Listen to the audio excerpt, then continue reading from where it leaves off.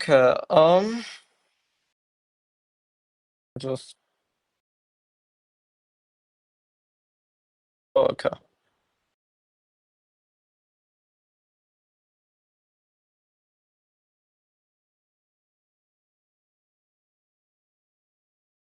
Okay, wait.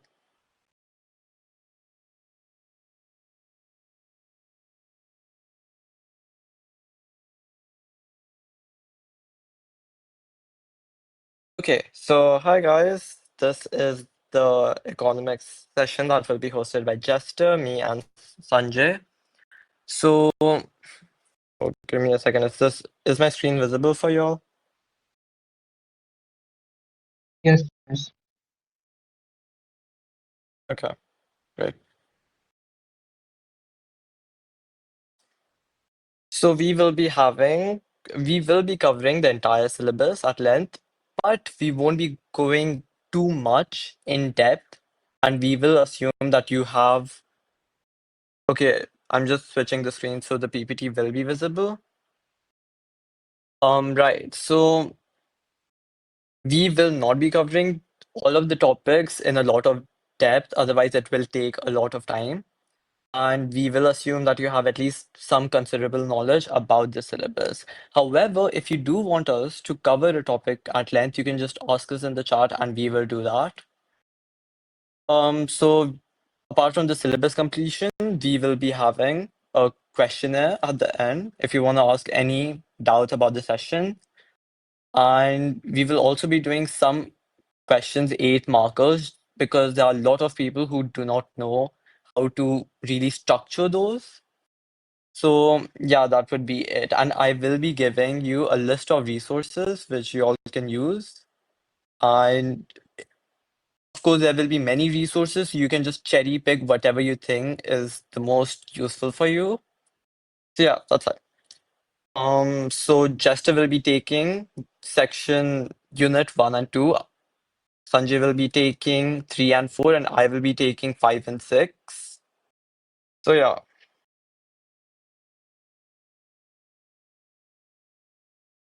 And if you have any questions, you can just ask us in the chat, and yeah, we'll just reply to that.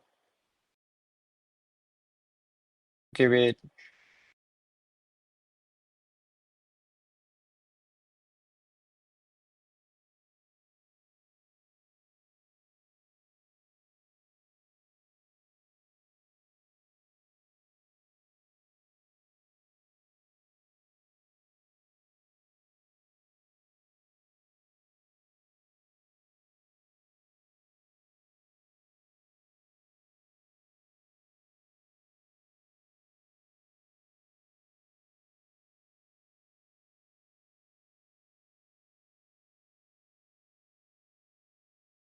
Jester, are you speaking?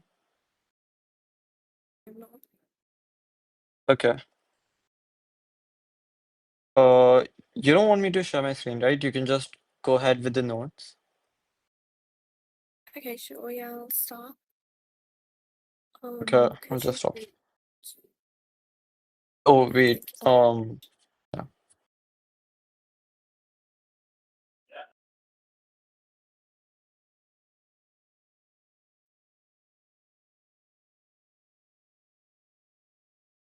Is my screen visible?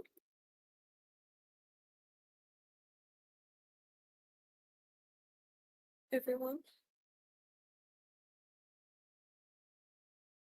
Yeah, it's visible. So, going over chapter 1. Chapter 1's pretty simple. So we have the basic economic problem. Now, I feel like this is a really important fundamental part of economics. So, in a normal economy, or not just an economy, in like the world, you have resources, right? So you have like fossil fuels, you have actual renewable energy, you have all of your raw materials like agriculture, mining, all of the stuff you get out of those, right? And the problem with such resources is that resources are limited in the world. So you have a finite number of resources. And in economics, if you've studied, you know that people have an unlimited number of needs and wants. Now, what needs and wants are is that you have like people, they have their basic animal needs, so food, water, shelter, all of those things are needs, right? Something people need to survive, essential to survival. However, on the other hand, you have what are called wants. Now, the thing with wants is that you can't survive without them because wants entail something that's, just there to improve the quality of life. So TVs, ACs, sofas, very comfy beds, all of those stuff are human wants, right? Now, when it comes to economics, your governments or all your firms aim to, satisfy the maximum number of needs and wants through like the limited resources. So they need to be smart on how to use the said resources to, satisfy as much as they can. Now, when you're dealing with, making choices, you have something which is known as your opportunity cost, right? Now, the opportunity cost is basically when, you're trying to decide between two or more options, right? For example, government's trying to choose between whether they should build a school or whether they should build a hospital. And if they choose to build a hospital, they're going to be, letting go of the benefits and everything that entails with building a school. Now, the school is going to be their opportunity cost because it's the cost of the alternative, of the best alternative, which was foregone in order to choose the choice that they made. Also, I'm sorry if my voice is kind of bad. I just woke up.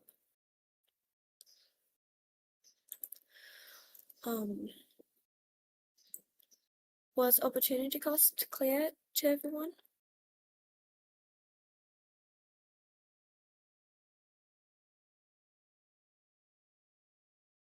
Opportunity cost gotta do second best decision.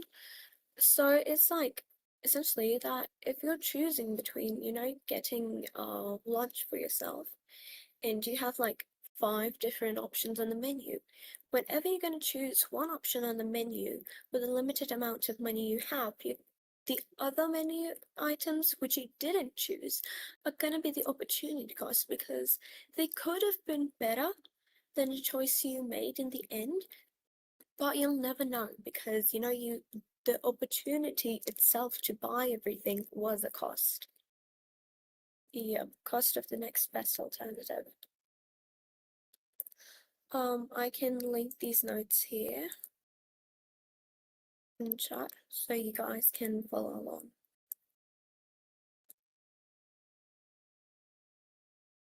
Okay, now you have your opportunity cost done, you have your basic economic problem done. Now we ask, how do economies and all the firms in the economy run?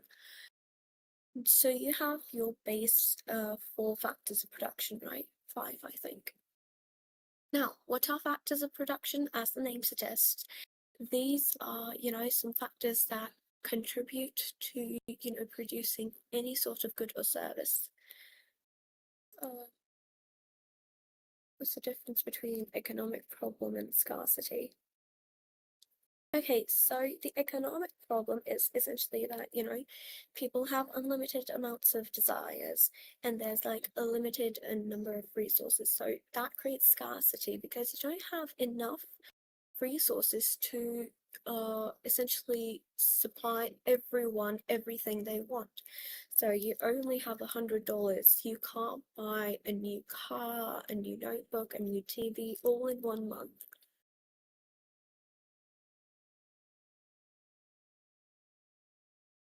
That's essentially the thing about like the concept of scarcity, that you don't have enough stuff.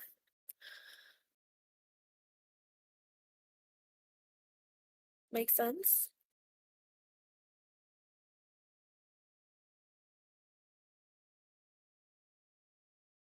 Okay, yeah, fair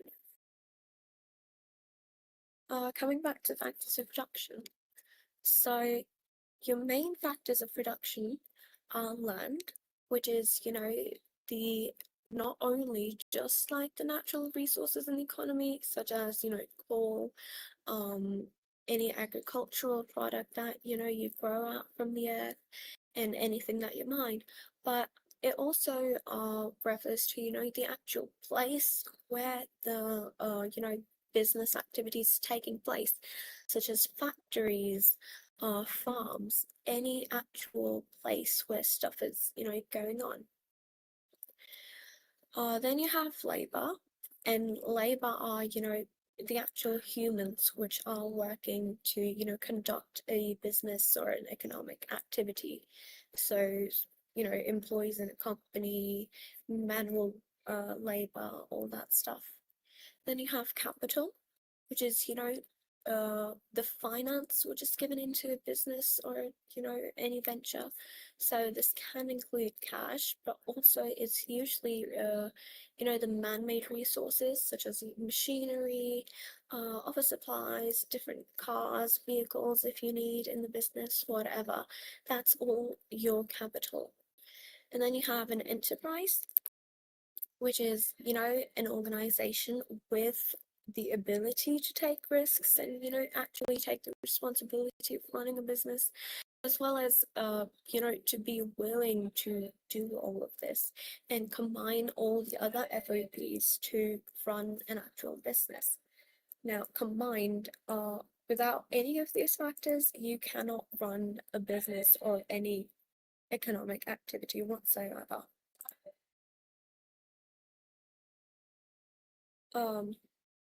It's clear, right? So I can move on to PPCs.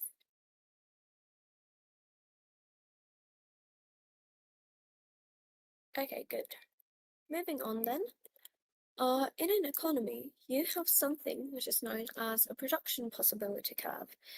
And this is because, again, resources are really scarce. So with like this diagram, government sort of try see that what product they're producing at what scale, and what the comparison between them, the two products is, right? Now, usually, on a normal PPC, I don't know why they have good X and good Y here, but you usually have consumer goods here and capital goods here, right? We're just going to assume for the sake of learning it's like that. And you have like one curve, so if this is your consumer goods and this is your capital goods, that would mean that, the average threshold of, your consumer goods is way higher than the average threshold of, your what do you call it, capital goods, right? I'm so sorry if I'm messing over my words. Now, this is because point Z is being, produced way behind the line, whereas point X and point Y, they're being produced, well on the line. So with production possibility curves, you're able to tell that this is the max limit of an economy and how much of a good it can produce. And so people usually aim to produce somewhere on the line. And as we see here, this is like the least amount they were producing, and this is the highest they were producing. We can read the description as well. The PPC diagram shows product capacities of two goods against each other. When 500 units of good X are produced, 100 units of good Y can be produced, but when the unit of good X increases to 1,000, only 500 units of good Y can be produced. Again, this is due to the fact that resources are limited. So, again, we have the concept of opportunity cost showing itself here, because while you're producing, 1,000 units of good X, you're gonna not have enough resources to keep continuing production of good Y at the same level. So you gotta sacrifice some of good Y in order to, achieve good X, and vice versa. If I'm gonna be raising the production of good Y, I'm gonna need to cut down the production of good X. That makes sense?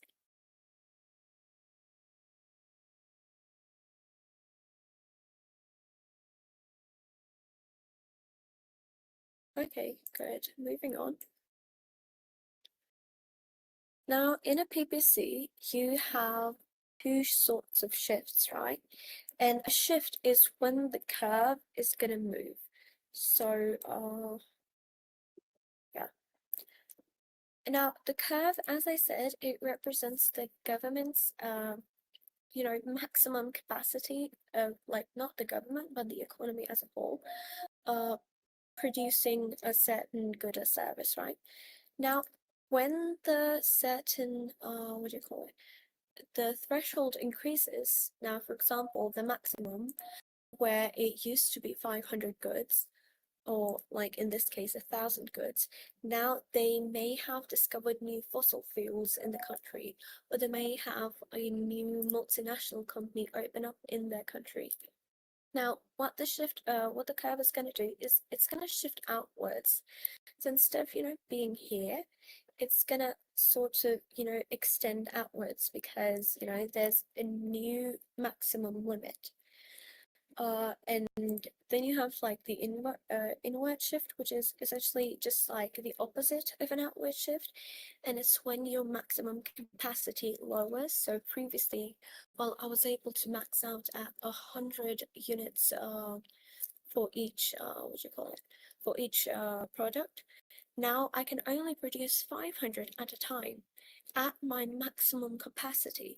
So the shift's gonna move inwards. So for example, to point C. Do you guys want me to go over the reasons as well for shifts in detail?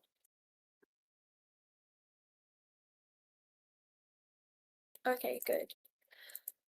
So the reasons for an outward shift generally are, as I said, due to, finding new materials, finding new supplies, or, getting more technologically advanced. So, better machinery.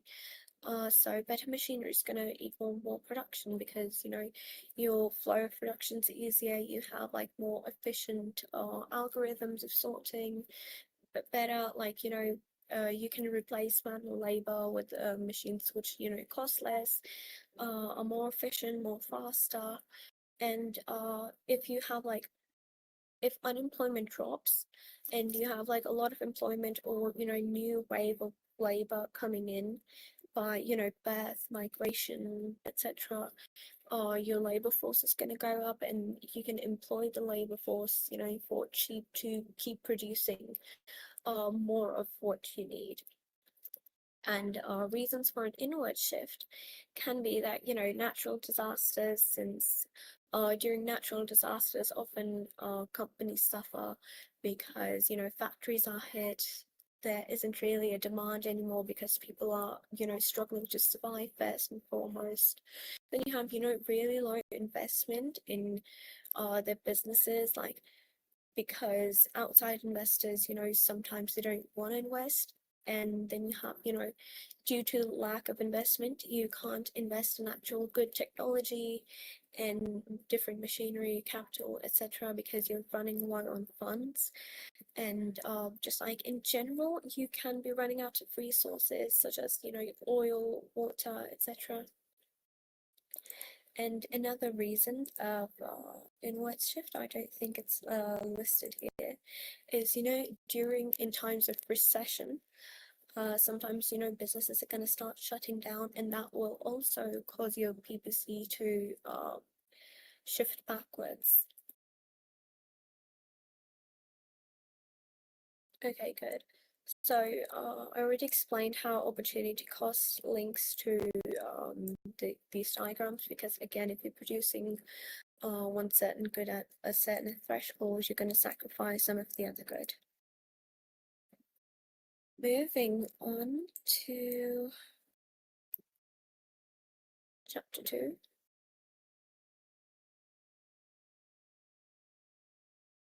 Give a second, let me see chat.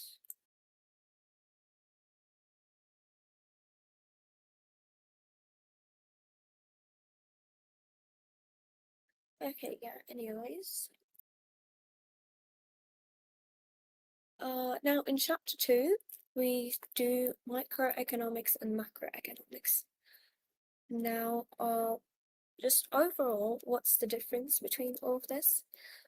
Is that microeconomics is, the study of individual markets. So like a certain industry, a certain area, like a town, a city, a specific household even. So, smaller sections of the large market. Whereas you have macroeconomics, and macroeconomics is the study of an economy as a whole. So it includes all the industries, all the households, and generally deals with more broad stuff such as overall unemployment, total GDP, what do you call it? All the decisions which influence what the government does, the information that's needed for it is comes under your macroeconomics, I'm sorry. Now, the role of market in allocating resources, tying back to the thing about scarcity.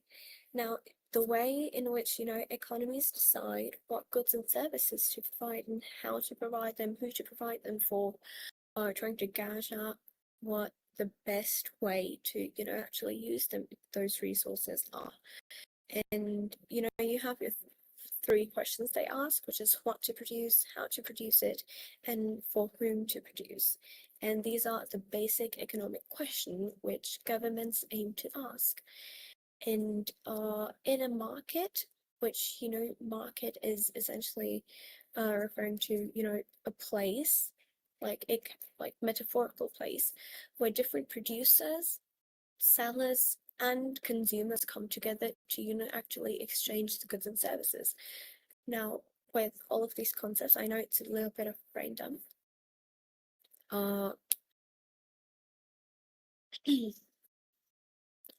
So governments are going to aim in a market what is known as an equilibrium. So by supplying ample amounts of resources and ensuring that producers remain fair, equilibrium is essentially, wait, I don't think there's a supply demand diagram here.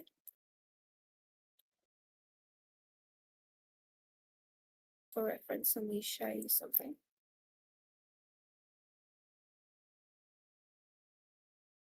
Yes, so what the hell?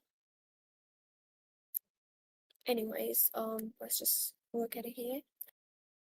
So, I'm getting into this in more detail for a second, but just hear me out. So, if this is your supply and this is your demand, governments are gonna aim to, have sellers and consumers, buy and sell at this point. This is the equilibrium where the demand is directly equal to the supply. Now, the price is not way higher than what one wants. The price is not too low that the producers feel, undervalued for their work. It's right in the middle, the sweet spot for both, demographics. So the equilibrium is usually preferred in a market, right? Now, getting into what demand and supply is, to explain this further, maybe. Now, demand is, the want and willingness and also the ability of consumers to buy a good or service at, a given time. Now,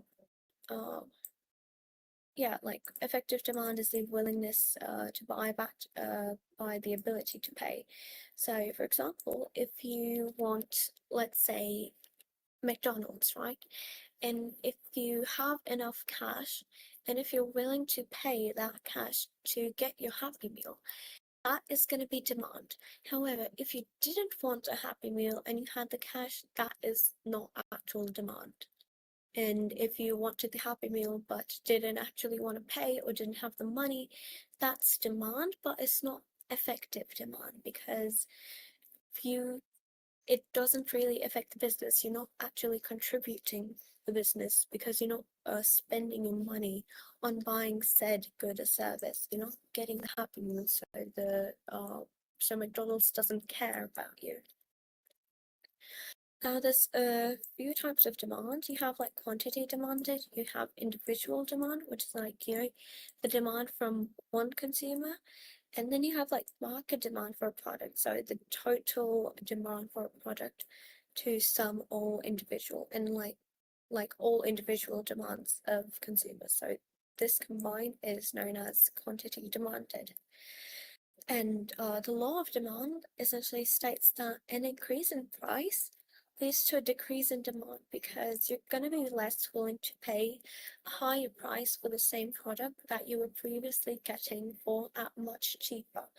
Like even today, a lot of us tend to, either wait for, sales and stuff. If the price rises, you're gonna want to, try and wait it out to see if the firm changes its mind, lowers its prices again. So as we see in this diagram here, now previously price was at 60 and your demand curve is sort of slanted here, right? It's slanted because the less the price is, the more the quantity demanded is going to be. So at 60, we had 500 units being demanded, but then they raised the price to 80, and only 300 units are being demanded at a time, because either people don't have the ability to keep paying $80 for the product, or people just don't want to. Now, this is called an extension in demand.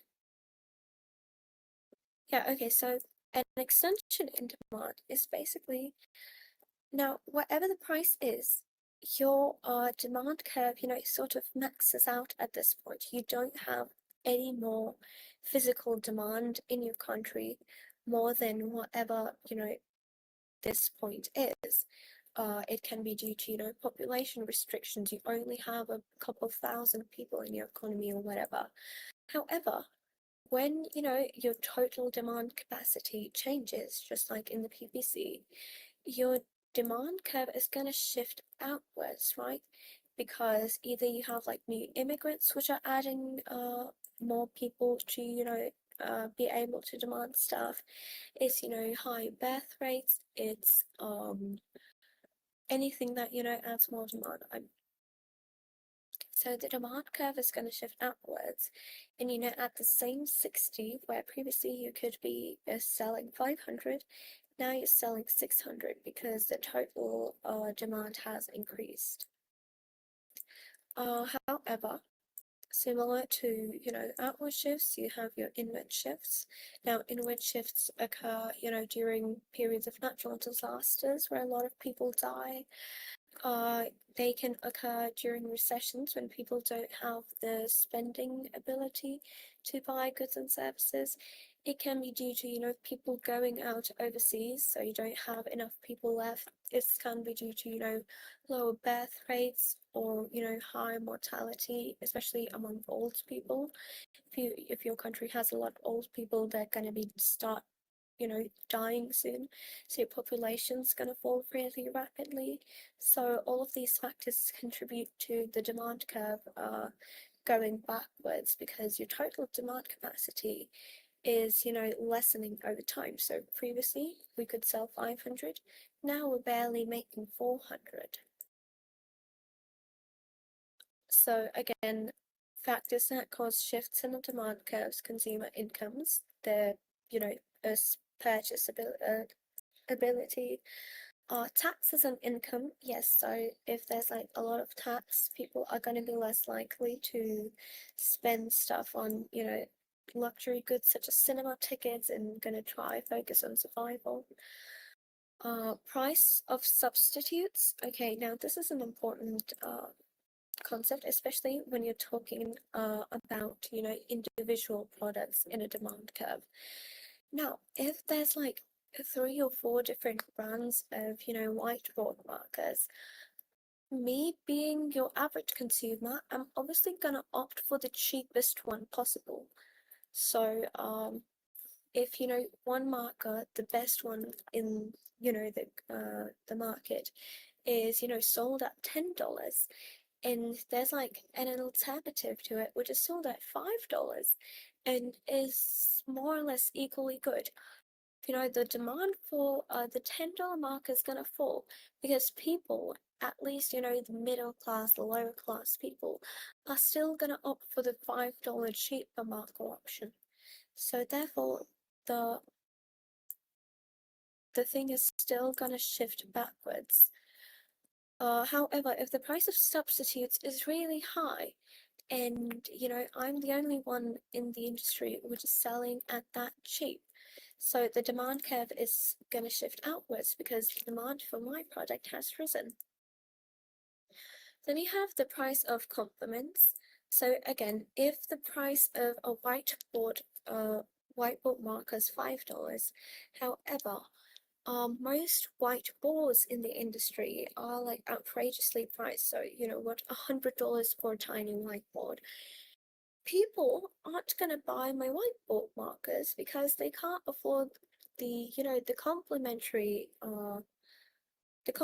product for this. So demand is gonna fall because since they're not buying the whiteboards, they can't, they can't, they don't have a reason to buy the whiteboard markers as much as they would if they could have the whiteboard as well. So that's gonna, cause a shift in the curve. Changes in consumer taste and fashion. I think this one's pretty self-explanatory, because, trends change, people, go through different phases. So Labubus were really in the market a while ago, now they're no longer really in, right? Similarly, clothing, fashion changed.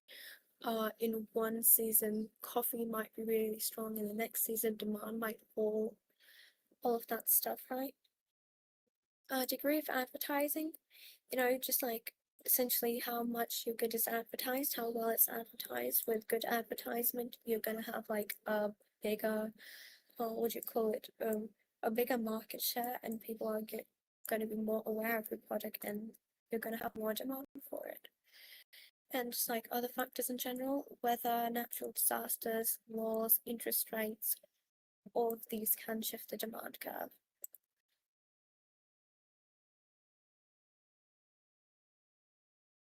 Okay, so then we have supply.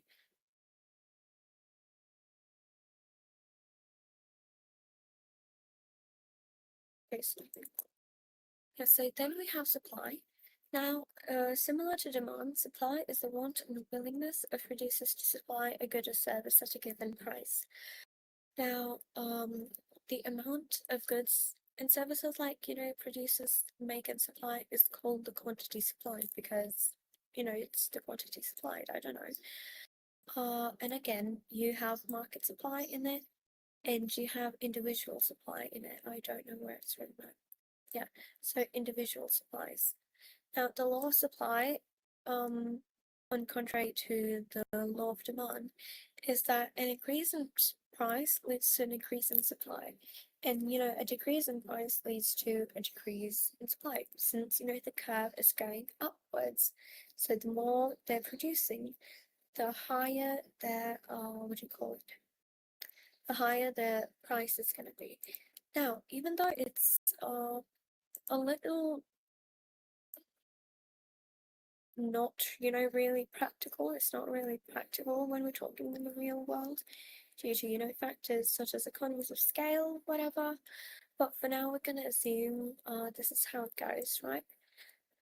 So this is like supply increases with the price. It's because, when producers have an incentive to produce, such as more profit, or, just in general, getting their product out more, that means that, they can raise the prices because the supply they assume is actually going to get sold.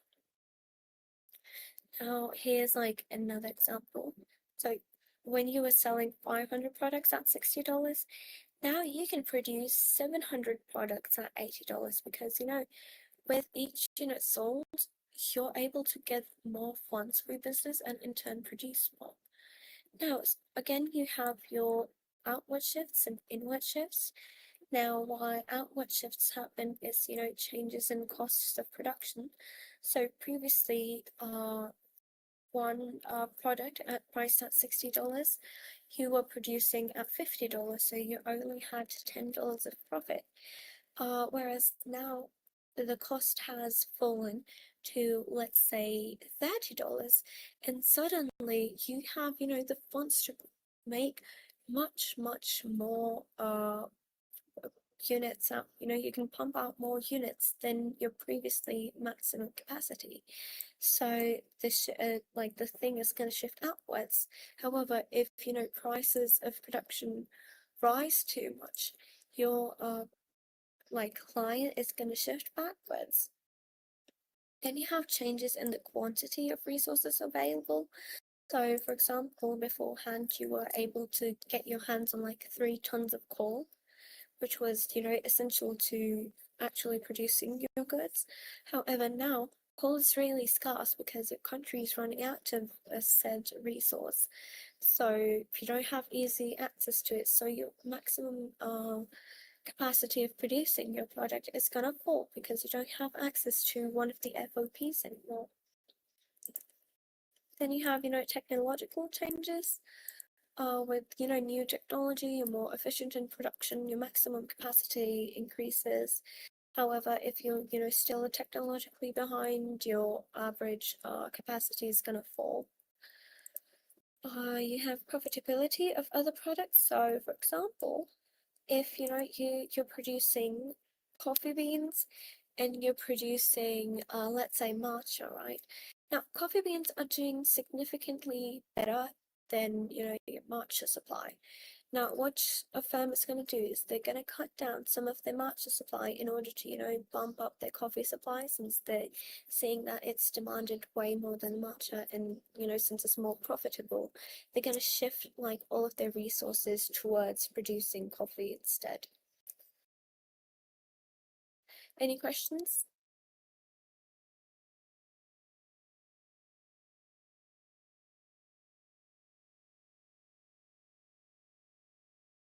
Okay, moving on. Now coming back to the thing about equilibrium. So in your supply and with your demand line, you're going to note where these two intersect, right? Now the market equilibrium is the price at which the demand and supply meet. Now this is the price where both customers are, willing to pay it, and suppliers are willing to pay it.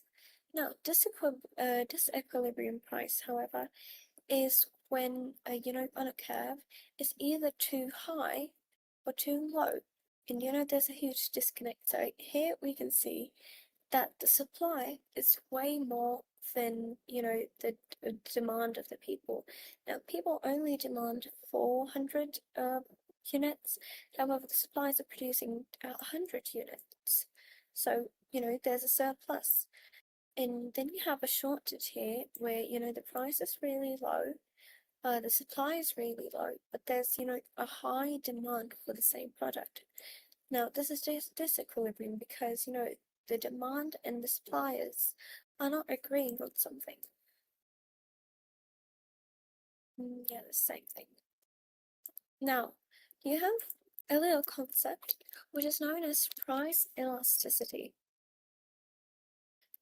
Now what price elasticity is, let me shift to these notes real quick.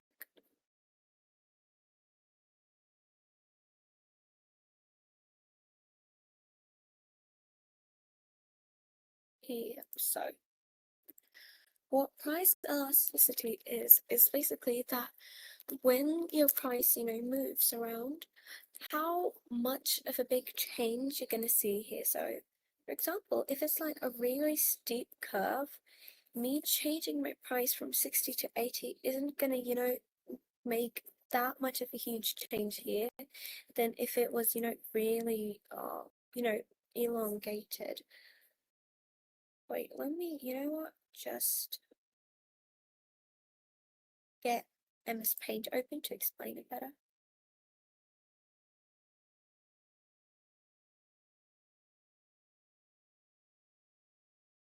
Okay, can anyone see my screen?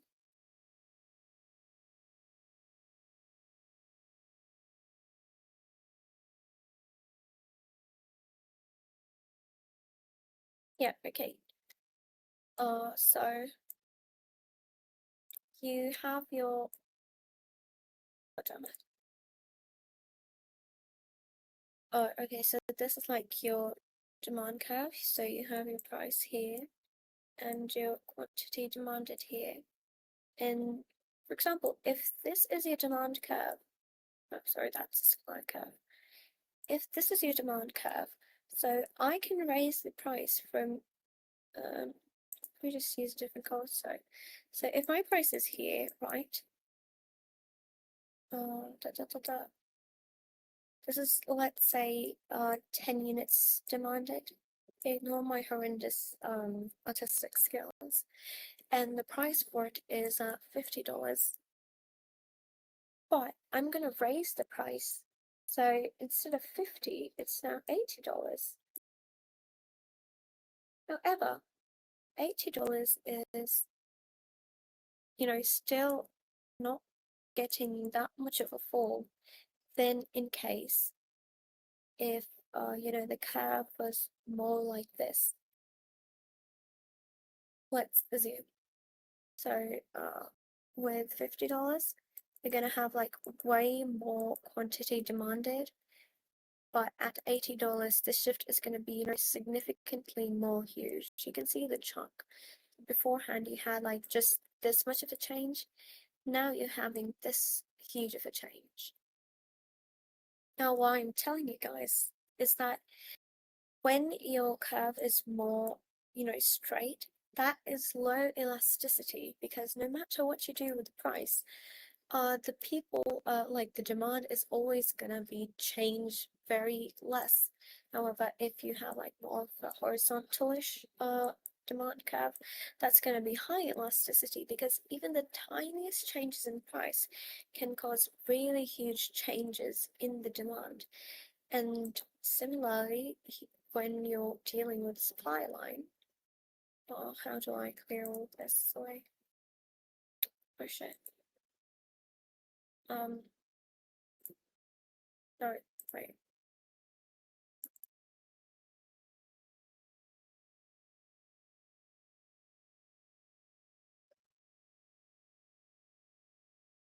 Yeah, so coming back to if we have a supply line, so if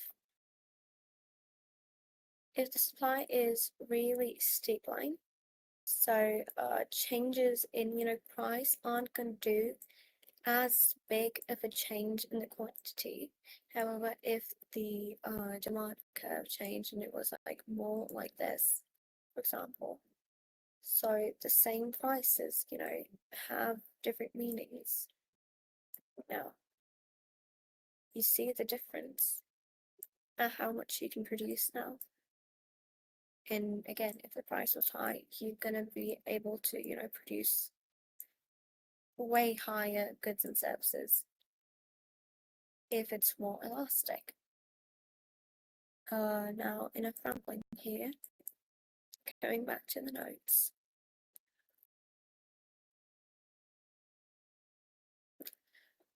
We can't really aim to have a general good rule of thumb for producers is to not have too elastic PED, but also don't have it so inelastic that if there's like a lot of demand in the, market, you can, actually respond to that market quicker. I can read them all. I mean, if you textbooks do have a lot of gunk, I'm just going over the main important details right now. Anyways,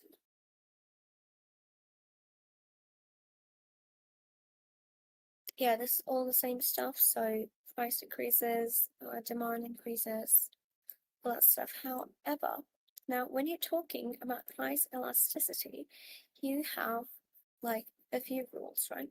So a price is elastic when your price elasticity, the final answer is greater than 1. This is the formula for finding price elasticity, by the way. So you have your previous quantity minus the new quantity over your first quantity. So you just get the percentage change in demand, and you divide it by the price and the percentage of the change in price. I don't know why I'm making it so confusing. Here's the simplified formula. Now, when you're doing this calculation, your answer is going to be somewhere between these, right? So, elasticity, which is greater than 1, is, an elastic price.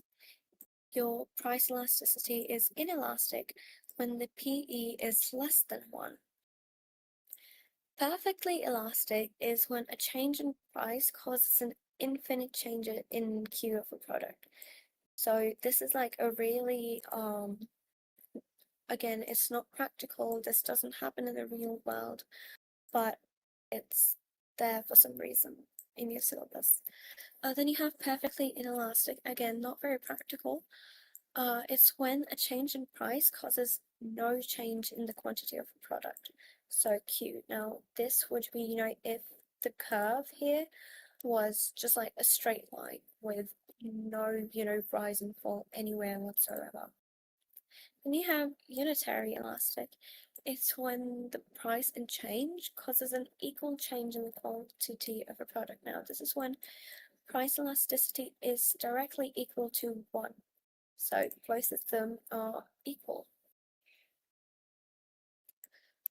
In demand, it's, the responsiveness of a change in quantity demanded of a product due to a change in its price. Pretty simple stuff. Now, the relationship with PED with total revenue is that,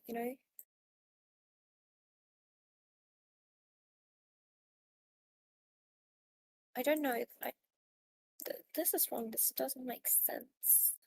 For some reason, I don't know why I wrote this here. Anyways, factors affecting PED are, whether it's a necessity or want. So stuff which are generally people's necessities, such as, flour, food, you have your general stuff such as electricity, they're more likely to be inelastic or at least unitarily elastic, as opposed to if it was, something that's more like a luxury good or an entertainment good, such as, TV, just chips, junk food, all of that stuff, which, people don't necessarily require all the time to survive.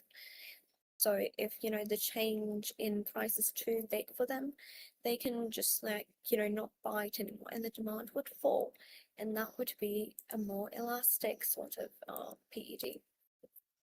Then substitutes. Again, if the product has similar alternatives, it's more likely to have an elastic demand because people can just turn to the alternative, which is cheaper in price and sometimes even better than them. However, if they're only the sole producer of that good in a market, such as a monopoly, they're going to have a more inelastic demand.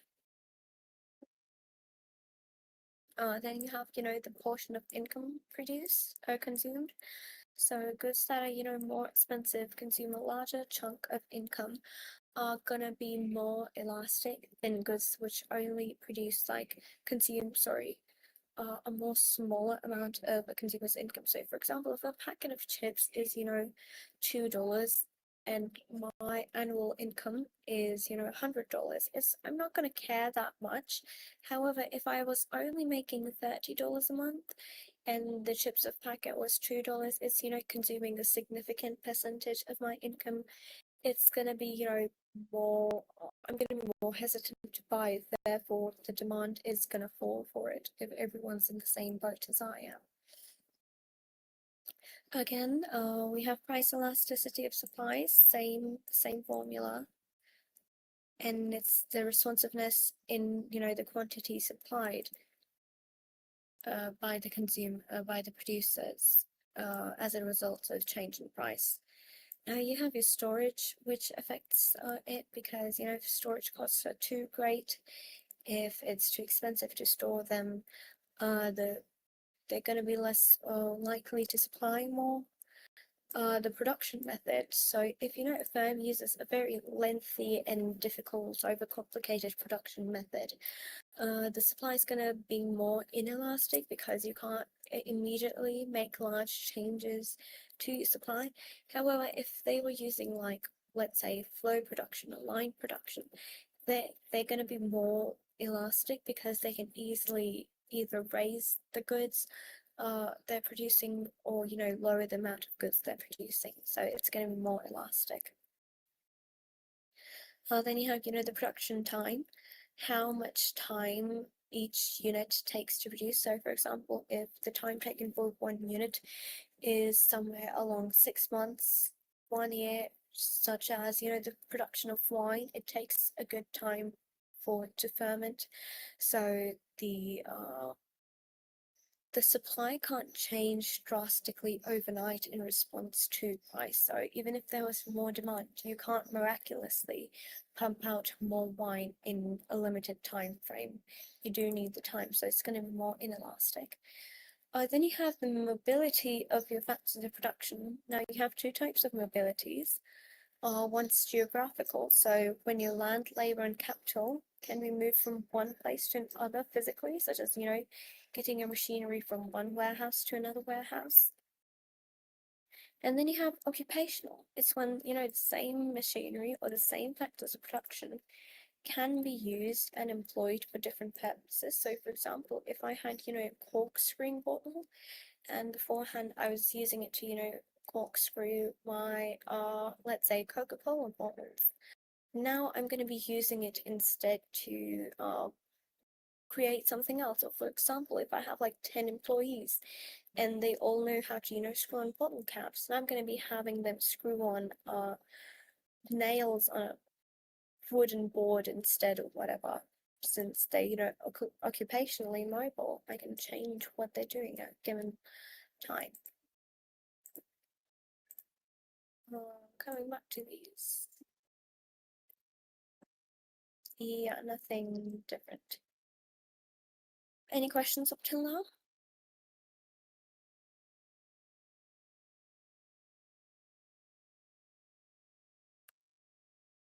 Okay, no questions. Then I'm just gonna, get some water real quick.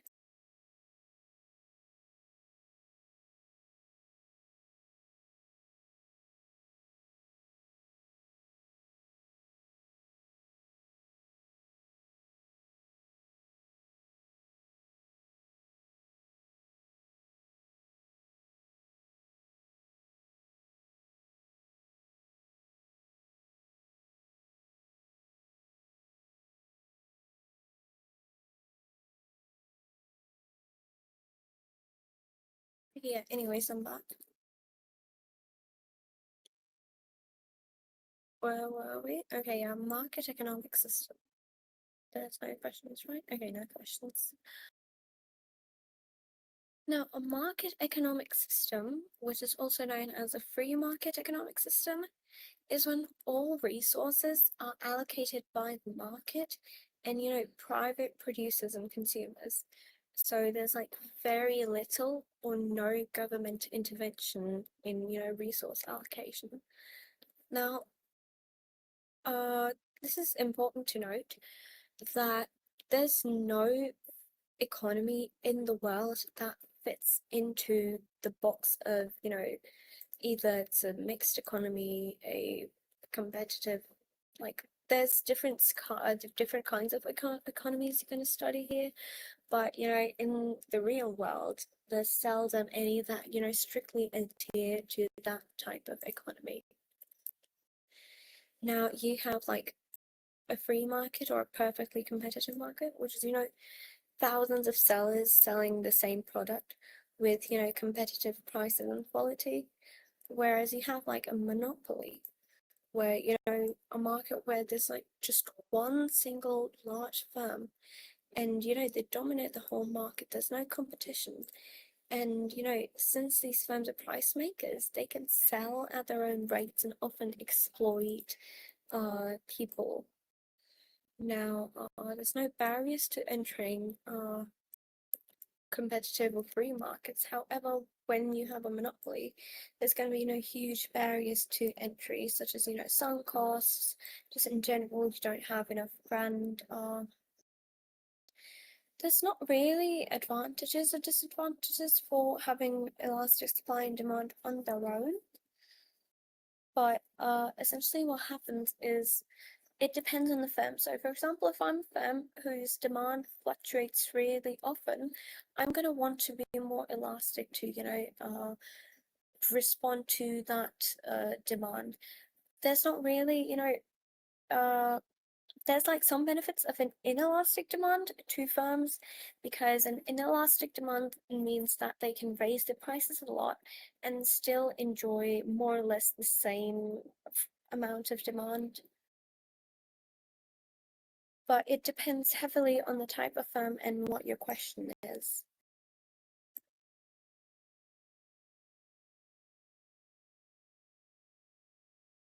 Okay, Zester answers as well. Back to what we were talking about. So in your syllabus, we're mainly going to be, assuming all markets are mostly perfectly competitive or free markets. Now, some features of, free markets are that, resources are mostly owned and controlled by private individual. There's, very little government regulation. The demand. Yeah, sorry. And the demand and supply fixes the price of the product, and the price mechanism is really automatic and self-explanatory. They try be closer to the equilibrium, depending on what the market wants and what the suppliers are willing to sell at. And what to produce is solved by producing the most demanded goods. How to produce is solved by using the cheapest and efficient combination of resources. And the last question is essentially producing for the people who are willing to pay for the goods. Now, advantages of your average free market economy is that there's a wide variety of goods and services. Since again, there's many sellers who want to be the best firms, and they're going to be selling similar products, but since there's like a lot of different firms, you're still going to have some variance in quality and the type of good that all of them are producing. Are we going to cover government policies? Yep, we are. And firms also respond much quicker, since there's like a lot of firms, and since they're trying to be competitive, they're gonna want to be more active, and in turn have higher elasticity in their supply. The high efficiency, because again, they want to be competitive, they want to be the best, they want to sell at the lowest possible price. So they're going to try cost cutting, making goods more quicker, and making them better overall compared to their competitors. And since there's no government intervention at all, so extra fees, fines, etc., firms are going to find it easy to have lower costs and stay relatively inexpensive. However, there's a few disadvantages from a more economic standpoint. only really profitable goods and services are produced. So, some public goods and merit goods there's not a lot of demand for them, like explicit demand, they may not be produced. And so, which would affect economic drawback. And, the people in minority who are demanding those goods are not going to have the needs met. Then you have, that firms will only produce for customers who can pay for them. So poor people or people in lower, socioeconomic classes can't afford the goods. And so, there's going to be a huge class gap in your economy. Only profitable resources will be employed. Again, similar to the first point, very self-explanatory. In a market, capital-intensive production is favored over, actually paying human employees, such as we see in the rise of AI. Most companies are shifting towards AI because it's cheaper and, more efficient, more quicker, as opposed to human labor, which is more expensive. However, people, don't want to pay for them. And this can also lead to high unemployment. Often demerit goods may be produced. Now, demerit goods are goods that are harmful to consume. So cigarettes, alcohol, anything that's, bad, mostly drugs. Negative impacts on societies. So externalities may be ignored because consumer producers, like, the sole motive is profit maximization. So they don't care about, people being exploited, they don't care their demerit goods are harming people, they just want the profit. And this in turn can be really detrimental to, the welfare of your general public in an economy. A firm that's able to, so monopolies are another problem in free markets. So in a free market, if one single firm manages to expand too much, now what happens is that a monopoly is going to, sort of overpower all the other firms in the market. And in the end, it's going to be, the sole firm left. And since it has no competition, it's not only going to be, able to exploit people by selling their goods at high prices, but they're also not going to have an incentive to, do better anymore. They're not going to be trying to actively increase the quality, but they're not going to be actively trying to, produce at much cheaper in order to, make the prices fall. So efficiency is going to fall with monopolies and stuff, which, again, harms your overall economy, since, consumers have no choice but to buy from them. Also, due to high competition, there's a lot of duplication of products. So, the same sort of watermelon is being sold across like 5 different department stores, which is just like unnecessary duplication of the same product. And getting back to the thing about goods, so we have public goods, which are goods that can be used by the general public, or like free, so the consumption can't be measured, such as, street lights, sidewalks, all that stuff, which is, just there, it's for free. And, you can't actually measure how much it's demanded because everyone uses, whether they're actively demanding it or not. It's just like passive consumption of the goods.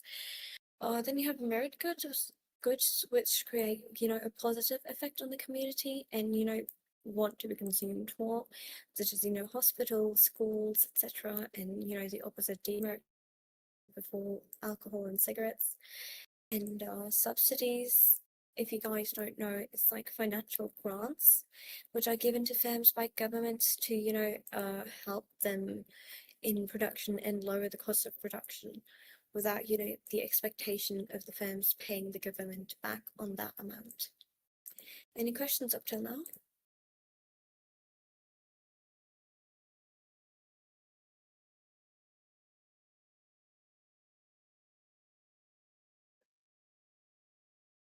Okay, no questions, good.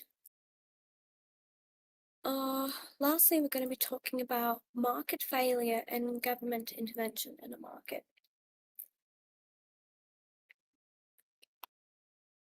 We already discussed merit goods, demerit goods, public goods.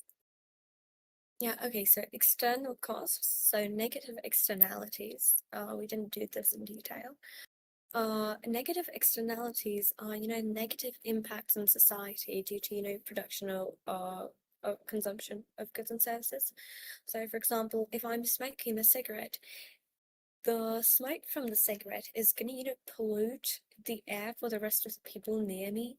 Now, this is like a type of negative externalities. A much larger negative externality is going to be, AI data centers poisoning the water for people living nearby these data centers. So that's a negative externality.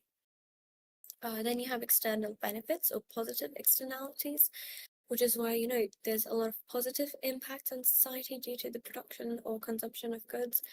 So, for example, a new business opened up and they've improved transportation routes dramatically. There's a new road opening. So these are, positive externalities because from a new road, let's say, it's not just going to be the business benefiting from the road. It's going to be everyone who commutes to work from that road, etc., etc. Then you have private costs, which are costs to the producer and consumer due to production. So such as the cost of production or the cost of buying the good. And then you have private benefits, which are benefits to the producer or consumer due to the production of or and like consumption of the good. So, for example, vaccines. So, vaccines are, I don't know why I can't speak. My voice feel like it's giving out. My bad. So, vaccines generally help the receiver, not catch diseases, and it's positive. However, the benefit is only limited to the people who actually buy those vaccines. It's not unless everyone buys it, it's not going to be considered a positive externality because if I buy it, not everyone's directly, having the same benefit. Social costs, social benefits. You don't need to memorize this. I've never seen this come, but just in case. Social costs are your external costs plus private costs, and social benefits are external benefits and private benefits, just like the aggregate of everything. Now, coming to market failure. Now, market failure is when the price mechanism is going to fail, so very disequilibriumized, I don't know the word. It's when the supply and the demand are so outrageously different that it leads to the market just crashing. Now, this can happen due to a couple of reasons. So when social costs exceed social benefits, especially when there's a lot of negative externalities and external costs which are very high.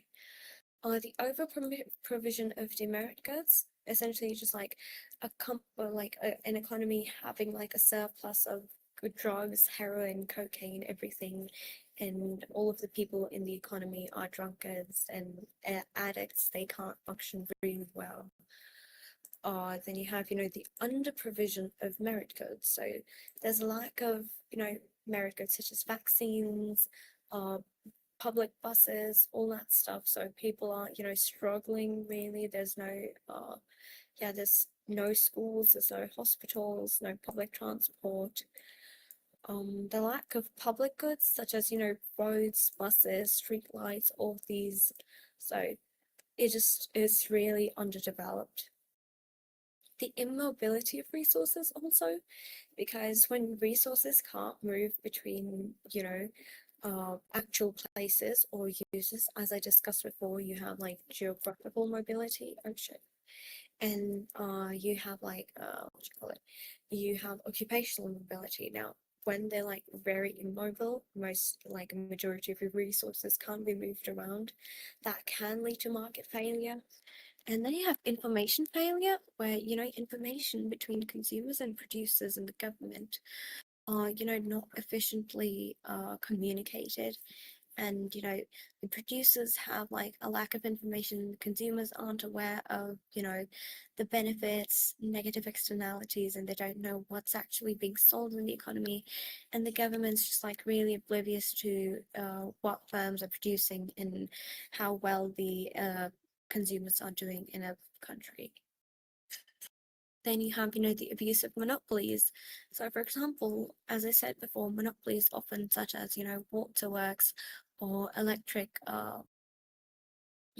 whoever supplies the electricity, if they start, let's say, exploiting us, charging really outrageously high bills, that's going to be, an abuse of the monopolistic power, because we don't have a choice. We do need the water and we do need the electricity, and we can't just, turn to another producer.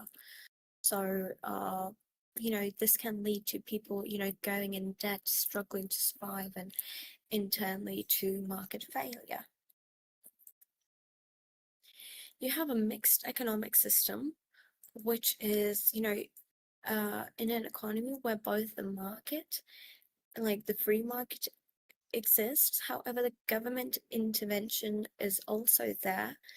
And now examples, all current countries in the world include, mixed economic systems, save for, a couple of outliers such as North Korea. North Korea is like a purely monopolistic government. There was another word for it, I'm forgetting right now, however, it's not important. But yeah, most of your economies fall under the mixed economic system. Now, features of a mixed economic system is that, public and private sectors exist. There's, some amount of planning for final decisions, and, giant decisions are made by the government, but, the market system does determine the rest of the allocation of resources and price, etc. Now, advantages are the government can provide public goods, necessities, and merit goods, and the private businesses can provide, the other profitable and more demanded goods, such as, luxury goods, superior goods. So everyone's happy. And the government is going to keep, externalities and like harmful externalities, monopolies, and harmful goods in control.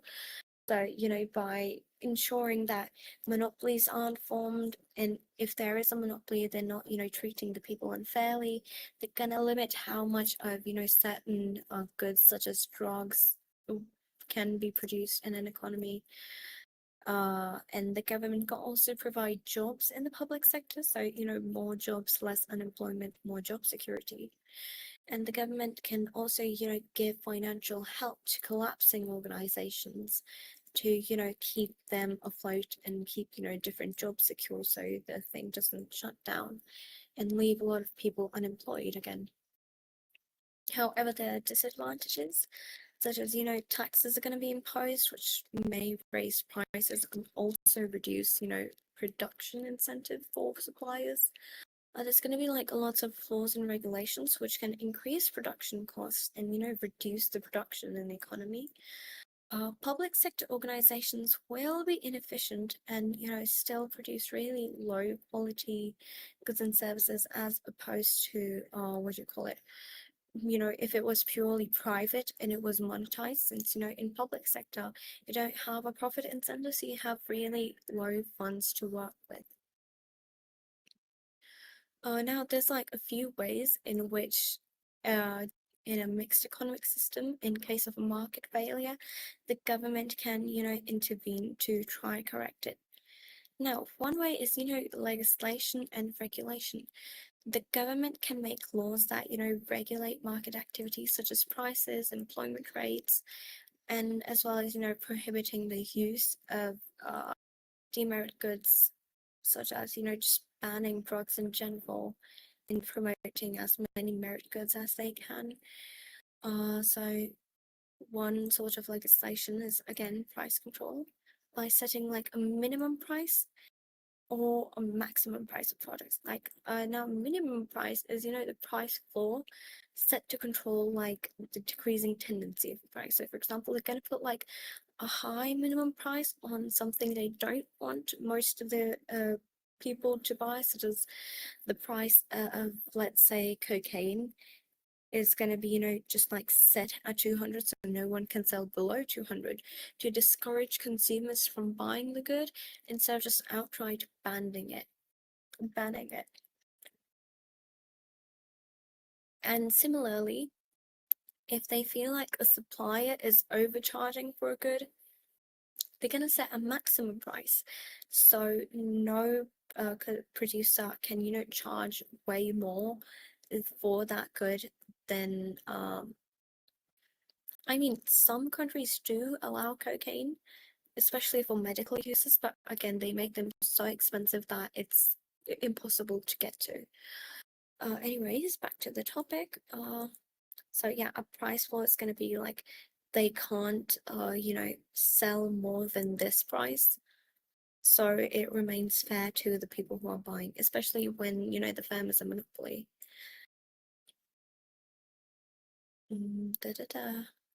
Yeah.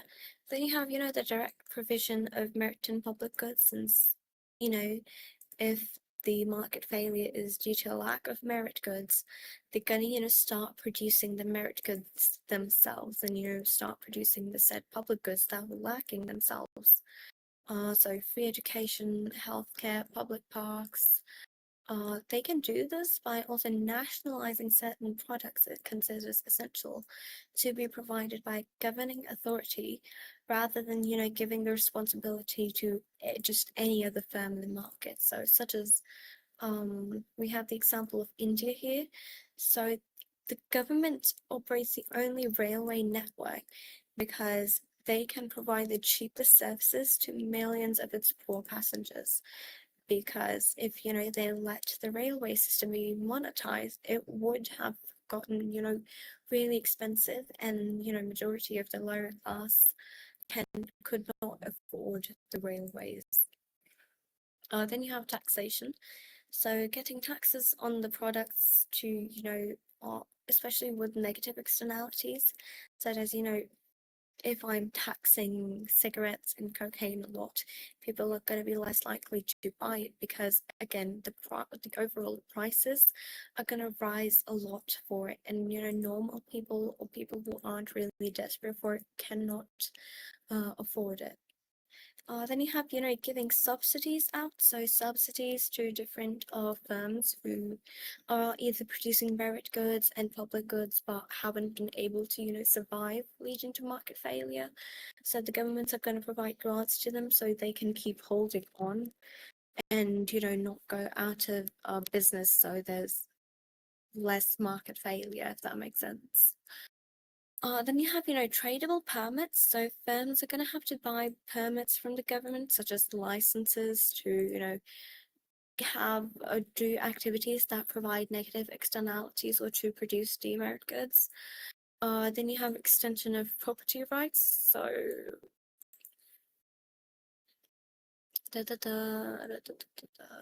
yeah, so essentially that, a firm's activities cannot harm a specific private individual, or that, a public space. So for example, if a firm's having a lot of waste,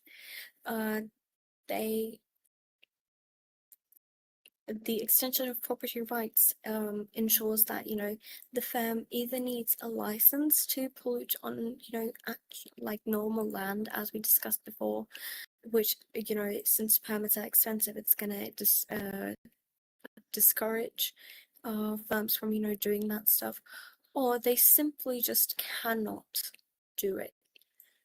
Then you have like international cooperation, so cooperation among governments of different countries, such as, the World Bank, WHO, all that stuff.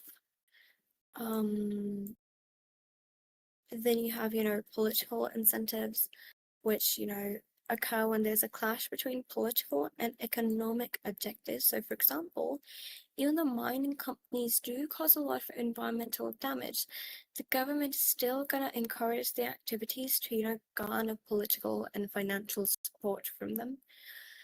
And then you have, like, wait, no.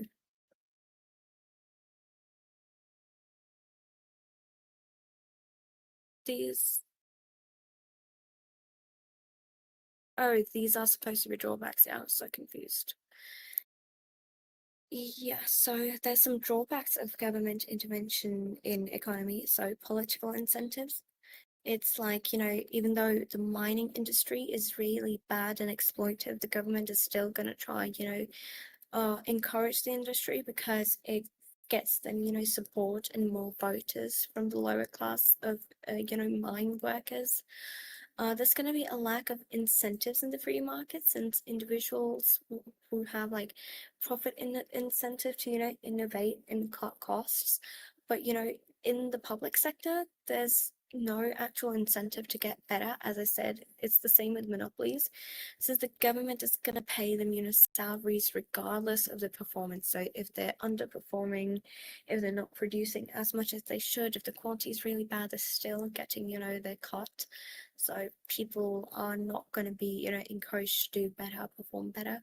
Then you have, time lags and information failure. Again, since, the government has a lack of incentive, like in the public sectors to produce. So, the urgency of providing timely services or giving accurate information to both the consumers as well as giving back reports to the governments are going to be really slow, delayed, and not efficient at all. And then you have like your welfare effects of policies, so government policies such as taxations, welfare payments, etc. They sort of distort the market because such policies influence demand and supply in a way that isn't natural.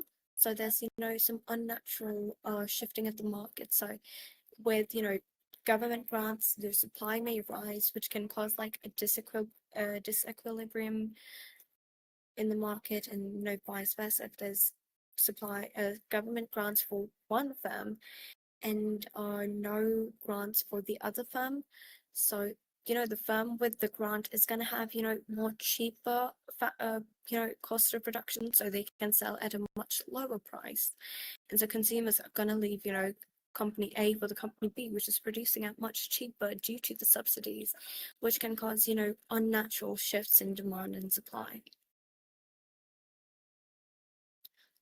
Anyways, I think this is chapter 2 done. Yep. Chapter 2 is done. Any questions?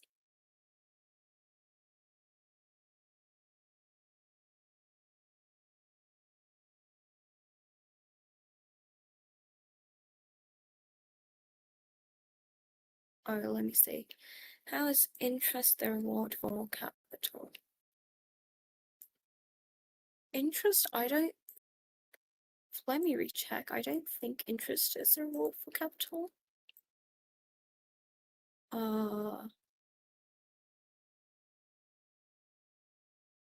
Okay, this is... Oh, wait, no.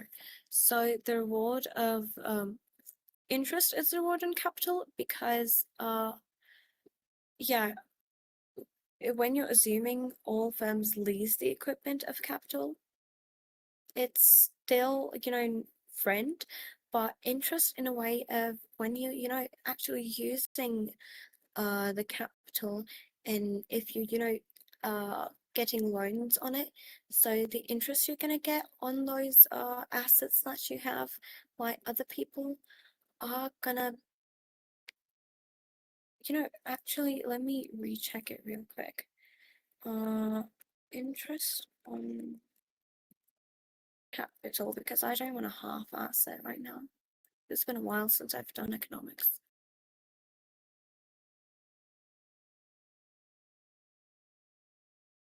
Unequal to the function,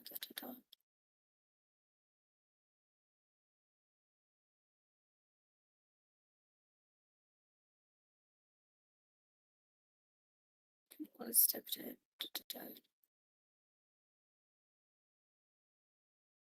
Oh, this is...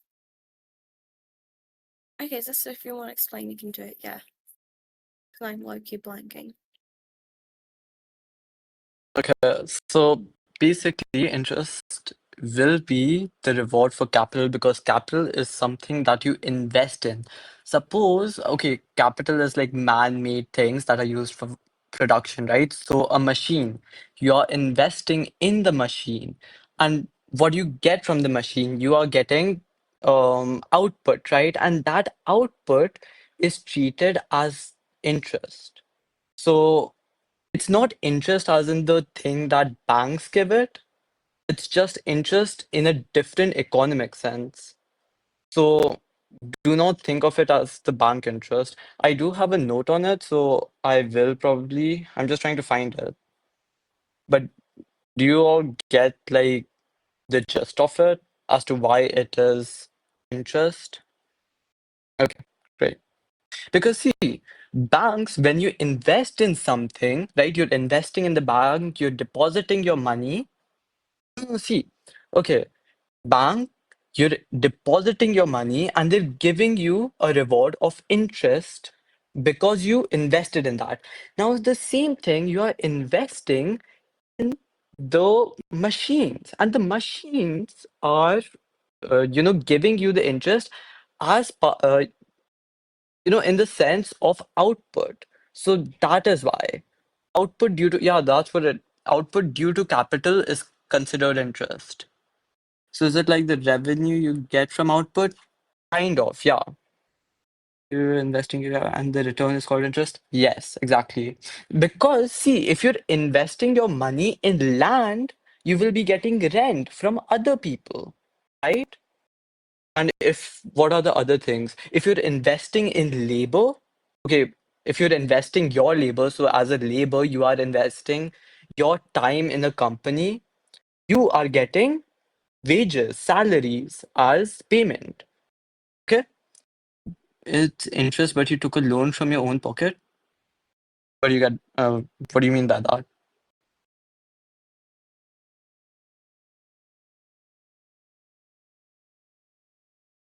I hope you get the gist though. Okay. Wait, I'll just remove the slowdown for a second. Okay, I'll keep it at 5 seconds. Yeah. Okay. So wait, Jester, is unit 2 done? The Yep, chapter. unit 2 is Okay, so we are done with unit 2, which Jester was teaching. Now we will go on with unit 3 and 4, which Sanjay will teach. Okay. Alright, I'm gonna share my screen. However, can all of you guys hear me? Okay. Okay, so hi everyone, I'm Sanjay, and yeah, once again, I'd like to thank all of you guys for joining this session. I know some of you have your exams tomorrow, so best of luck for that. Okay, so now we're gonna go to Unit 3, which is the microeconomic decision makers. So we will be going over how households, firms, and governments make decisions. So we got a first chapter, chapter 16, money. So money is just an item which is a form of payment. So you can use money to exchange goods and services. There's also a thing called the barter system, which is basically when you give money and you get something in return. So that's the barter system. Now, example of money is coins, notes, and bank accounts. So this can be the account you have for a credit card or debit card, etc. That can also count as money. Now, banknotes and coins are legal tenders. You don't have to know what a legal tenders is for the exam, but if you, just in case, it's just a form of payment that can be accepted in settlement of debt. So you can use banknotes and coins to pay back a loan. Now, the main functions of money is medium of exchange, store of value, unit of account, and a standard of deferred payments. So I'll be going over each of them one by one. By the way, I can't see any of the chat, so I might not be able to respond to anything. Is that fine? Yeah, that's fine. We're there for that. Okay. Um, yeah, the first function is medium of exchange. So like I said before, it's basically when you use money to buy goods. So you give money to get something in return. And also you can use it to sell goods. So you give someone an item and in exchange they give you back money. So that's why money can be used as a medium of exchange. Next, a store of value. So basically what it's saying that money can be saved and can be used in the future and doesn't deteriorate with time. So what this essentially means is that it doesn't get spoiled like how food would get spoiled. So that's what it's basically saying, that you can save it and you can just use it whenever you want in the future. And unit of account, that's basically when you're using money to assign a value to an item. So for example, you can say that a book, for example, is worth $10 and a pencil is worth $5. In a way, you can say that a book is worth two pencils because um, 5 plus 5, 10. So you can say it like that. And yeah, so, and you can think of something like an iPad, for example. An iPad would be expensive because it costs a lot of money. So there you're putting you're putting value on an iPad using money. And next, standard of deferred payments. So it's just when it allows people to borrow and lend. So this we covered this when we're going over banking. And yeah, so basically these money helps people do the following thing, do these things. So that's why they're called functions of money. Next, characteristics of money. So basically the difference between functions and characteristics, that functions are just the things that money helps a person do, and characteristics are just what money should have in order for it to be considered as money. So first of all, money should not have an intrinsic value. So what an intrinsic value is basically a value determined by nature. It's a little difficult to explain it, but basically, for example, you can say that diamond may have an intrinsic value because it's just a assigned value by nature, so it has a value without it being used for something. So money should not have an intrinsic value. Instead, it has an extrinsic value or an instrumental value. So that's basically when you can use the money to buy other things. Next, it should be generally acceptable. So this is pretty self-explanatory. That means everyone should accept money as a form of payment. And it should be in limited supply. So you can relate this to how the law of supply works. So like Jester said before, if there is low supply, the price would increase, aka the value of money would increase. So then people be more willing to accept money as a form of payment if it's of high value. And for it to be of high value, it should be in lower supply. That's why you can't just, print extra money for everyone so that everyone can be rich. So then it deteriorates in value. Next, it should be durable. So that's pretty self-explanatory. It should be no, it shouldn't spoil, and it should be, yeah, you should be able to keep it for a long time. And it should be divisible. So that basically means that it can be split into smaller units. So, for example, a dollar can be split into pennies and dimes, which are smaller units of $1, and those smaller units can be combined to create bigger values. I'm not sure how dimes work. I think dime is 10 cents. So, like, 10 times equals to $1. And next, money needs to be homogeneous. That basically means it should be the same. It should be pretty standardized within the country. So everyone in the country should be using the same bills, the same coins. And next, it needs to be recognizable. So that's pretty self-explanatory. Everyone should understand that that is money. Yeah, now we're going to go over banking. So commercial banks. One way to make this more easier is to think of commercial banks as just any ordinary firm, but just link its functions to what a bank does. So commercial banks aim to make a profit. So this is like the general aim of just many firms, and they make a profit by providing a range of banking services to households and firms. Now this is pretty important. So commercial banks only cater to households and firms, whereas central banks will cater to the government and other commercial banks. So commercial banks can also accept deposits. So it will basically allow customers to store their money and a few assets in their place. And then, yeah, it also allows households and firms to borrow and lend. Borrows when they um, take money from someone who doesn't need it anymore and then use it for spending. And lending is when you're giving money to someone for them to spend. And next, interest is charged on the money borrowed. So interest is basically the cost of borrowing something. So whenever you borrow something and you're paying back what you borrowed, you're expected to pay an interest alongside it. So interest is like a percentage of the money that you borrowed. And yeah, they provide loans, like I said, and the main way that they make profit is by charging a higher interest rate to borrowers. And yeah, when they charge a higher interest rate, commercial banks make more revenue whenever people borrow. And these are some extra functions. You can use it for your analysis if needed. So commercial banks can exchange foreign currency. You also help administer wills and also provide financial advice. And and now we're going to talk about liquidity. So liquidity is basically the ability to turn an asset into cash. So an asset is basically something that provides value to you. So basically, banks need to have a lot of cash in hand for them to give it to their customers so that they can borrow. And one of the main aims of a commercial bank is to be able to balance profitability with the liquidity.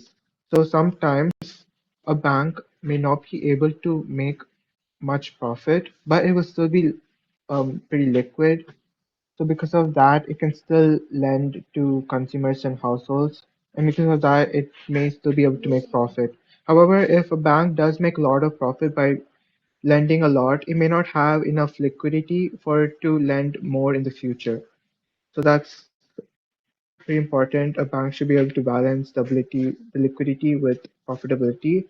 Now, central banks are government-owned banks, and they provide banking services to the government and other commercial banks. So these are the, I guess, audiences of a central bank, the government and commercial banks. Central banks do not cater towards households and individuals. And they also maintain the country's monetary policy. I'll go over monetary policy in Unit 4. So it's the single most influential bank. So yeah, so basically there's one bank in the country and it controls a government policy, which is monetary policy, and it has a lot of impact on the people and the economy. So it can act as a banker to the government, like I said before, and yeah, so it can basically allow it to store the tax revenue it earned, and also finance some of the government's payments, sorry, expenditures. And yeah, I can also act as a banker to commercial banks. So basically, how this works is that if a commercial bank is making a loss, and they desperately need some money to finance an investment, they will go to a central bank, and then the central bank can give commercial banks a loan, and then that's how commercial banks can lend to. Sorry, that's how central bank can lend to commercial banks. That's also how lender of last resort works. So when a commercial bank's really struggling, a central bank can help them. It also manages the national debt. So national debt is basically how much the country is borrowing from other countries. So usually countries do borrow from other countries when it needs to um, again finance investments and stuff. So if it needs to build the building, sometimes the country would borrow from another country to build the building, or if it wants to um, provide food to a lot of people, it may borrow from another country to do that. And central banks also hold the country's reserves of foreign currency and gold. I think Zester will go over this in Unit 6, where we talk about when we talk about foreign exchange rate. And they also and yeah, central banks also print and issue the banknotes that you guys all use. Okay, so now that's it for the money chapter. Does anyone have any questions?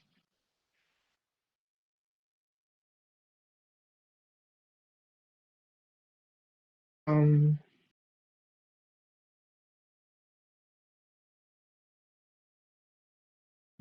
does anyone have any questions, by the way?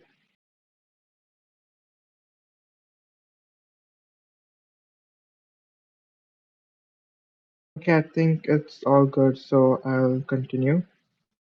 Okay, now we're going to talk about households. So in households, we'll go over spending, saving, and borrowing.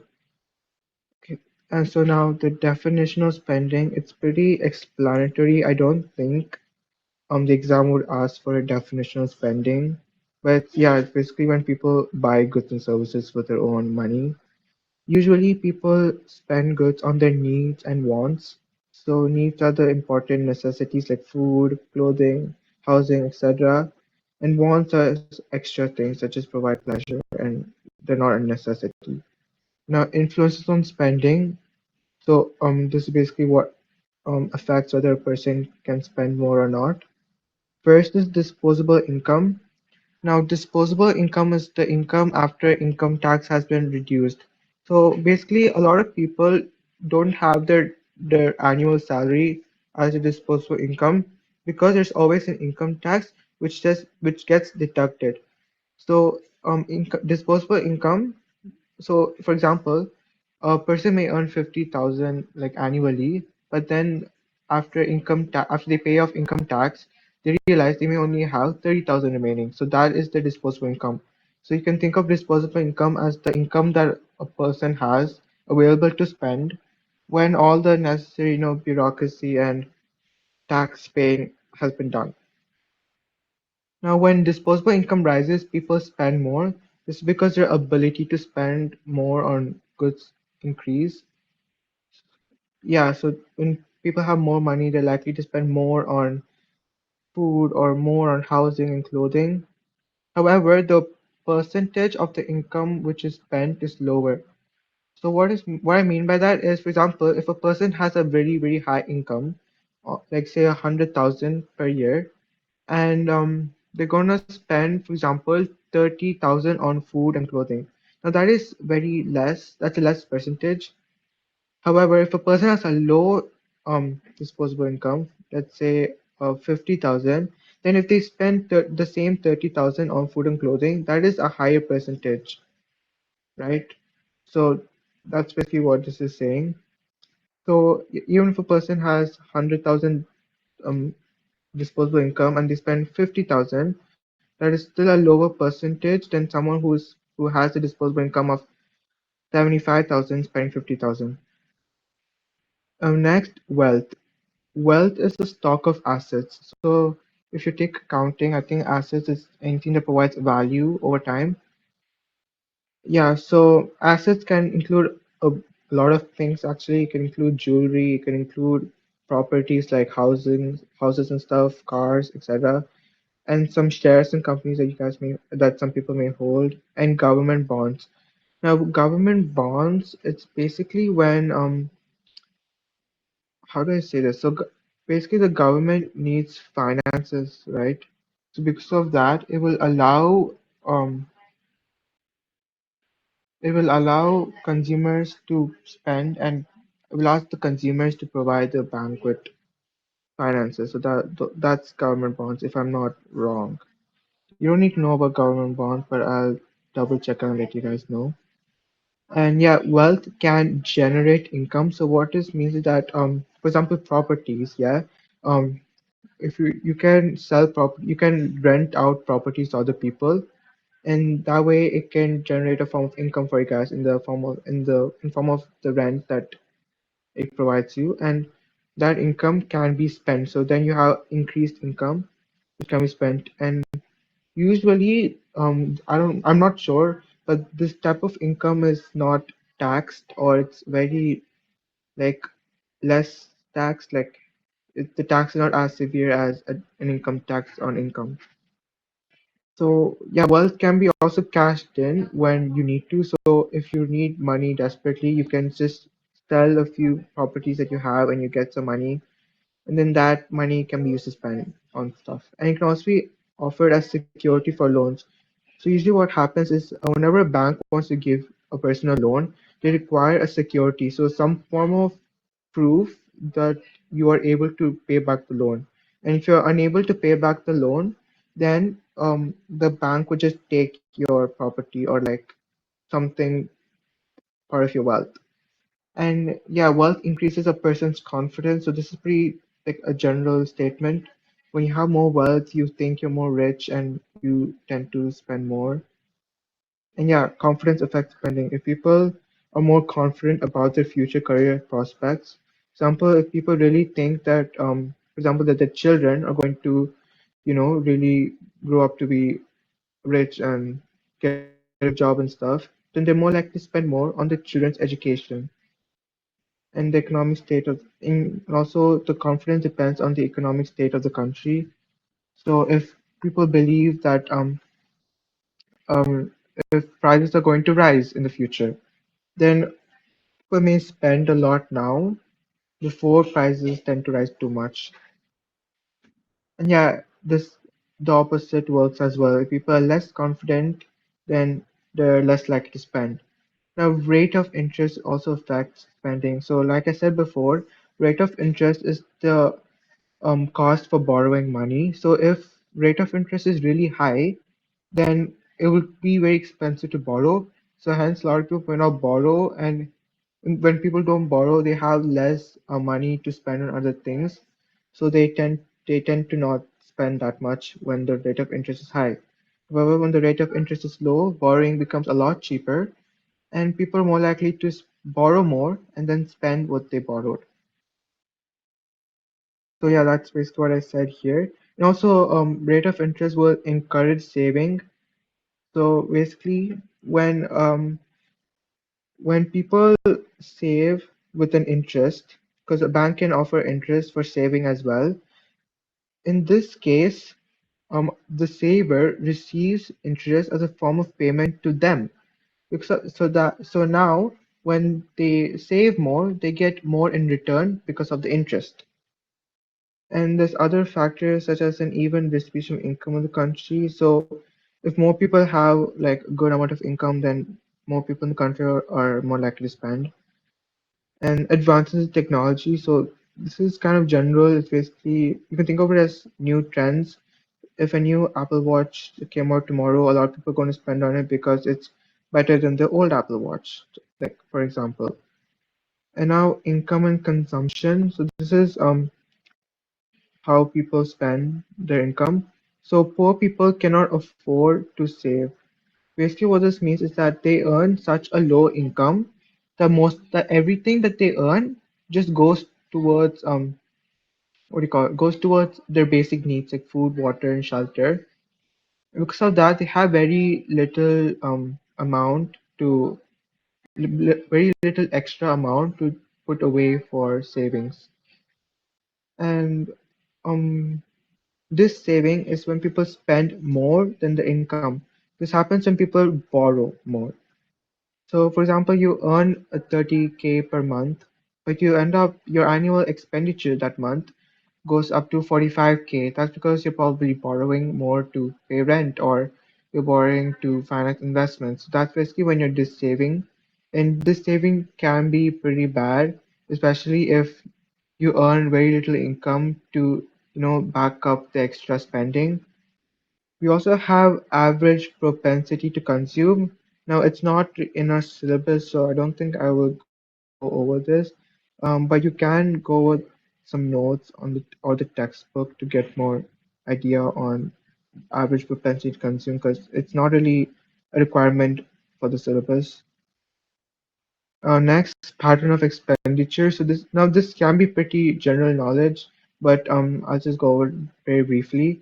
So, like I said, a poor people will spend a higher proportion of their income on food and clothing. So, their basic necessities because they earn such a low amount that a lot of it will just go towards getting the basic needs. However, rich are likely to spend more meaning like a higher amount on food and clothes, but a lower proportion of income. Because food and clothes are technically cheaper compared to more luxury things like cars or tablets. So because of that, rich are likely to spend more like amount on the food. But since food and clothes are technically cheaper, it will be a lower percentage of their total income. And yeah, household children are likely to spend less as a proportion as a total on recreational activities and on more practical things like education. So they're likely to spend less on recreational, like fun activities, and more practical things like education, healthcare. And households with sick people are likely to spend more, because of sick people, they require a lot of medical attention, so they need to spend more on covering the medical costs. And this is another thing, I think this statement could be important. Younger people are more likely to spend than older people, so you can use this point when you're trying to discuss something related to the population. So if there's a question like discuss whether or not a high population of young people is likely to benefit the economy, then you can talk about how young people are likely to spend more than older people and talk about the effects of this extra spending. I'll go over that also later because this can lead to inflation and an increase in aggregate demand and etc. But that'll be covered later. Does anyone have any questions till now?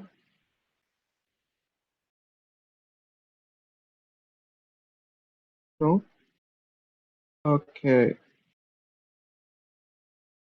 All right, everyone said no, so I'll continue. Saving. Now, saving is basically when you have extra money after spending on whatever you need to spend on, and that extra money is just kept aside for another purpose. So there are different types of saving. We got contractual savings, non-contractual savings, and target saving. Contractual savings basically when like the name suggests, it's when you sign a contract and you agree to save a certain amount on regular basis. So banks usually provide contractual savings, like savings schemes. So and non-contractual savings involves placing money in a bank. So you just to find a safe place to store the extra money that you have, you just put it in a bank and you can withdraw it whenever you need. So in that, there's no signing of a contract or no form of agreement between you and the bank. It's just you put the money in there. That's it. So that's why it's non-contractual saving. And target saving is when you save money for a particular purpose. So a lot of people they may put some money every month for a holiday or for retirement or to save for the children's future or to save as a precautionary measure for any emergencies. You it's always better to have some money aside that you can use whenever emergency happens. And yeah, um that's it. Saving is pretty simple. And yeah, people also save to increase their current income. So this happens when you save with the bank with an interest rate, because when you save more with an interest rate you get higher returns because of the interest rate. So that can act as a form of income for some people. And yeah, they can use that income to spend. The influences on saving. People are more likely to save more as disposable income rises, because when they have a higher income, they're likely to have more amount left when they spend on their basic necessities. And the proportion of income saved also increases. Yeah, so they're more willing to save more after they spend on their basic necessities. Um, A rate of interest will reduce target saving as people can attain the target amount by saving less due to the returns they receive. Now, what this basically means is because a saver gets returns from saving in a bank with an interest, they're less likely to put save for a long time. Yeah, you're less likely to save for a long time because you're getting the return from the interest, so then you're more likely to reach the goal you're supposed to reach quicker, and because of that you're less likely to do target saving where you just save a little bit of money every month. Because of the rate of interest, this duration of your target saving will reduce, and the rate of interest will increase other non-contractual saving reasons, because having a high rate of interest meaning you're getting higher returns and people are more what do you say more attracted towards the high returns. And yeah, reduction of tax on income and saved income will encourage more saving. Now, the reduction of tax on income will just increase your disposable income because there's less tax that is being deducted when you earn an income. So your disposable income will increase and people will save more. So it's like a link to the first point. And here's the thing, people may also save more if they have low confidence in the economy. So if they believe that eventually a person may go broke in the future, they're likely to save more now so that they can still finance their needs when something happens. Yeah, so when they expect any bad things to happen, like natural disasters. So here's another pattern of how young and old people tend to save. So the young and old people tend to save less than middle-aged people. Because now this is because young and old people tend to spend more. Because young people, they may spend more on their education, or they may just spend more on fun stuff. Whereas old people, they're more likely to spend more on their health, health-related reasons. However, this trend is not really true in the real world because some old people do save sometimes for retirement. So you can't really generalize this term too much, generalize this statement too much. So yeah. And yeah, social attitudes to saving. So if people believe that it's bad to save, or like it's people who save are inferior to people who borrow, for example, then people are less likely to save in that case. And yeah, now this is the average propensity to save. Again, this is also not part of the syllabus, so I won't really go in depth in it. However, if you want to explore it, you can look at the Susan Grant textbook, or you can do some research, and it could be covered in AS. I'm not sure. Now we have borrowing. Now, borrowing, basically, I'm going to read this. Borrowing moves income from people who don't want to spend it now, people who need more money than they already have, to people who need more money than they already have. Okay, so basically, a person may have a lot of money and they don't need all of the money right now. So they're more willing to give the money to someone else who needs the money more than them. So that's the concept of borrowing. Now, people will borrow if they face financial difficulties. So if a person can't afford rent, then they're likely to borrow to get money to pay the rent. And people believe that the income will soon rise and then they'll be able to pay the loan back. So borrowing depends on confidence in this way. So if people believe that their income may rise in the future, then they're likely to borrow more on whatever they want to borrow because they're more confident that they be more able to pay back the loan.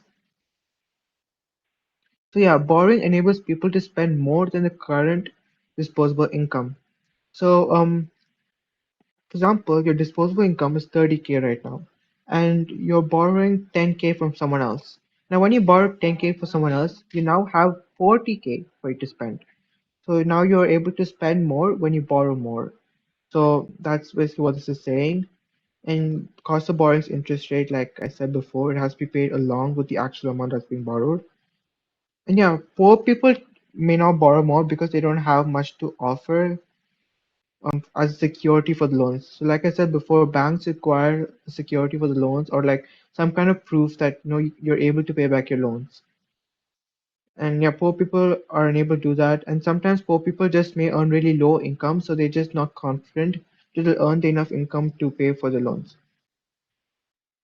And yeah, the influence of borrowing, like I said before, a high rate of interest would increase the cost of borrowing, so borrowing will decrease.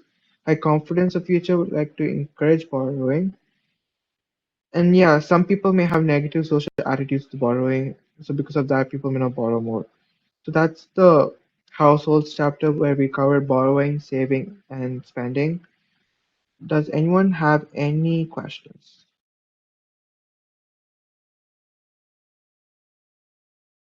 No questions?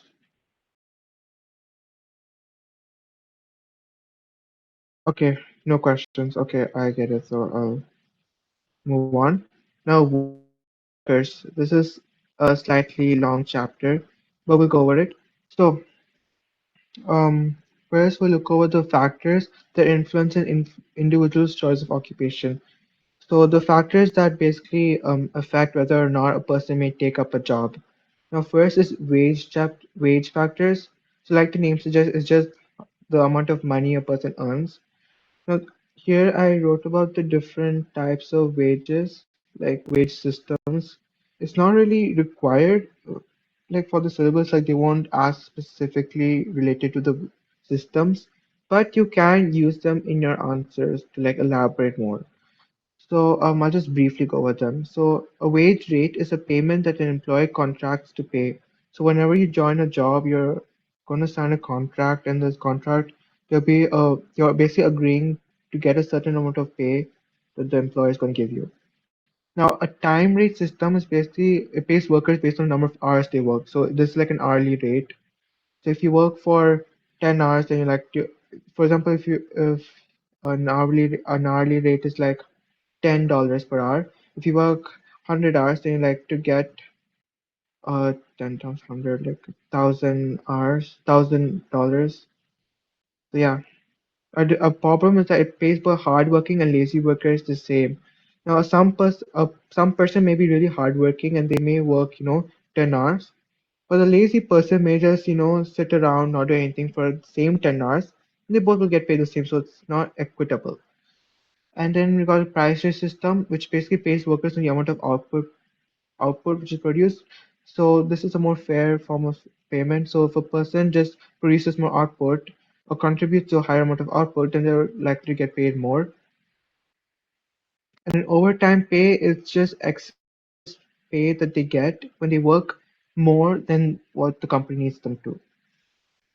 So that's overtime pay. Some employers offer overtime pay, some employers do not offer overtime pay. That's the thing. And yeah, people may get tired from working overtime because people want the extra pay, so they may just work overtime, but then this will get them tired and their health could deteriorate. And their health deteriorates, they may not have enough energy to increase output in the future. So that's like a drawback of overtime pay.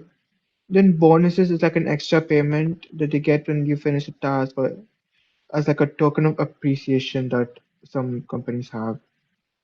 And commission is like the commission is paid to salespeople. So people in retail, for example, they get a proportion of the sales that they make. So that's why like retail workers, they want to sell a lot of clothes or like a lot of whatever that they're selling, because they get some of the sales that the company makes. So a commission is added to the standard wages that they get. Now, non-wage factors. So these are just general things that affects whether or not a person can take up a job, not regarding to wages. So job satisfaction, if a person's likely to be happy in the job, they like to choose it. Type of work. So this is just personal. You just consider this as personal preference. Then working conditions. People like to work in a pleasurable job environment. Then working hours, holidays, pensions. Now, pensions are just financial support given by the government or the company to people when they retire. And people are likely to join companies that offer good pension schemes because that way their future is secured. So even after they retire, workers can ensure that their needs can still be met because of the pensions that they receive. And fringe benefits are extra benefits given to workers. So some workers provide health insurance, some workers provide a gym membership and transportation, etc.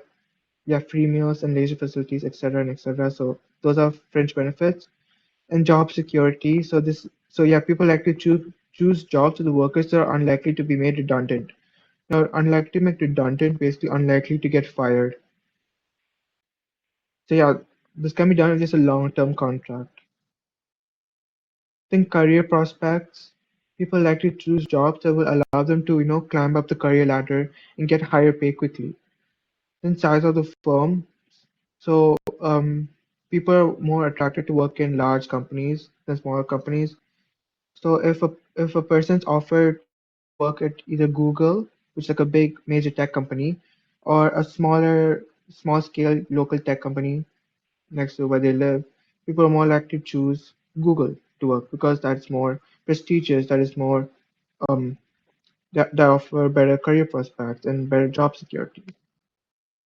And lastly, location. People like to always know this is pretty self-explanatory. People like to work in places close to their home.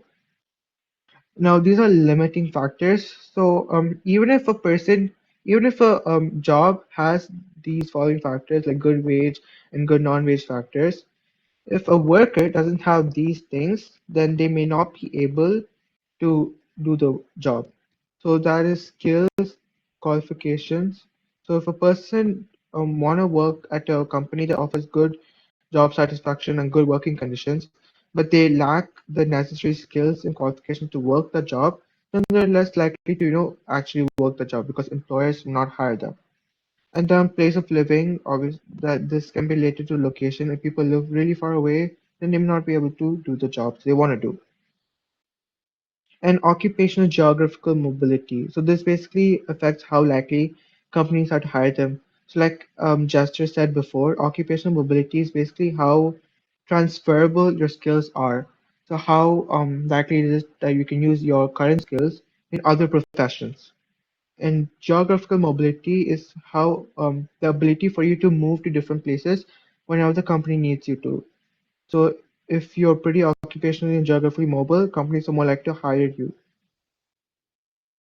And yeah, choosing a job also has an opportunity cost. So you may have like five different jobs that you really want to do, but then you have very limited time. You can't work all of those jobs at the same time. So you choose only one job to work with your current time available, but then you never know because the other jobs could be better. So that's the opportunity cost.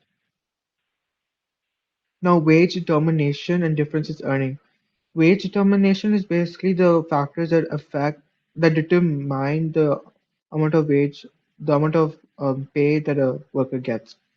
So the main factor that affects wage determination is demand and supply of labor. So you can link this to the law of demand and supply. So law of demand is when you know if the demand is high, then the price is likely to increase. So if a worker is very highly demanded, then their wage is likely to increase.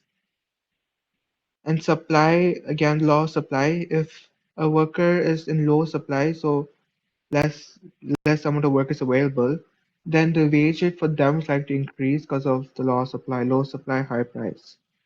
And there's other factors like bargaining power, government policies, social attitudes, and discrimination. Okay, so demand and supply.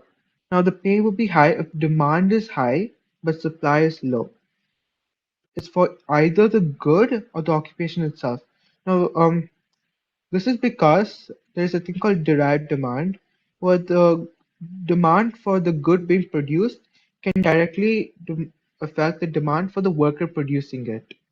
I don't know if I mentioned derived demand here.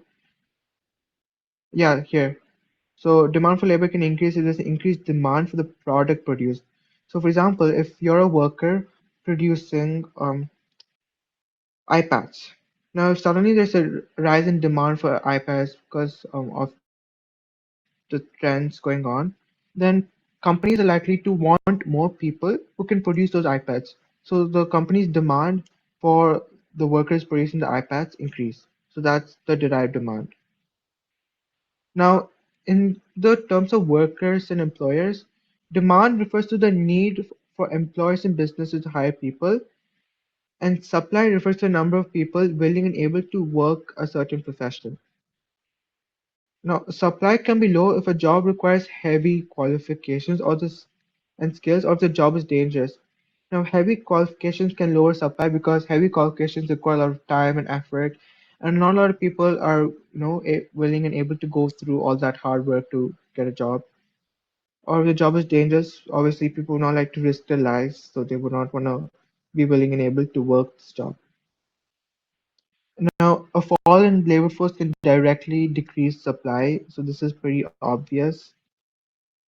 Um, a reduction in the wage and non-wage benefits of a job can decrease supply of labor. Now, if a company suddenly decreases all their wage and non-wage benefits that they receive, so if they start giving lower wages and lower job security, for example, then less people are willing to work that profession. So that's why the supply of labor will decrease. Now, an increase in wage and non-wage factors of another job will encourage workers to leave the current occupation of labor for another job. So now this is similar to how the price of substitutes and complements work. Now here you can take another job as a substitute. So if another job has higher wage and non-wage benefits, people always like to switch to the substitute. So the demand for the other job will increase, whereas the demand for the current job will decrease. So this will encourage workers to leave the current occupation for another job. Supply of labor can also depend on the wage and non-wage factors of the job. So like I said before, if a job has a really good wage and non-wage factors, the more and more people are willing and able to work that profession. Um, yeah. Now, a general term is that there's a high demand and lower supply of skilled workers. This is because skilled workers have higher qualifications and skills, and like I said before, these higher qualification skills require a lot of time to get, and because of that, they may not more people may not be able to may not be willing to get the skills. So that way, the supply of labor can decrease. And however, the skilled workers are more in demand because they're highly productive. When they're highly productive, the average cost will decrease. I'll talk about how that works later when we're discussing economies and diseconomies of scale. So yeah, when they're highly productive, the cost will decrease and the quality of good will increase. So that's like a benefit for the firm. So because of that, the firm or the employer may just hire the skilled workers because they offer a lot of benefits. They're like an asset to the company. Because of that, the skilled workers are paid more than the unskilled workers because skilled workers offer more benefits to the company. And this is derived demand, like I said before. So you can think of this as demand for a product being directly proportional to demand for the labor producing it. And yeah, a rise in labor productivity can increase demand because that increases the number of skilled workers. And here's the important thing. A rise in the price of capital can increase demand for labor since it's cheaper and can be used as substitutes. Now, the factors of production, capital, and land are direct substitutes. If the price of capital is really high, then more consumers, more firms are likely to just resort to using labor because laborers are cheaper. However, if the opposite was true, for example, if capital was really cheap compared to labor, then the demand for labor is like to fall because capital is way cheaper and can do the same job. So yeah, that is why the demand for labor can change if if the price of capital can change. And yeah, and here's another thing: demand for labor can also depend on the on the stages of production. So the stages of production are primary, secondary, and tertiary. Now, demand for primary sector workers is decreasing because of the increased supply. Because primary sector is low skilled work, so it's like farming stuff. So it's pretty low skilled, and because it's low skilled, more and more people are willing to do the job. However, if there's more and more people willing to do the job, employers may not be keen to pay pretty high for all of them. Because of that, they will pay low.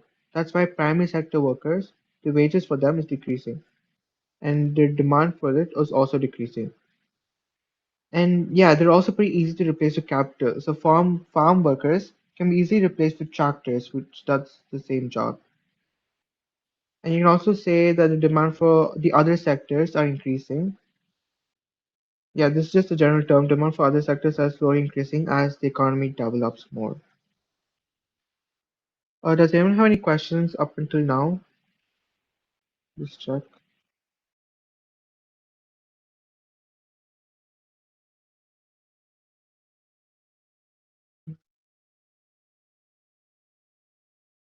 I think someone's typing up a question. Okay, no, I don't know if there's. I don't think you guys have any questions, so I'll just move on.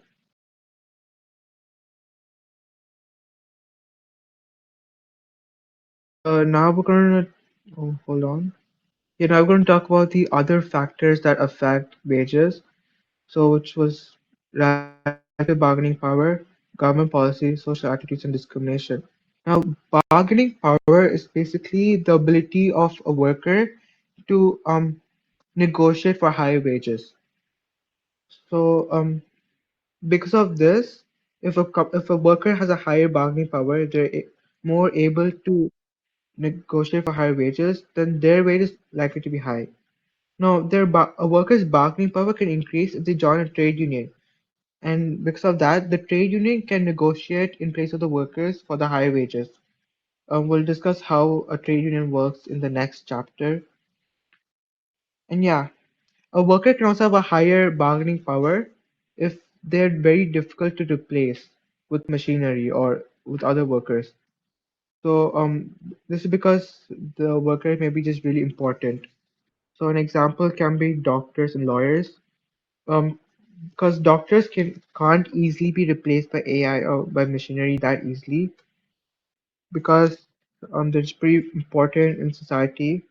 And because of that, employers are likely to just give them the higher wages when they ask for it. And likewise, doctors and lawyers also may belong to a professional organization that represents the interest better.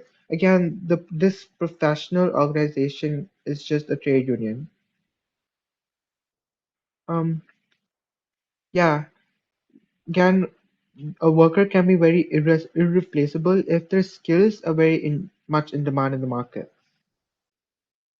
This increases the bargaining power, and when the bargaining power is pretty high, they're more likely to just negotiate for higher wages, and they can increase their wages easily. So this the exact opposite for low skilled workers who are more easily replaceable and are not very their skills not very important.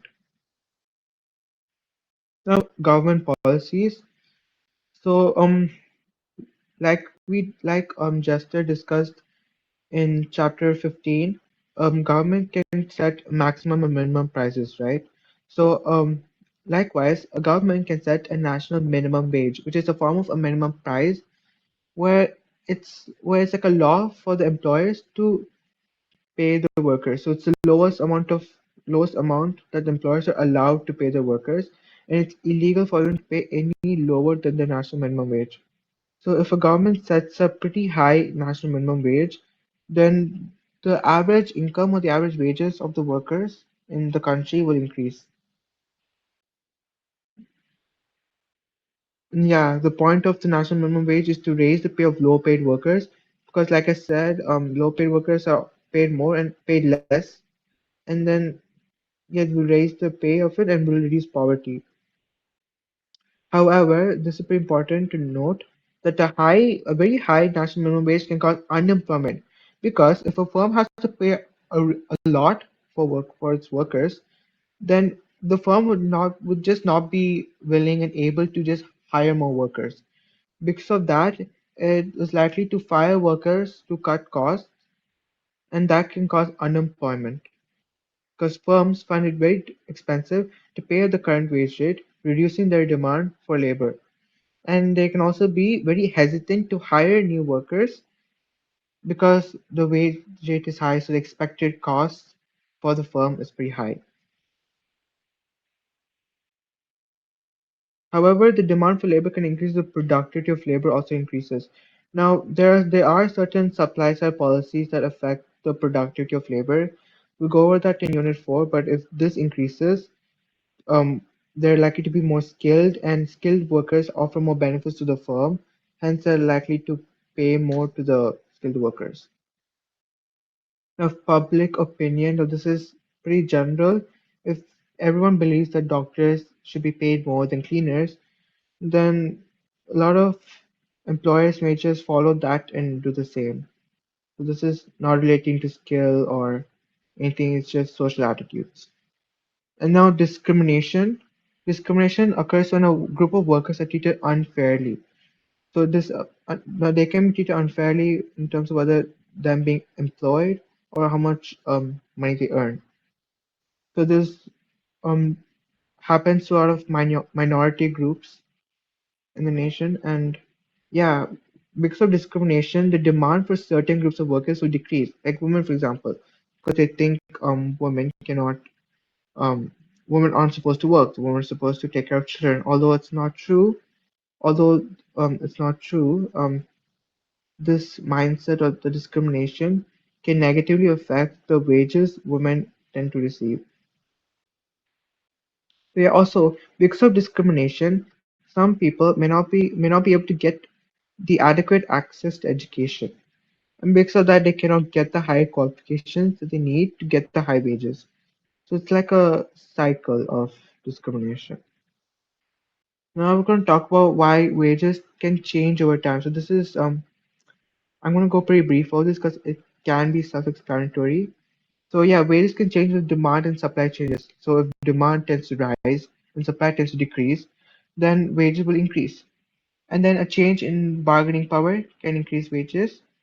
So an increase in bargaining power can increase wages. And as the country becomes more developed, the demand for primary sector workers decrease and the demand for secondary and tertiary sector increase. So we'll talk about how this works in chapter 5.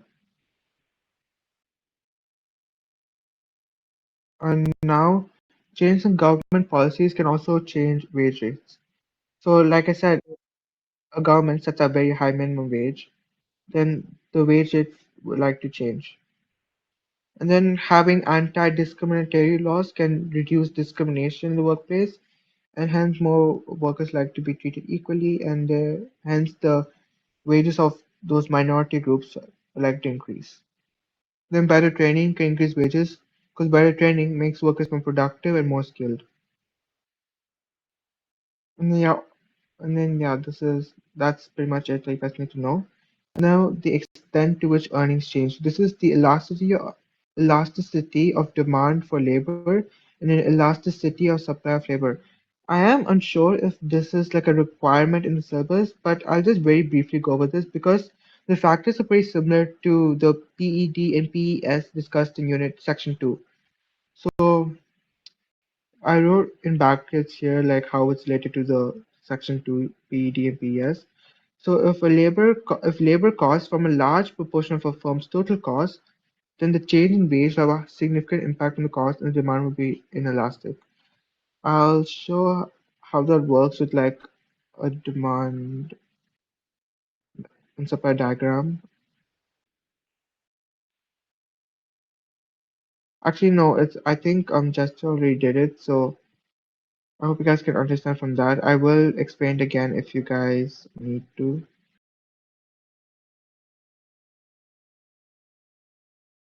Wait, 5 minutes break? Is it for the physics people? Yeah.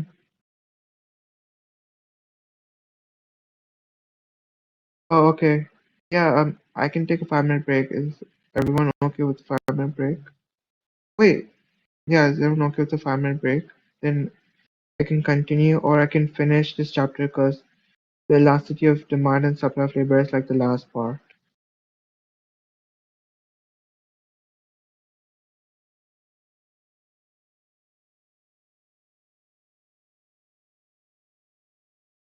What do you guys think?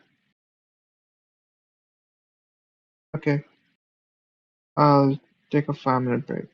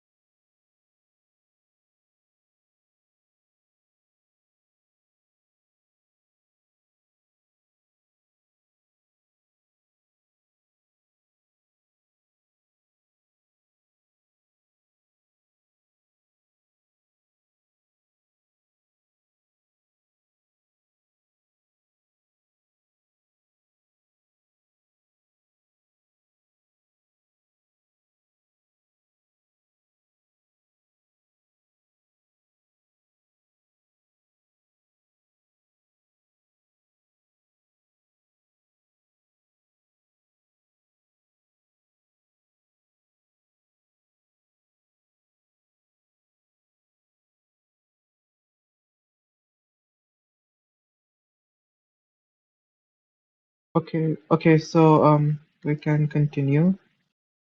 I've decided to not go over too much into elasticity of demand and supply of labor, simply because it is very, very similar to the PES and PED we did in section 2, and you just have to link it in terms of workers. What I'll do, I'll just send a screenshot of this in the chat so you guys can refer to it. Just sending it.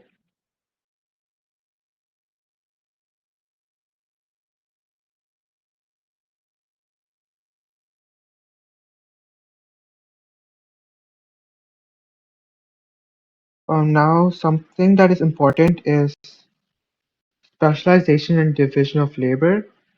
Now, specializations when a worker concentrates on a particular task or particular product on okay, specialization when they focus on producing a particular product. Yeah, that's basically specialization. And a firm may specialize in the manufacture of few products instead of making a wide range of products. So the specialization can also be related to how a firm may choose to produce, or how a government may choose to produce, or how workers may decide to work. So an example of worker specializing is how workers can specialize in a few fields, like how certain doctors only treat heart problems. Now, division of labor is a concept of dividing the production process into different stages, and each worker only focusing on one aspect. So, for example, making an iPad, for example, you need to first um, get the screen and get the backing and focus and fix the wiring and etc. etc.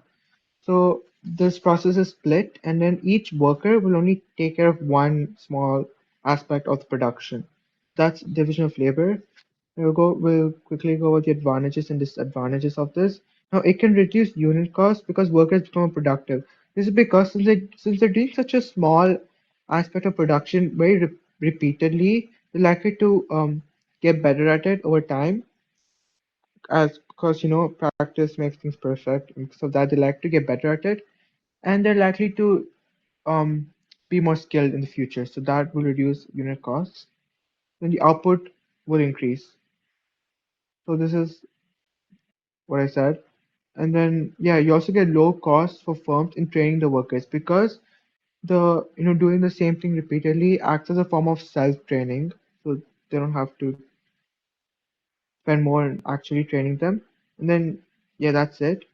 A disadvantage is that workers can get pretty bored, and because of that, they just won't be interested to work at a high speed. So that will decrease productivity and increase unit costs.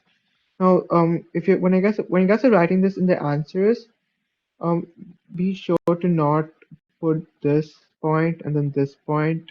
Wait, this point and this point like next to each other because that counts as mirroring. And yeah, workers can make more mistakes as a result of the boredom.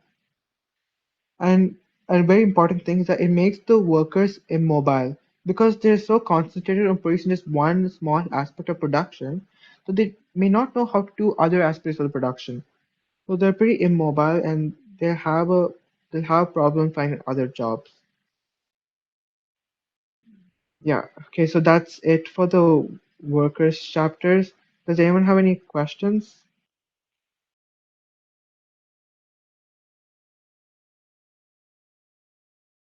I need to find a way to put Discord in the same thing. Okay.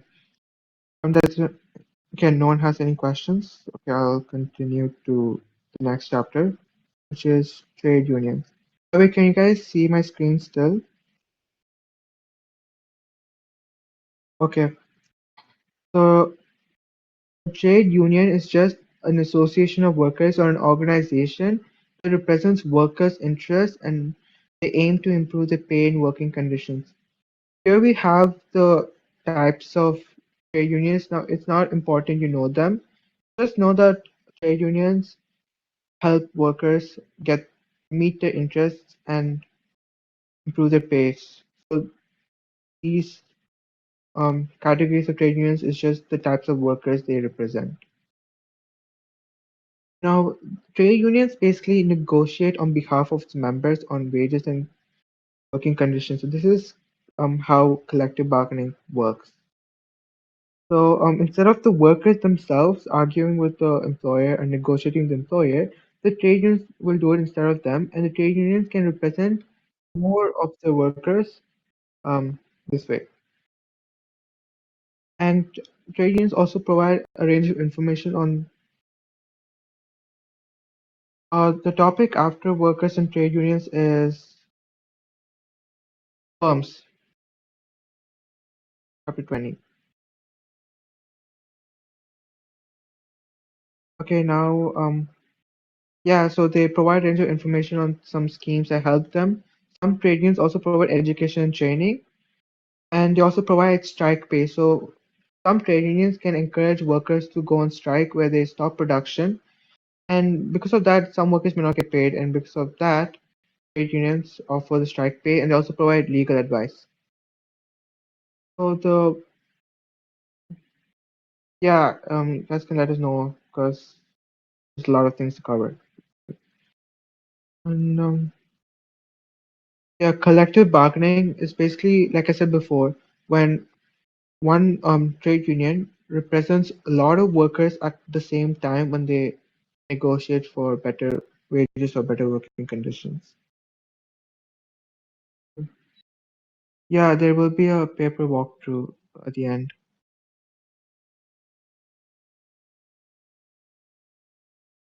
And yeah, this is not really important. So this is what I said before. They can push for higher wages and they can. This is basically how collective bargaining can work. They can push for higher wages, so they can do comparative arguments. They believe that because one profession is getting high wages, this profession should also get higher wages. Okay, so this is important. Factors affecting the strength of trade unions. Now, the level of economic activity. Now, if output and income tend to rise in the country, then the aggregate demand for goods and the workers will increase. And because of that, they argue that the pay of workers should also increase. Then a high number of members increases the representativeness of trade union. And then level of skill. Unions representing high skilled workers are more difficult to replace, and then hence they're likely to listen to them and give them higher wages. Yeah, favorable government legislation. A union is likely to be strong if there are certain laws, but the government has supported. There are some laws, by the way, that ban trade unions. That is actually a form of supply side policy, which I'll go over later. Industrial action. Now, industrial action is like striking. It's when workers stop production and they put pressure on the employer to agree to the demand. And yeah, that's basically what industrial action is. When they stop working, the firm does not make enough revenue, so it's a big disadvantage for firm. And to stop this, they'll just agree to the trade union's requirements. That's it. That's the main thing. I mean, industrial action. They can also have an influence on the supply of labor because if they believe that their job is very well represented by trade unions, they're more likely to work it because they don't have to worry about um, their wages suddenly falling or their working conditions falling because they can be sure that the trade union is always there to help them. Here's some advantages and disadvantages. This is important. Okay, so advantages to workers is that obviously they get better working conditions. They feel more happier that way. And yeah, disadvantage is that because of this, some workers may actually be paid less because of the strike action. They're like, since they're not producing enough output, they'll get paid less. So that's the thing. And also, sometimes workers can get fired if they're very replaceable. So if the worker asks for high wages, the company can just fire them because they can just replace them with another worker or with capital. Now, advantage to firm is that they save time negotiating with the union when compared to negotiating with individual workers, and yet this overall increases business morale and could increase productivity because workers feel more represented. And disadvantage is obviously decisions may be a little bit long, so you can't write this point and this point like at the same time. And then yeah, trade union may make demands that the firm may not be able to meet. So the trade union may ask the employer to increase wages, but when you increase wages, the firm may end up making lower profits. So that's like a conflict of aims. And that's basically what this is saying. It will reduce the firm's profitability in the midst of a high cost and low output. And however, there's advantage to the economy. So this just general and shows the workers not being exploited and their interests are being represented. Disadvantages because it can impact the total output of the economy because if workers go on strike, then there's less output by firms, and that can lead to lower economic growth, which I'll go over later. Oh, then high wages without from trade union can make the nation's exports expensive and less competitive. So um, this is because the cost of production increases when there's high wages, so the price of goods is likely to increase also. And that leads to expensive exports. I think Zester will go over this in Unit 6. Okay, now that's it for trade unions. Does anyone have any doubts?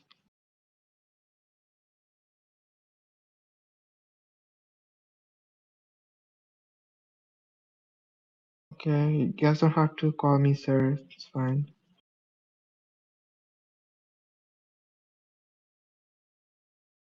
Okay, if there's no doubts, I'll just move on to the next.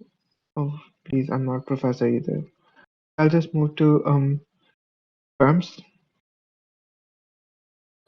So here's some definitions that you guys may need to know. So an industry is a group of firms producing the same product. So that's just like the basic definition. A firm is a business entity or an organization, and a plant is a production unit or workplace, factory, farm, office, or branch. These are things you have to memorize. This can be helpful when you're answering define questions or explain questions. So there's a production. I'll just briefly go over this because I feel like this is basic knowledge. The primary sector is the extraction and collection of raw materials. The secondary sector is turning those raw materials into finished goods. And tertiary sector is providing services like banking, medicine, retail. And quaternary is sometimes seen as a subset of tertiary sector or a fourth sector on its own. And it involves collecting and processing the distribution of collecting, processing, and distribution of income information.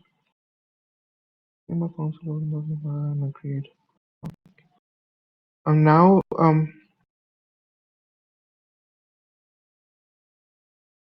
yeah, a simple rule of thumb is that as an industry or an economy grows, they the industrial structures like to change, so they like to go more from having more primary sector to having more tertiary sector. So that's like the basic thing.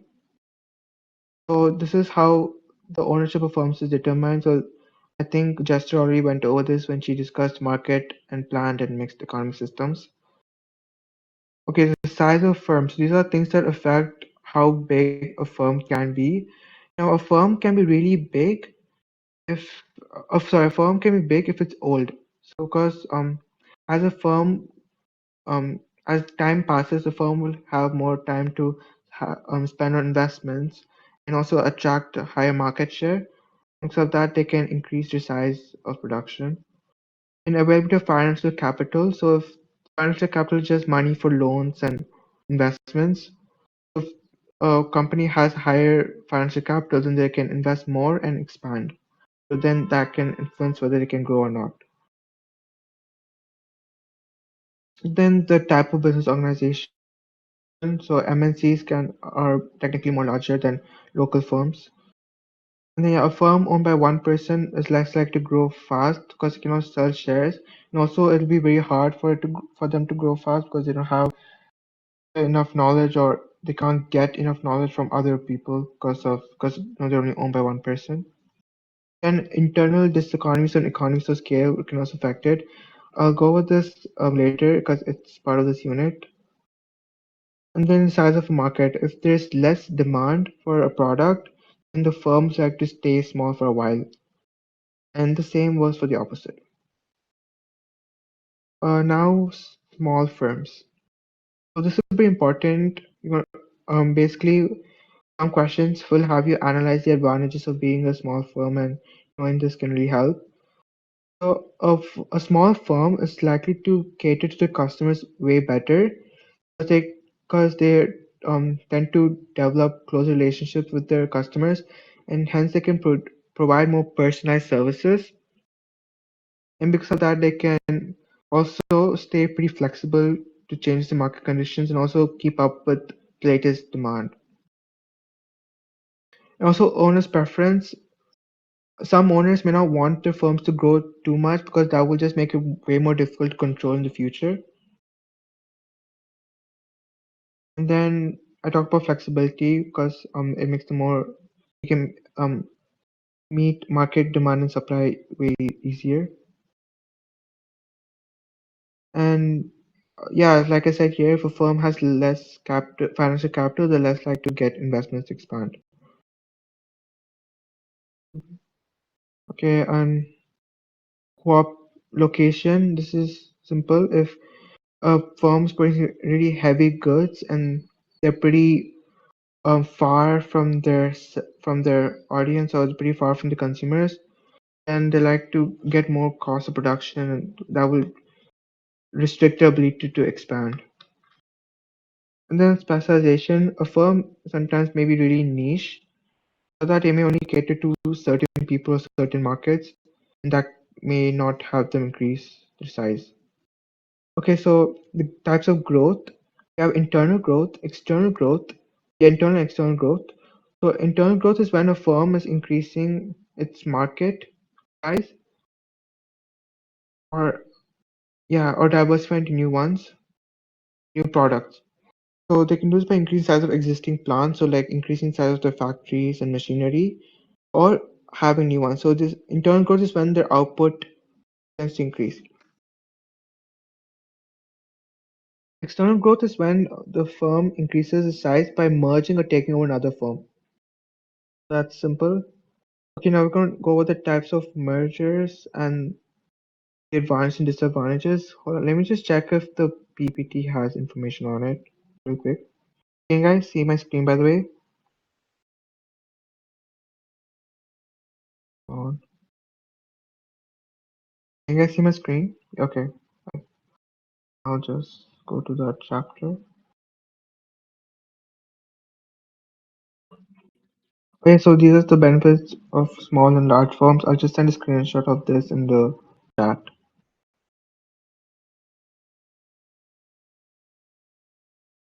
By the way, are you guys able to see like the Discord on the side?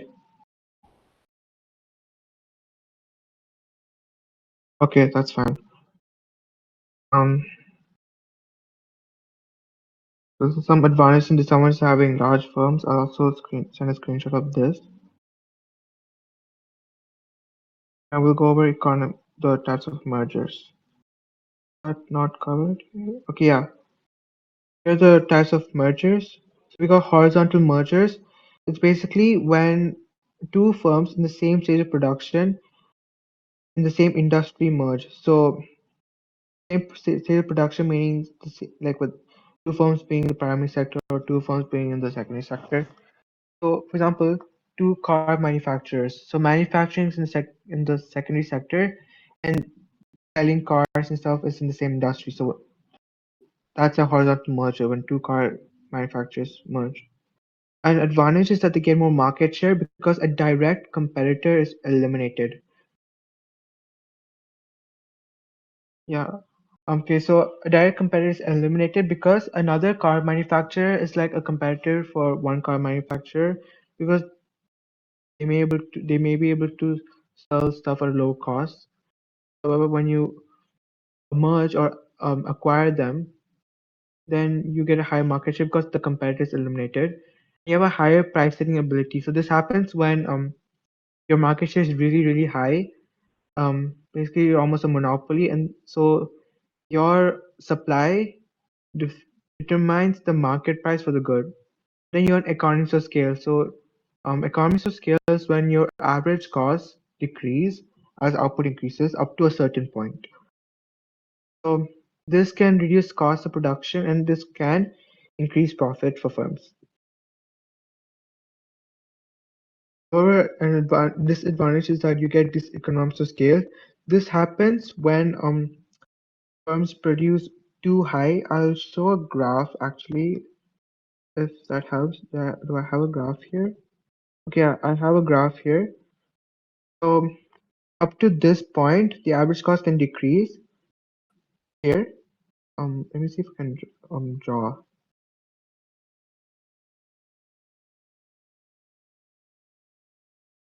Hmm, I can't find the draw element, but hope it's clear. Sorry. Yeah. So I can guess just have to follow my mouse. So if the recent successes ladder of the functional commercial and central banks, I missed that section. Yeah, I can send it. I didn't use the slides, I used the notes, but wait, Zester, will this PPT be shared? Okay, yeah, it's shared. Okay, so here, if when a firm increases up its size up to a certain point, the average cost will decrease. However, if it increases too much, if it becomes too big, then average cost will increase, and that's a diseconomy of scale. This can happen because a firm may have difficulty controlling such a large firm, and there can be communication problems with the workers and employers, etc., and that can cause high average costs. That's how a diseconomies of scale can occur with a large firm. And then there can also be culture clashes, where the two owners of the firms may not really agree on what they think is the best, and this can cause fights and inefficiencies. And there's also duplication of resources, especially horizontal mergers where it's the same industry and same factor of production, same stage of production.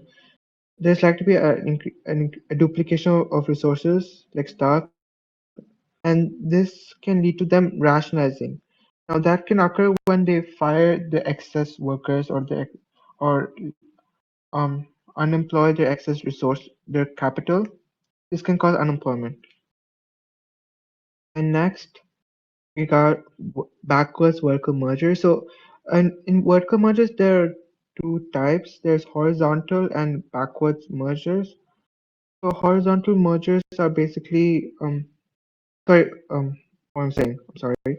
Um, Backwards worker mergers and forward worker mergers. Backwards worker mergers when a firm merges with a supplier at an early stage.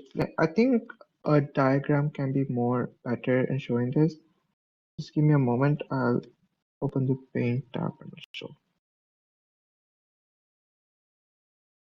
Yeah, I'll just unshare my screen for a second.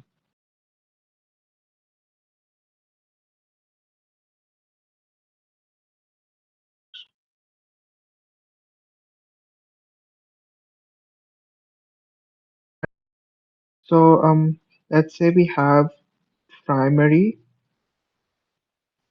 then secondary. I hope you can understand this. And then we got tertiary. So basically what a backwards merger is basically when it merges with a firm at an earlier stage. So when a secondary sector firm merges with a primary sector firm in the same industry, or when a tertiary sector firm merges with a secondary sector firm. So here, as you can see, it's moving backwards. So that's why it's called a backwards merger. A forward merger is when it does the opposite. So when it goes from the primary sector, when a primary sector firm merges with a secondary sector firm, and when a secondary sector firm merges with a tertiary sector firm. So that's a forward vertical merger going along the stages of production, and this is a backward merger because it's going, the reverse of the stage of production. And both of these have their own benefits and drawbacks. I'll cover that.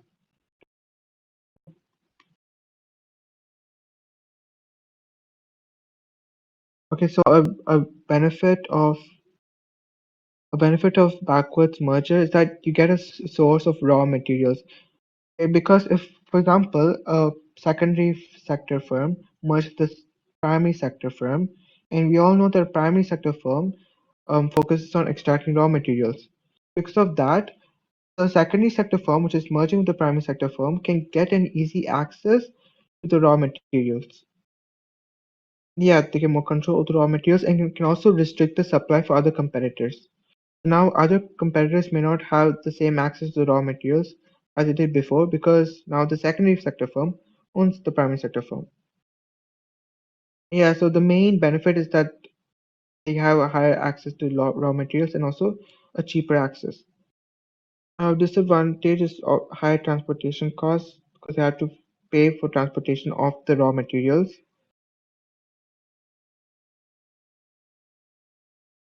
And yeah, a primary sector firm is also low skilled. So because of that, the productivity of the firm may not productivity of the new firm may not really increase.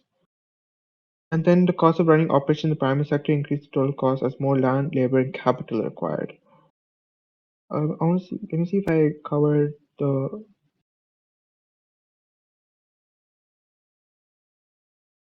Yeah. A disadvantage is that there may be managerial problems again because two firms focus on different things, and then the same diseconomies of scale can occur. Um, Now, a vertical merger forward is basically when, like I said before, it's when it merges with the firm at a later stage of production, and I think this note is wrong. I'll just refer to this. So, an advantage. Wait, is that not here? Okay, it's not here. I'll just explain it from what I know. So, since a vertical merger forward is like a primary sector firm merging with a secondary sector firm, which is like manufacturing goods or providing outlets for selling.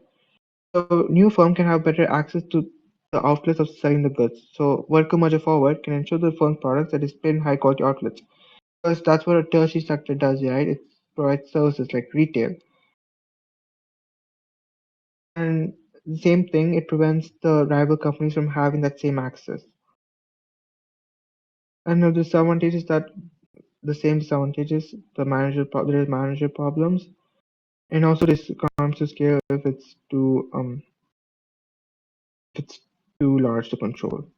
Next, we got a conglomerate merger. I'm sorry if I'm not pronouncing it right. But this is basically when two firms making completely different products merge. And a very big advantage of this is that it can diversify its risks. Basically, what it means is that it can now produce more different types of products. So if the demand for one type of product falls, the firm can always fall back on the other products. And this can open up a large market of consumers and firms, and then there can be efficient transfer of ideas.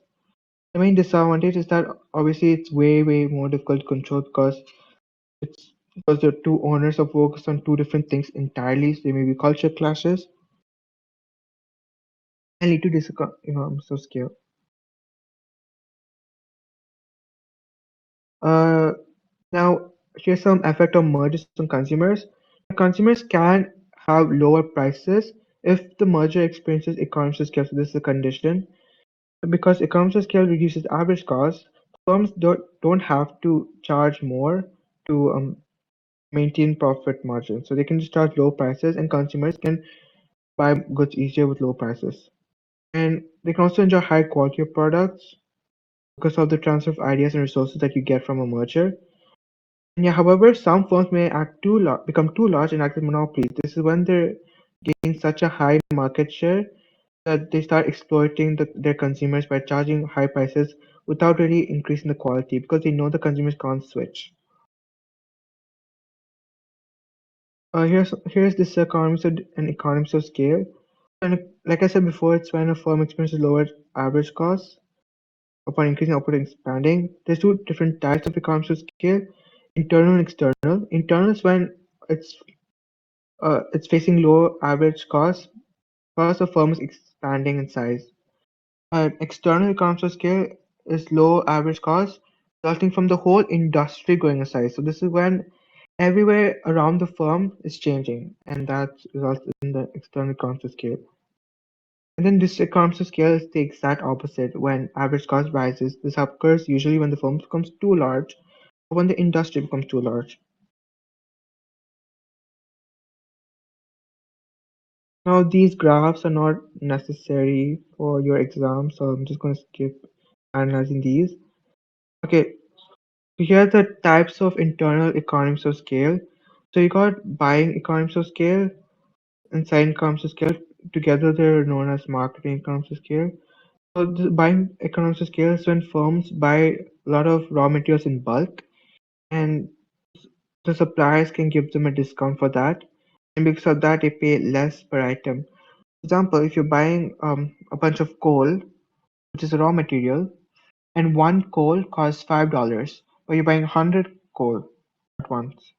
However, since it's in bulk, 100 coals may not cost $500. It may just cost um $200. So that's like a discount, and hence they pay less per item. That's like an average. That's like a lower average cost. And the second economies of scale is when the firm spread its costs on advertising a large amount of output. For example, for example, to sell 5,000 um, chicken, like fried chicken, the firm will just put up one really good advertisement, and that can result in selling 5,000 fried chicken, and that can again result in lower cost of advertising a good per unit. Next, we got managerial economies of scale is when firms can employ specialist managers and staff to improve efficiency. Because specialized workers are more skilled and they're more efficient, and because they work at a better speed, they can lower average costs. And labor economies of scale is when firms engage in division of labor. So this is relating to the same point, they get more productive and average costs decrease. And we have financial economies of scale is when large firms borrow easily from the bank because banks just trust large firms more, and they offer lower interest rates. They charge lower interest rates, so hence the firm ends up paying less per like unit of money borrowed. And technical economies of scale can come when firms are investing in better quality capital, and yeah, the better quality capital can produce goods more efficiently, and that reduces average costs. The risk-based economies is comes from a conglomerate merger when a large firm produces a range of products. So if one product makes a loss, you just shift its resources to a more profitable product. Now we got types of this economies of scale. So this is pretty general. Difficulty controlling the firm when the firm becomes too large, it just becomes very hard to control. And communication problems, because since the firm is too large, maybe high bureaucracy or high um, processes to just talk with your workers, that can cause some workers not be fully informed about their duties, and they may not work efficiently. And then poor industrial relations. Now, although it says poor industrial relations, this is talking about poor worker relations. So the worker's not happy in a large firm, then they can go on strike and then disrupt production, and that can increase average cost.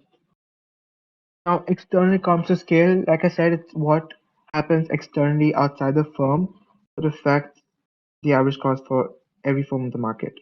So a skilled labor force. A firm is not controlling the skill of its labor. having a have so generally having high skilled labor can have all firms in that industry having skilled labor and having lower average cost that way. Then good reputation can allow it to attract higher consumers. And then especially supply of raw materials and capital goods. This is not important, but if there's suppliers that sell raw materials and capital goods very cheaply, and that entire industry can have access to cheaper raw materials and capital goods.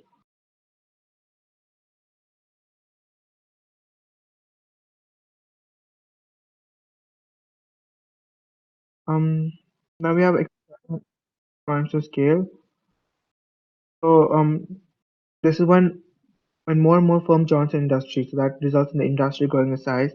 There can be congestion, which increases transportation costs,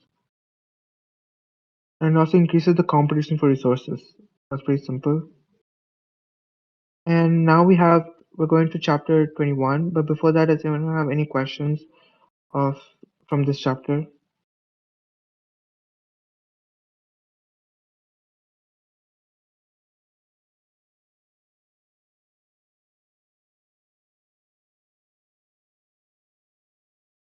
Was there a question that specifically asked you to either Anna to explain? Actually, yeah.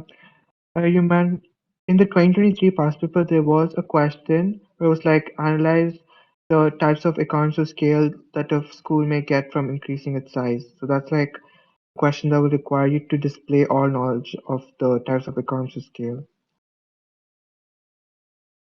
I don't think there are any doubts on the concept here. I'll just move to chapter 21. Terms and production. This is a pretty short chapter, so this is just in general, it's just the demand for the different factors of production. So basically, some factors of production are fixed and some are flexible. So fixed. So in the short run, a lot of factors are fixed, like land and some capital. However, as time passes and as the firm grows more in size, the same factors of production that are fixed can then be changed. Wait, they have a 10 mark in economics? Okay, I think it's from a different syllabus.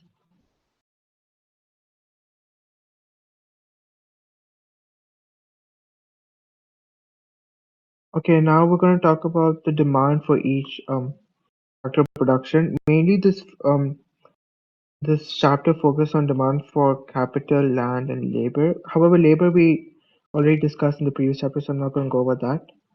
So the demand for capital goods is the same as the demand for any goods in general. So a rise in price of capital will result in a contraction of demand. Then rise in factors of other factors, rise in the price of other factors, so rise in the price of substitutes, will shift demand for capital goods to the right and increase demand. So these are pretty same.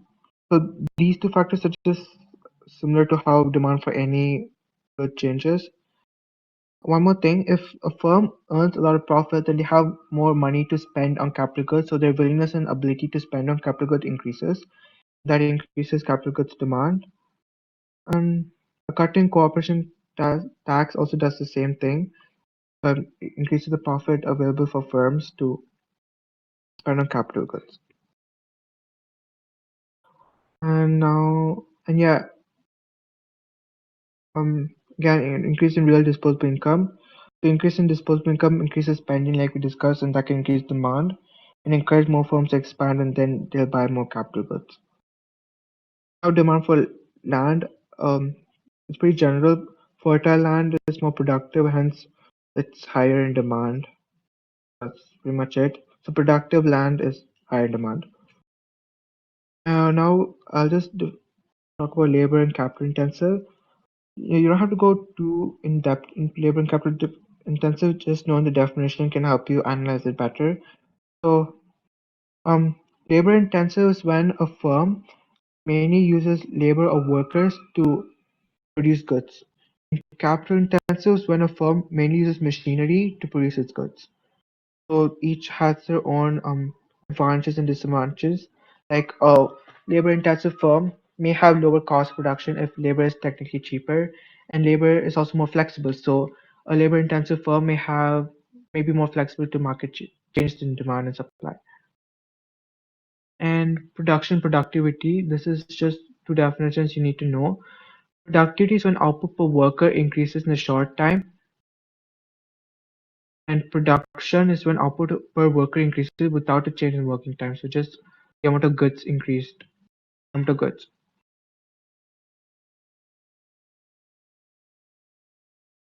Now we're going to talk about firms, cost, revenue, and objectives. This would be really helpful for the MCQ because there's a lot of diagrams that we have to, analyze. So there's mainly few types of costs, which is total cost, fixed cost, variable cost,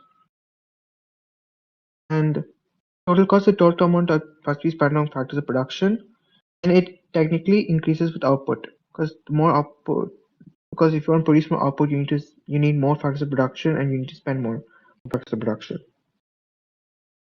And average total cost is total cost divided by the output being produced. So is there a diagram for average total cost? I don't think so. I'll search it up real quick. Uh,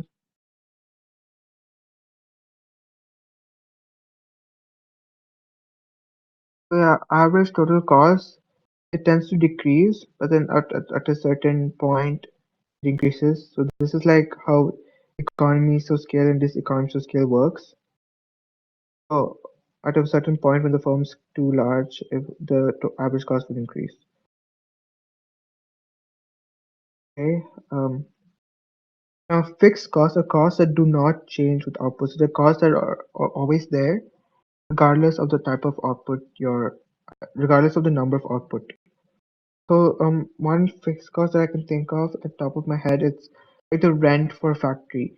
Even if like a factory is producing like no goods on one day, yeah, the owner may still have to pay a rent on the factory used anyways. So that's like a fixed cost. And it looks like this. It's a horizontal line that doesn't change the output. Now average fixed cost divided by output, and it falls when output increases. Here's the thing. Oh yeah, one more thing to notice. Have you guys noticed how total cost does not increase from the origin and it increases from like here? It's because it is accounting the fixed cost that's always there. The fixed cost is never zero, so it's always some amount, and total costs only increase from that point. So that's that. And variable costs are costs of variable factors, so they change as output increases. So the curve can be a bit exponential like this. I think for MCQs, analyzing these diagrams would be important.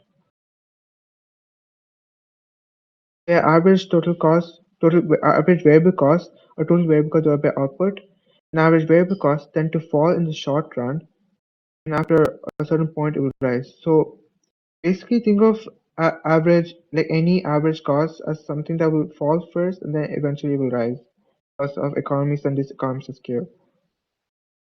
Now here's a thing. The sum of the fixed cost and total cost. Okay, hold on. Total fixed cost and total variable cost. Okay. The sum of the total fixed cost and total variable cost will be the total cost. So, and this gap between the total cost and the fixed cost is representing variable cost. Now, revenue is very simple. All you guys need to know is just a formula, which is I'll write it. Is it written here? Okay, no, I'll just write it here. So revenue is just price multiplied by output. Output, oops, output sold. That's the formula for revenue. Total revenue is the total money received by firms through the sale of the product. And yeah, average revenue is that divided by output. Sorry about that.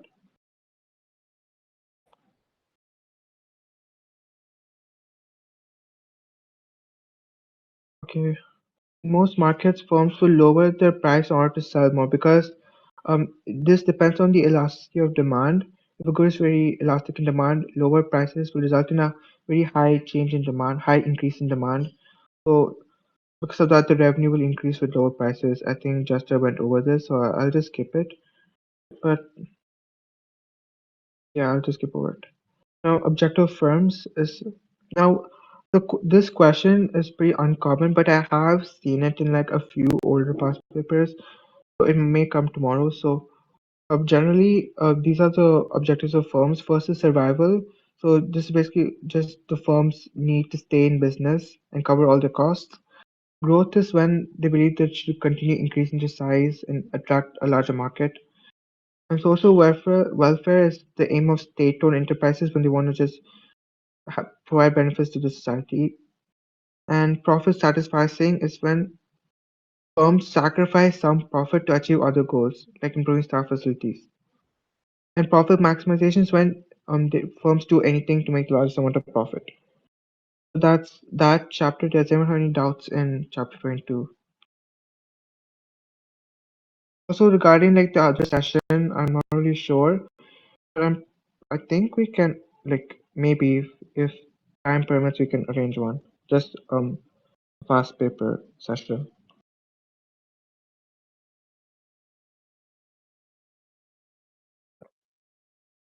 Um, no, MCQ is I think it's happening on 6th June or 5th June.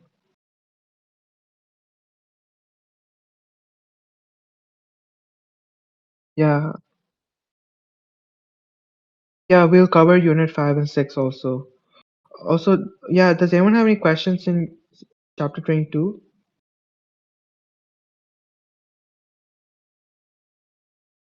Okay, no questions, I'll continue. So we got chapter 23, which is the last chapter of this section. So chapter 23 talks about the different types of markets. So for IGCSE, you just need to know about two different types, a competitive market and a monopoly. So a competitive market has a lot of buyers and sellers. Because of that, each firm will only have a very small share of the market because the market share is split among a lot of different firms. And because of this, a lot of firms may end up producing the same product also.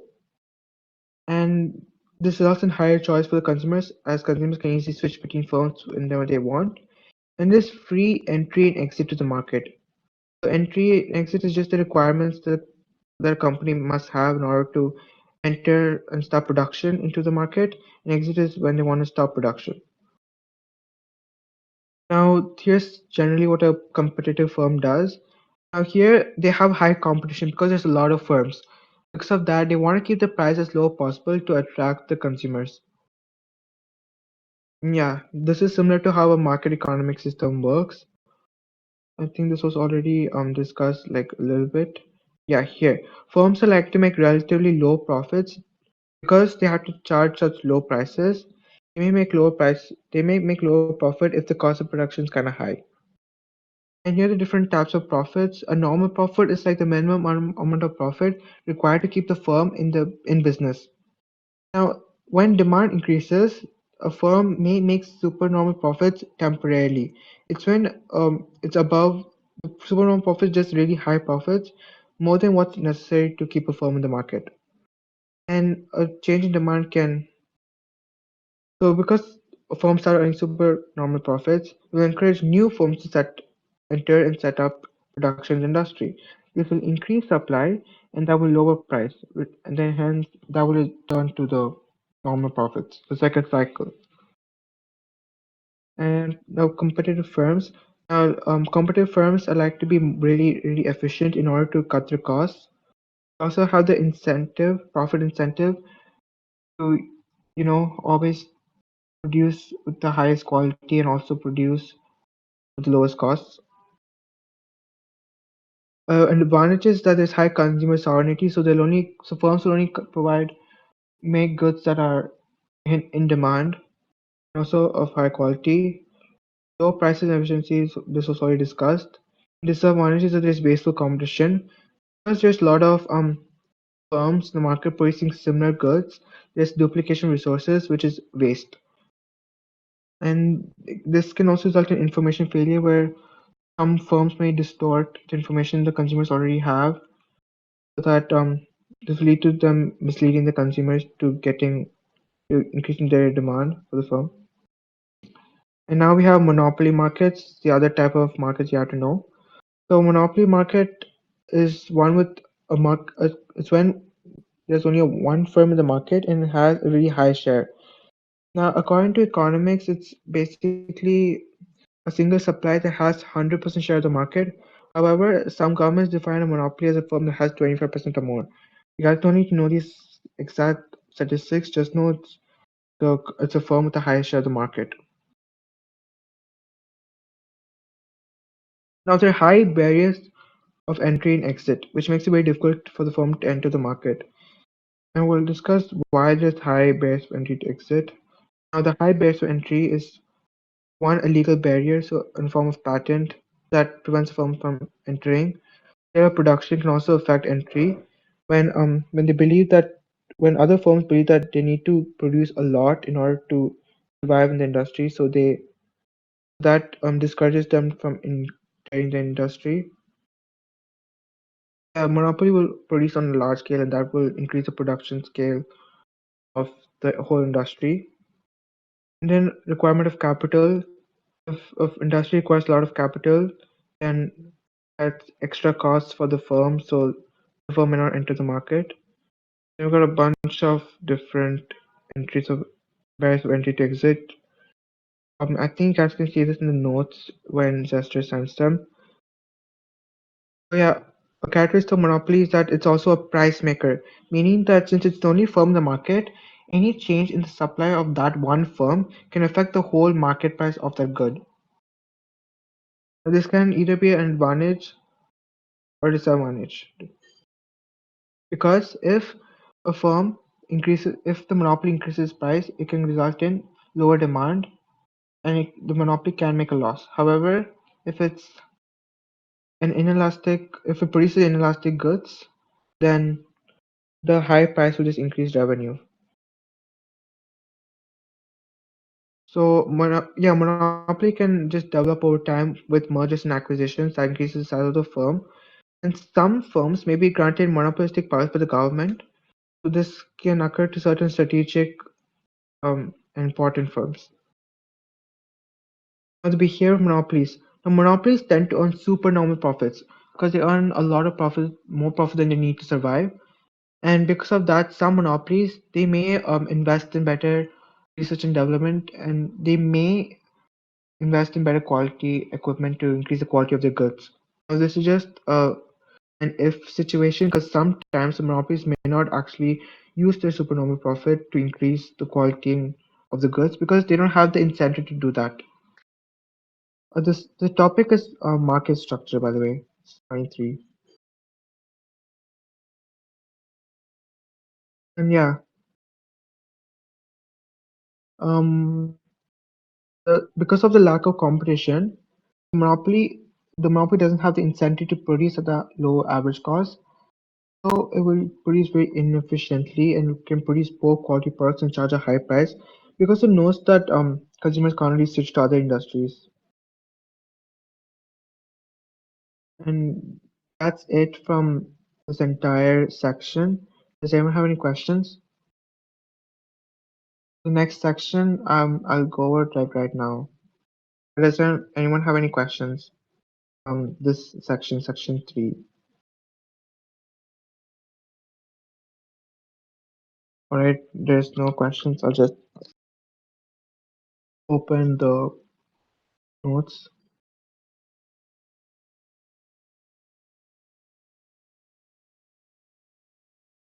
Okay, so we're going to talk about government intervention.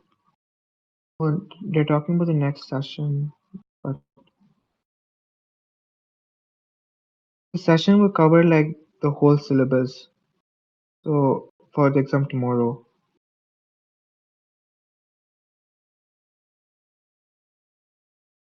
Okay, so I think I'll just start with the next section. So this is Unit 4, Government Intervention and Macroeconomic Games. So this is pretty very basic. I think this was already discussed by Jester when she was talking about mixed economic systems and planned economic systems. So we're going to talk about the macroeconomic aims of the government. So in the 2026 syllabus, basically for your exam tomorrow, you'll only need to know economic growth, full employment, price stability, redistribution of income, and balance payment stability. However, if you're doing exam in 2027, you might also have to know environmental sustainability, which is very basic. I'll explain later. So these are just now macroeconomy is the performance of the economy as a whole, and these are the aims the government has to achieve good macroeconomic performance. So I'll go over each of them. First, we have economic growth. Now, economic growth refers to the increase in output in the short run. So just increase in output from all the firms. There's two types, actual economic growth and potential economic growth. And actual economic growth is when there's an increase in output of the economy, and potential economic growth is when an increase in the country's productive potential. This occurs when there's an increase in the country's quality and quantity of factors of production. That occurs when there's an outward shift in the PPC. So one thing that directly affects economic growth is aggregate demand, which is consumer and household spending plus firms' investments plus government spending plus exports minus imports. Yeah, that results in aggregate demand. And an increase in any one of these factors can result in an increase in aggregate demand. So you guys keep that in mind when you're formulating answers for things that could increase aggregate demand. Here are the advantages and disadvantages of economic growth. And main advantage is that it can improve people's living standards because people with increased output, people have access to a larger variety of goods and services, so that increases material living standards.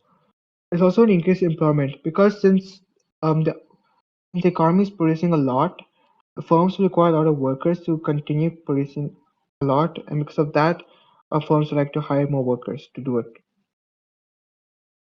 And balance of payment stability can be achieved as extra goods can be exported. So I'll go over what balance of payment stability is like soon. So don't worry about that. And the disadvantage of economic growth is that there's external cause pollution. So from factories producing a lot at once, there's a lot of externalities, like carbon emissions are out, and there's also high external cost. And the high aggregate demand can lead to inflation. I'll go over how that works also when we're discussing inflation. Now, the exact opposite occurs when economic growth decreases. There's lower living standards, lower employment, and lower investments, but also lower tax revenue for the government because the government does collect tax on goods and services produced in the economy. If there's less goods and services produced, then the government gets less tax revenue from that, which results in less spending of the revenue on important things like education and healthcare. Now here's an analysis chain you guys can use whenever you guys are formulating your answers. I'll send a screenshot of this in the chat. So use it when you're writing your discuss or analyze questions. Now we're talking about another macroeconomic aim, which is full employment.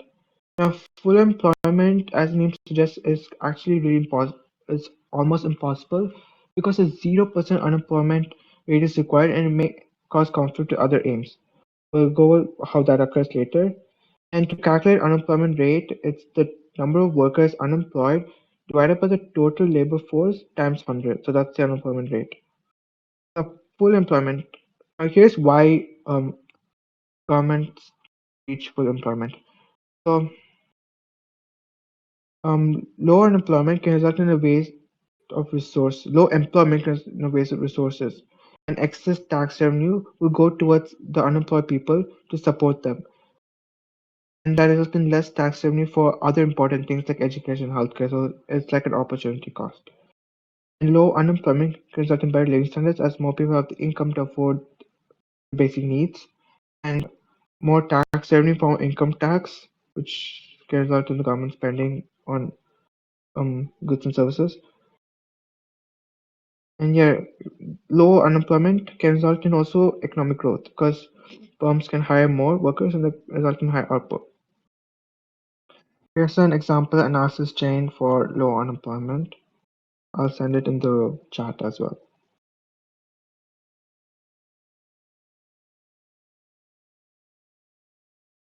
Now we move to price stability. Now price stability is basically the fact that the price level in the economy is not changing over time, so it's staying relatively the same. And there's two concepts here, inflation and deflation.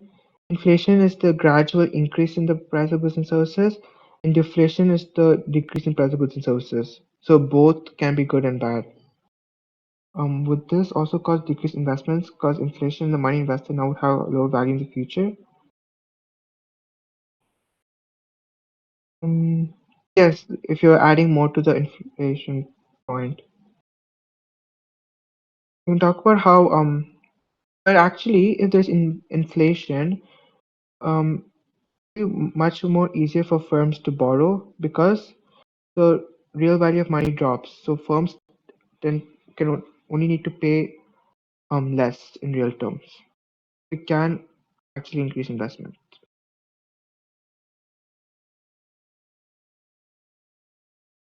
Um,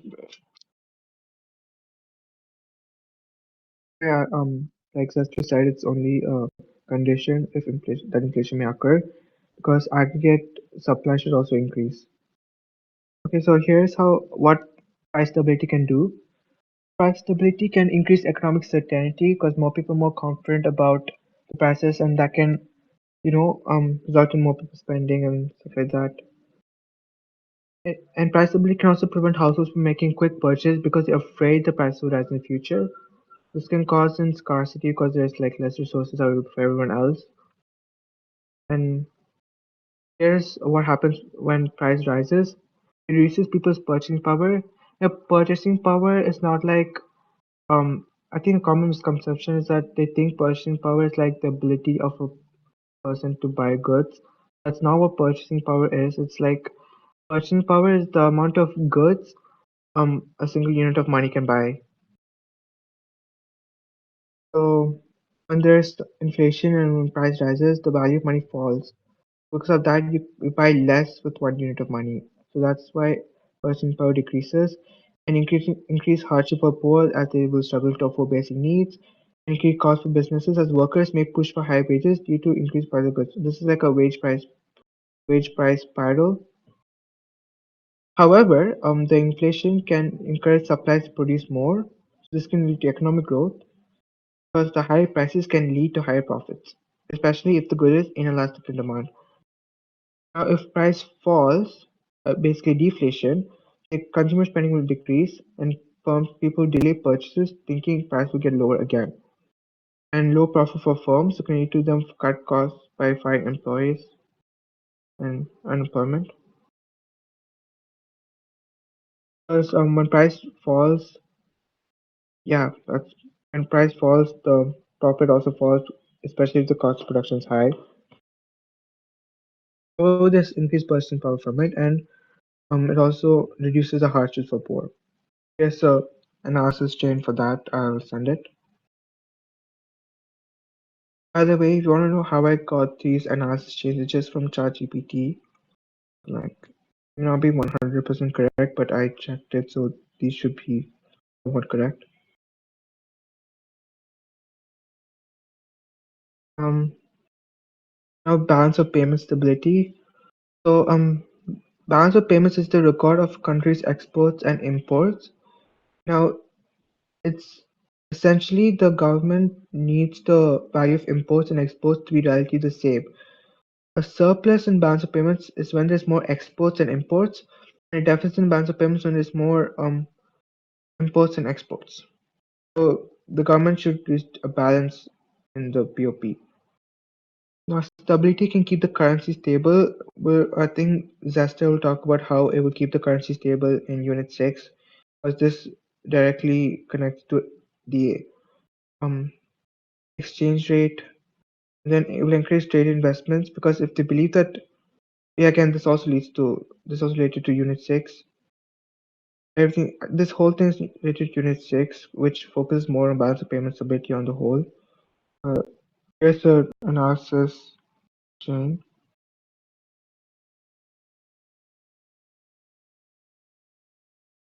Keynesian demand curve. What is that? Anyways, one more is redistribution of income. It's basically when the government moves income from rich people to poor people by taxing the rich people more and using the extra tax revenue to increase the incomes of poor people or to provide services to the poor people. And redistribution of income leads to less poverty and inequality and higher living standards, but it can serve as a disincentive for people to work harder because the rich will know that their money will just go towards higher taxes and they may not just work hard. And will not encourage the poor to work hard because they know that the government can always support them. Here's an analysis chain for that.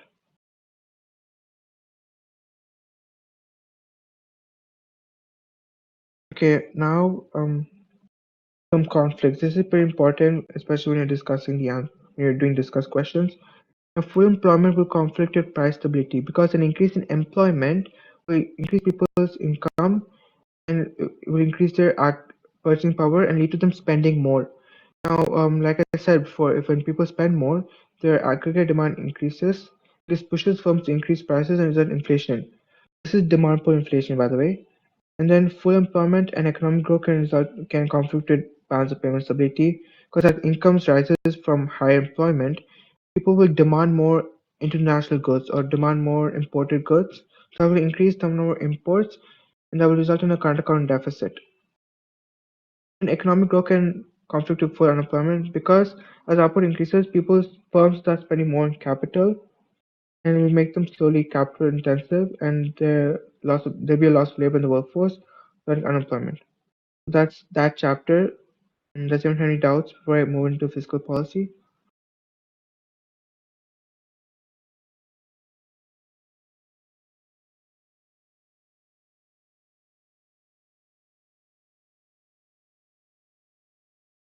But does anyone have any doubts in this chapter in the macroeconomic aims?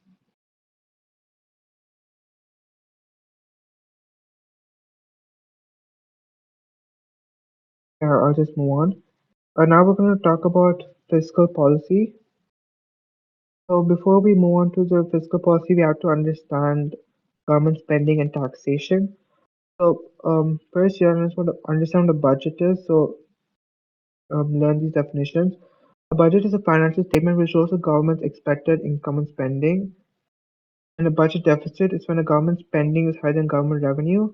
And a budget surplus is when a government revenue is higher than government spending. Now, some reasons why the government may decide to spend more of the income of the tax revenue. Now, government spending is part of aggregate demand, which is the G part of aggregate demand, and hence it directly affects aggregate demand, can increase economic growth. And it can also spend more on subsidies to firms to encourage production of some goods, like public goods, merit goods, and certain welfare schemes, and also redistribute income to the poor and also promote equity. Now, increased government spending can increase aggregate demand and lead to economic growth. However, the increased aggregate demand can lead to inflation if the economy is producing at full capacity.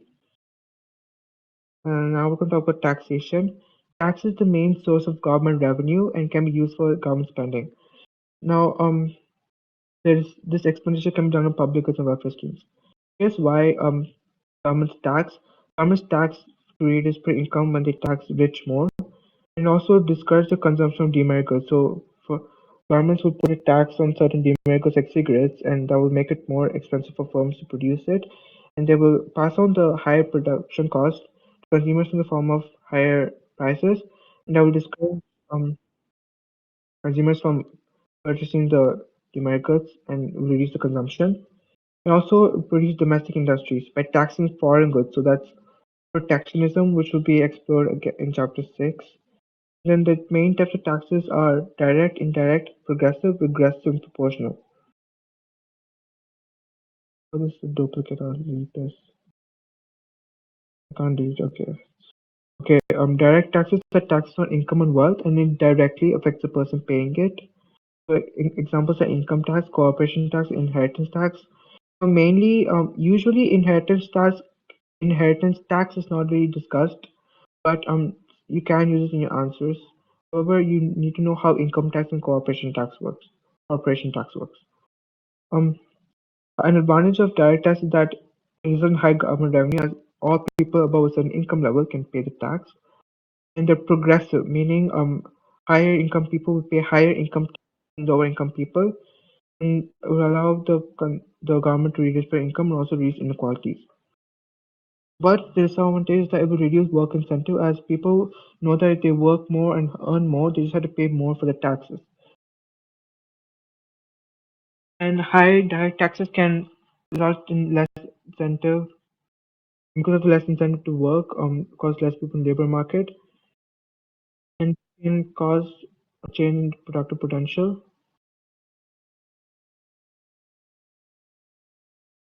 Now, we want to talk about indirect taxes. Indirect taxes is tax on expenditure, and consumers only have to bear some of it.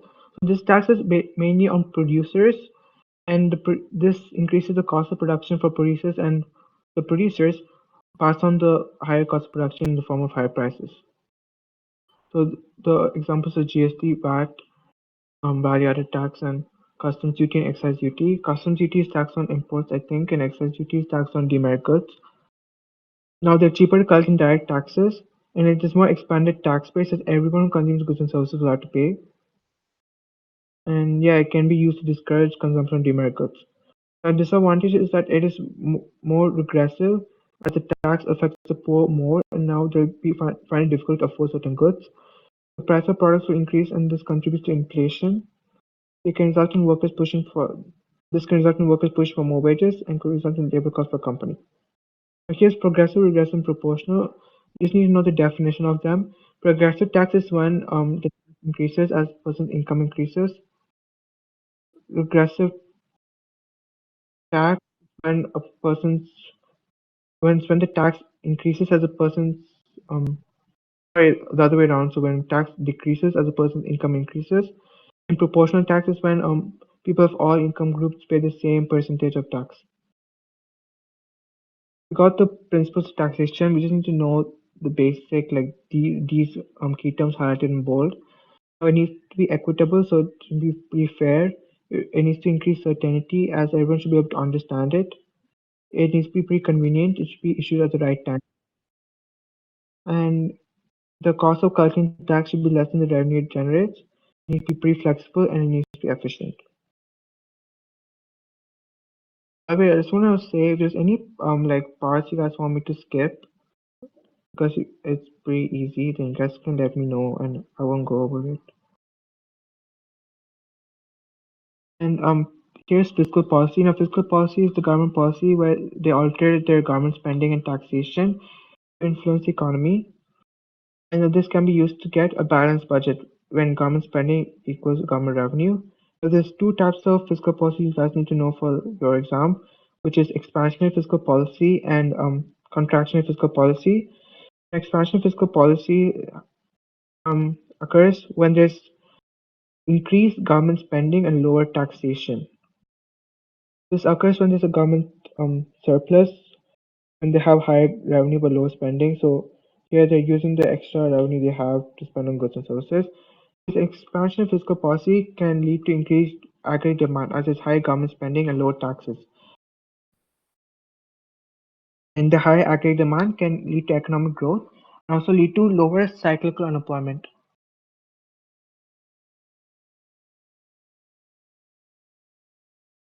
And contraction fiscal policy is the exact opposite, where tax is pretty high and government spending is very low. This is there to control aggregate demand to prevent demand for inflation. Also, it's there to fix a budget deficit, where it aims to increase the government revenue by increasing taxes. Cyclical unemployment is demand deficit unemployment, right? It occurs during a recession, so when there's low aggregate demand in the entire economy. Yeah. Monetary now. Okay, yeah, that's fiscal policy. Does anyone have any doubts?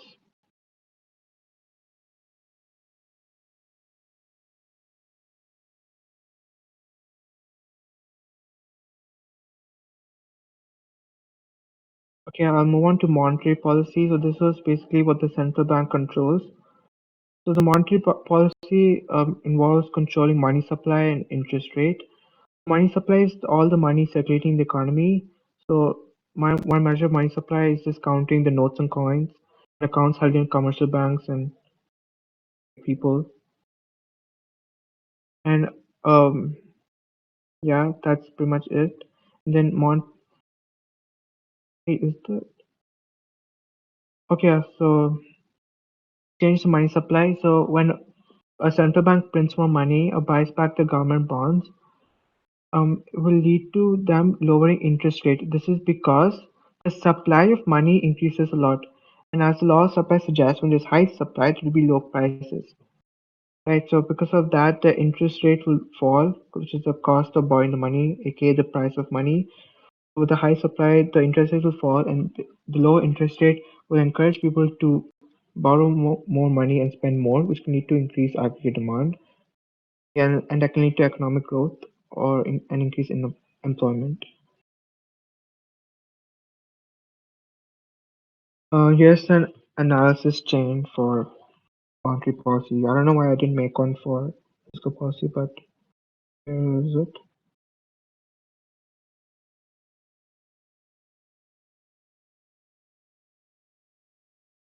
Now change the interest rate.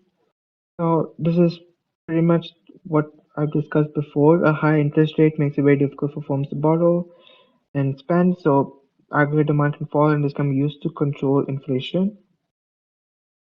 And also, it can also affect economic growth through this high interest rate, as it will prevent firms from investing better quality capital to increase output. Here's the analysis chain for interest rate.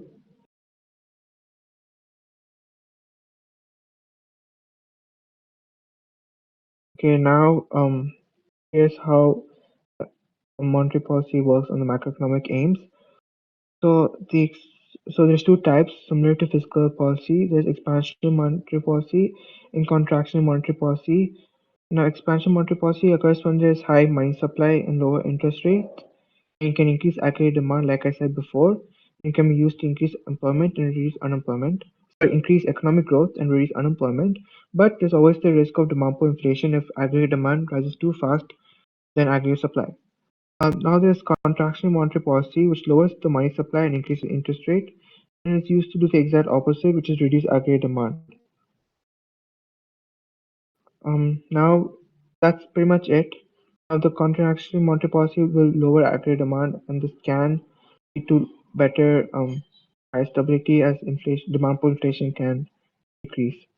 That's monetary policy. Does anyone have any doubts on it? Before I move to supply side policies. The question is just asking to draw a diagram. We don't need to explain any further, right? Just to drawing the next question. Yeah, I think there's a question like that in section A where there's a 4 marker asking you to draw a diagram. You have to look at the keyword here. The keyword in the question is just draw, then you just have to draw the diagram. You don't need to explain it. Make sure it's well labeled. If it's say analyze using a diagram, then you have to explain how the diagram works.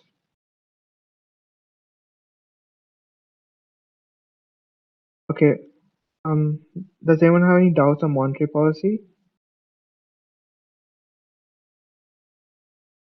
How does monetary policy affect the balance of payments? Okay, so like I said before, monetary policy can be used to control inflation, right? So if there, so because with the contraction of monetary policy, the aggregate demand can fall, and inflation can also fall with that. With inflation being lower, the price of goods in the country can fall. And because of that, the exports can be way cheaper for foreign countries, and that can increase more exports, and it can lead to a surplus in current account and can also result in more export revenue. Yeah, for imports, if the If the prices of goods in the country are really high, then competitiveness of exports will fall, and that will lead to them getting more imports. And this because the foreign exchange rate will fall, and that leads to the whole thing. Jester will discuss that when he's talking about foreign exchange rate.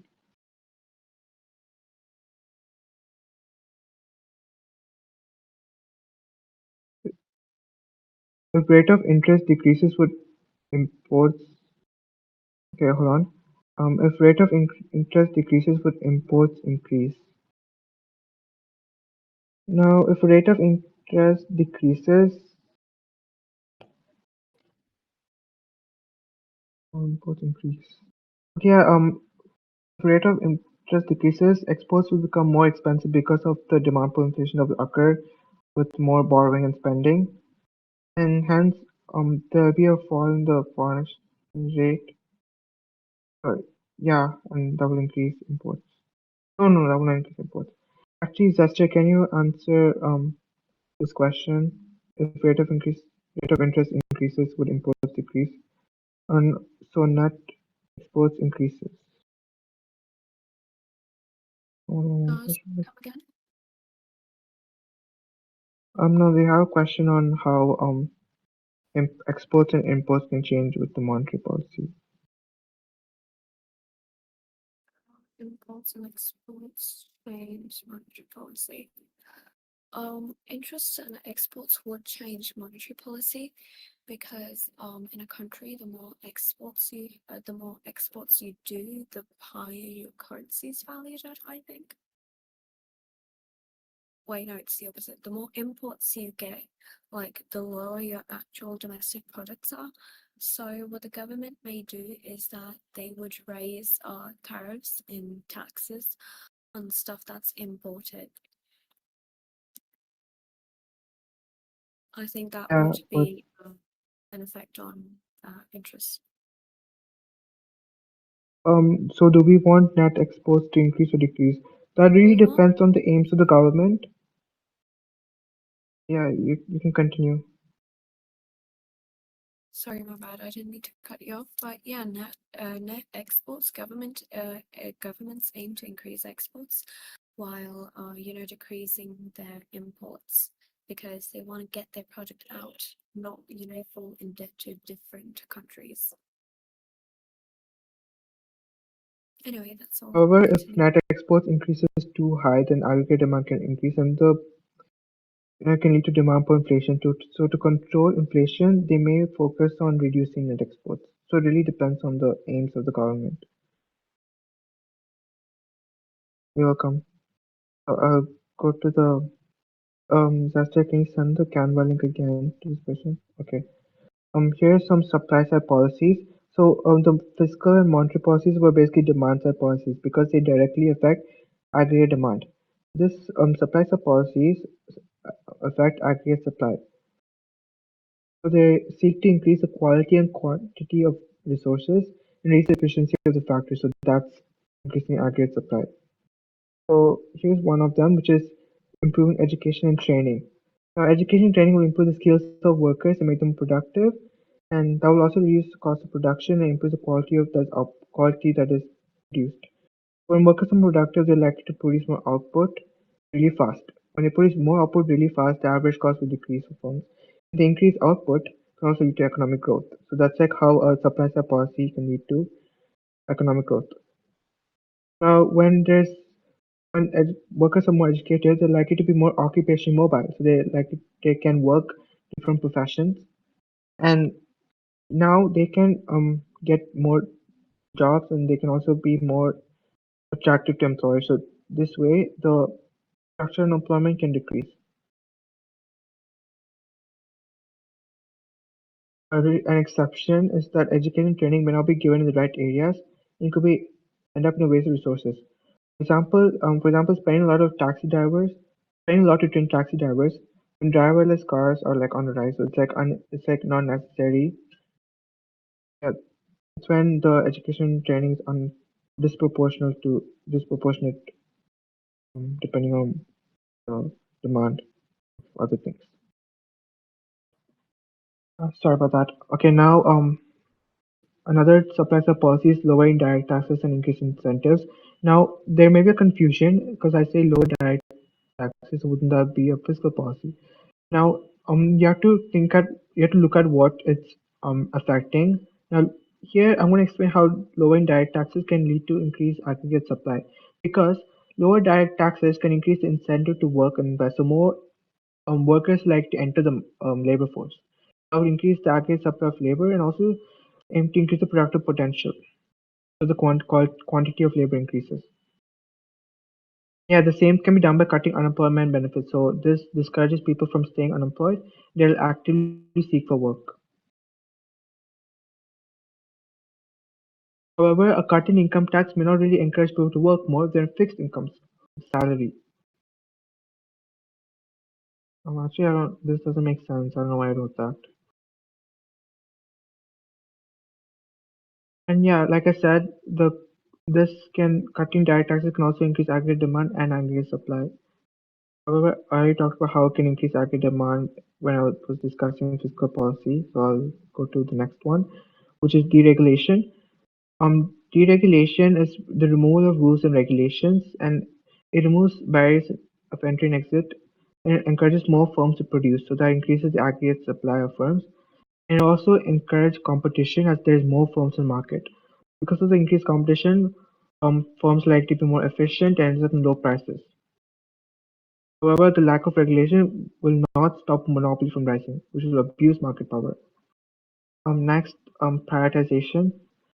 Privatization is the moving of ownership of a firm from the public sector to the private sector. Now, this is with the belief that the private sector is more efficient because they have a high profit incentive and they're likely to be more competitive. So that's it. They have a greater incentive to respond to change in consumer demand and produce products at low prices. And because of that, it will increase productive capacity as to be if private firms invest more and work more efficiently. Invest more as in invest more on capital, so that will result in the rise in quantity of capital, and that can increase the productive capacity and cause an outward shift in the PPC. Now another supply side policy is labor market reform. So this is getting to trade unions, like I said earlier. So this overlaps with the other aims, other policies. So this policy is there to help labor markets work more efficiently. This is by mistake. I'm so sorry. Um, Now, governments make it easier for firms to hire and fire workers so that firms can stay flexible. They can adjust their supply quickly to change the demand. But this can result in unemployment, so that's a conflict that you need to be aware of. And governments can also control the power of trade unions. If by decreasing the power of trade unions, so this will um make it more easier for firms to fire workers and adjust the labor supply more easily. Another supply side policy is subsidies, where government subsidize firms to increase the production of goods. Subsidies lower the cost of production for a firm, so a firm is more inclined to produce more of that good. However, there's an opportunity cost associated with subsidies, as the funds used to spend on subsidies can be spent on other things like education or healthcare. Now, here's the effect of supply side policies on government macroeconomic aims. Um, Increasing aggregate supply will allow the economy to grow in a non-inflationary way because if aggregate supply rises in line with aggregate demand, demand pull inflation can be reduced because demand pull inflation occurs when aggregate demand rises faster than aggregate supply. So this will allow the economy to grow without the prices of goods increasing, and this can make exports more competitive as it's cheaper for foreigners and will increase exports. And it can also increase export revenue, which can be used on, on spending on welfare schemes. However, there is a time lag because the effects of the supply side policies are not experienced immediately. So there is like a wait period that has to be finished. So the supply side policy may not provide any benefits short term, I'm gonna go to the washroom real quick and I'll be back in a few seconds.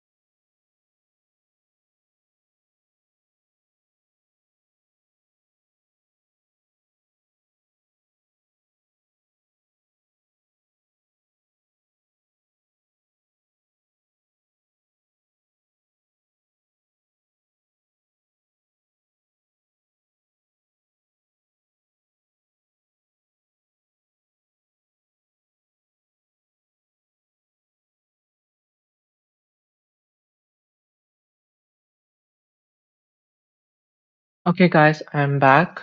So I'll just continue discussing the effectiveness of supply side policies. So an advantage of the supply side policies are increases productive capacity, like I said before, because aggregate supply shifts to the right, and quality and quantity of factors of production increases. So this will lead to potential economic growth, and it will reduce inflationary pressure and also increase international competitiveness. All of this I've talked about before, and also lower unemployment because workers can be more mobile with education and training, so they can it will reduce skill mismatches where the skills of the workers will now match what the industry requires or what the market requires.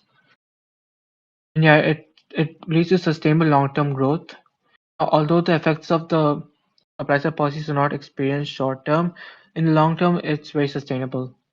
And a disadvantage is the time lag, like I said before, and there's also opportunity cost because when governments spend more on training or infrastructure, the mistakes now have less money to spend on other things like healthcare or paying back national debts.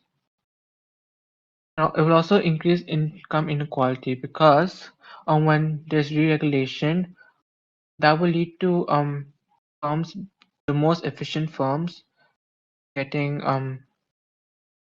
firms getting higher profits compared to the other firms. So that's inequality, and there's also uncertain effectiveness. This is like a condition, so firms may not invest even with incentives if the demand is weak or there's low confidence. And yeah, this can also lead to unemployment if it's labor market reforms, and there can be government failure, but this government failure can apply to pretty much all the government policies that we just discussed. And here's an analysis chain. I'll send it in the chat.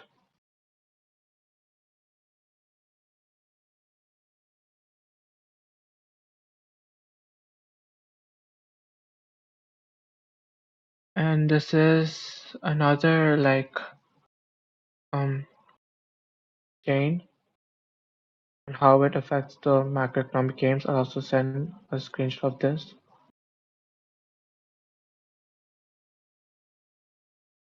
Okay, now we'll go over economic growth, unemployment, and inflation. So, does anyone have any doubts regarding supply side policies?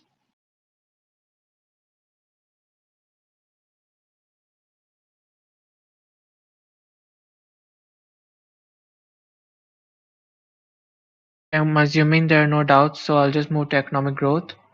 So, economic growth, like I said, it's the increase in the country's output or the country's gross domestic product, aka GDP, over time. Real GDP is GDP adjusted for inflation, and nominal GDP is GDP in the with current market prices. So okay, yeah. So here's how economic growth can be caused: increased demand, like I said before, accurate demand, increased quantity and quality of factors of production, and the supply side policies can also lead to economic growth. So here's the consequence of economic growth. So there's very high economic growth, there's high GDP, low prices. What is high GDP, low prices? Okay, wait, there's high GDP which can lead to high incomes for people. High GDP per capita incomes for people, and then more affordability and less poverty. Low unemployment, decreased balance of payments deficit because the excess goods produced can be exported and that can reduce the deficit, that can increase in exports. The more tax revenue and then more foreign direct investments and more power on trade blocks and trans organizations and higher standards of living. However, there's resource depletion, especially in non-renewable resources. They will get depleted really fast if there's rapid economic growth, and they can prevent the economy from growing better in the future. And there's negative externalities like increased pollution.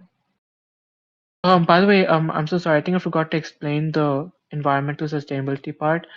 So, very simple. It's just the government aiming to be more sustainable, environmental friendly, and economic growth can conflict with that, and the government can spend more on environmental friendly stuff like solar panels and wind paints or something to be more sustainable. That's like how environmental sustainability works. It's pretty basic. Yeah, there can be income inequality because only the most only the most skilled workers in highest demand and most and the firm that produces the most gets higher profit. So that's like income inequality. Here's measure in GDP. Now we don't need to go fully in depth in this. Just know about the circular flow of income. I think do I have a diagram here? No, I don't. I'll just research. I'll just look it up real quickly. Circular flow of income.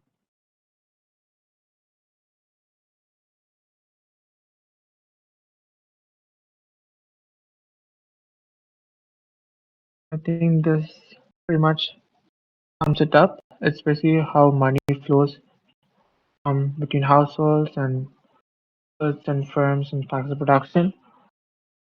So essentially, what this is that it's measuring how people spend on certain goods and then the income they receive from selling the goods and then the output that is the goods.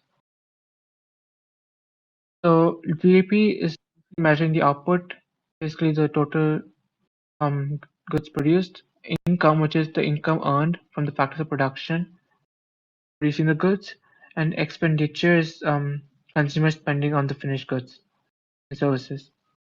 Now it's important that when counting all of these things, it's important that the output only counts um, goods produced in the country. So no imports are counted when measuring GDP.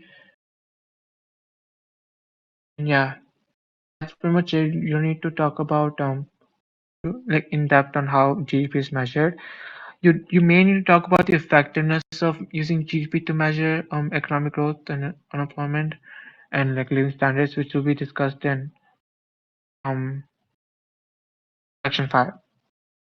So this is nominal GDP and real GDP. Now real GDP per head is real GDP divided by population, and it is an indicator of living standards because if there's high real GDP, that means there's more income available and more output available per person. That's higher living standards. And this is, like I said, normal GDP, GDP at current market prices, and real GDP is adjusted to inflation. The real GDP is the more accurate representation of GDP. However, a lot of countries may not show the real GDP because it may be really bad, and the normal GDP may be really good. So to gain a political advantage, it may just show the normal GDP to public. Now, the difficulty in measuring GDP is that some economic activity goes unrecorded. Basically, you can't count every single piece of output that's produced in the country. Oh, in 4 hours it's ending. Now, okay. Um, so the main difficulty is that some economic activity goes unrecorded, so you can't count every single piece of goods that's produced. And also, some production is illegal, so they'll do this without the government's knowledge, and the government will not be able to count it. Yeah, the people undertaking the work may not pay taxes, so you can't measure income that way. But these are supply side policies as well, right? Yes, they are supply side policies.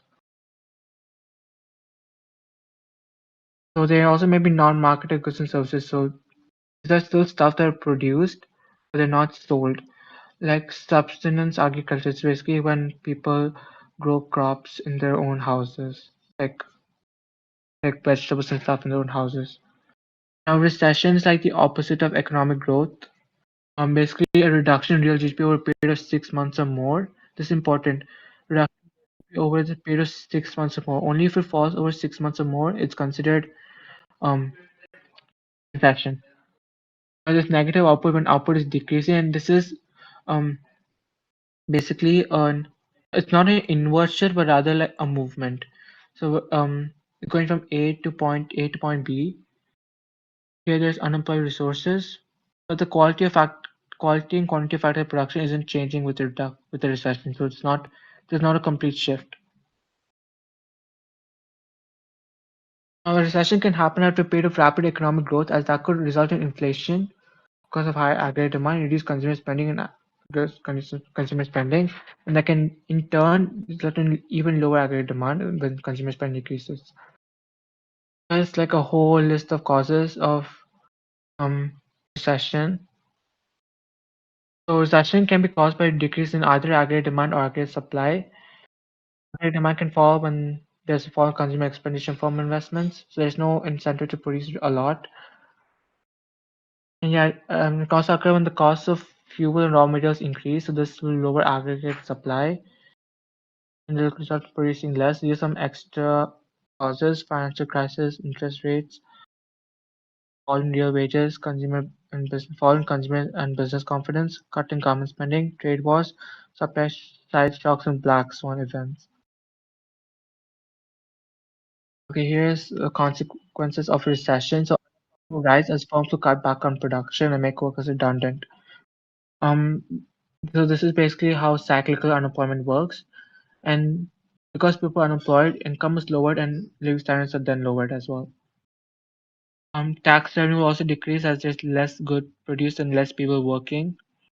And government may need to spend more to support the unemployed people, can result in a budget deficit. I'll just get some water real quick. Okay, and a price level may fall if the recession is caused by decrease in aggregate demand. That will lower demand for inflation.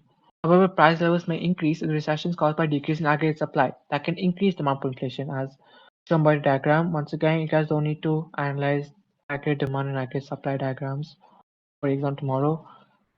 And this is economic growth. This is already discussed before, so I'll just briefly go over it. An increase in aggregate demand can result in economic growth, and finding more natural resources, investing in better capital, infrastructure, better skilled workers, and technical progress can result in increased output. So that's how economic growth increases. And the consequences are it can improve living standards as there's increased access to more goods and services, increased tax revenue as more people could be working with economic growth, and increased income tax revenue, and also increased indirect tax revenue. And if the economies are working at full capacity, it may have to divert resources from making consumer goods to making more capital goods. This will reduce living standards for some time because there's more capital goods produced instead of consumer goods. But living standards can rise again because the increased investment in capital goods can result in the firms being able to produce more consumer goods. But the high output can lead to more pollution, so this will conflict with the economic sustainability aim. Yeah, and prices could stay stable if productive capacity can rise in line with aggregate demand. This is very important, and this is a condition that you guys must always include when you're talking about how demand pull inflation can occur. Now we got policies to promote economic growth. Now, very simple, just do expansion of fiscal policy or monetary policy because that increases aggregate demand. But also talk about supply side policies that improve education and training because that increase the productivity of workers and it can result in them producing more output.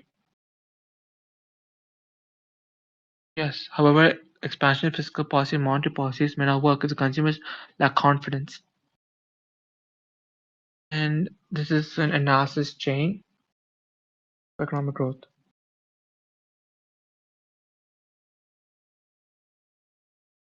Yeah, it's too much demand, not enough supply. Yes, supply policy will increase aggregate demand and the productive potential. So that way, the consumption can rise while prices can still stay same or normal and not increase. This is the analysis chain.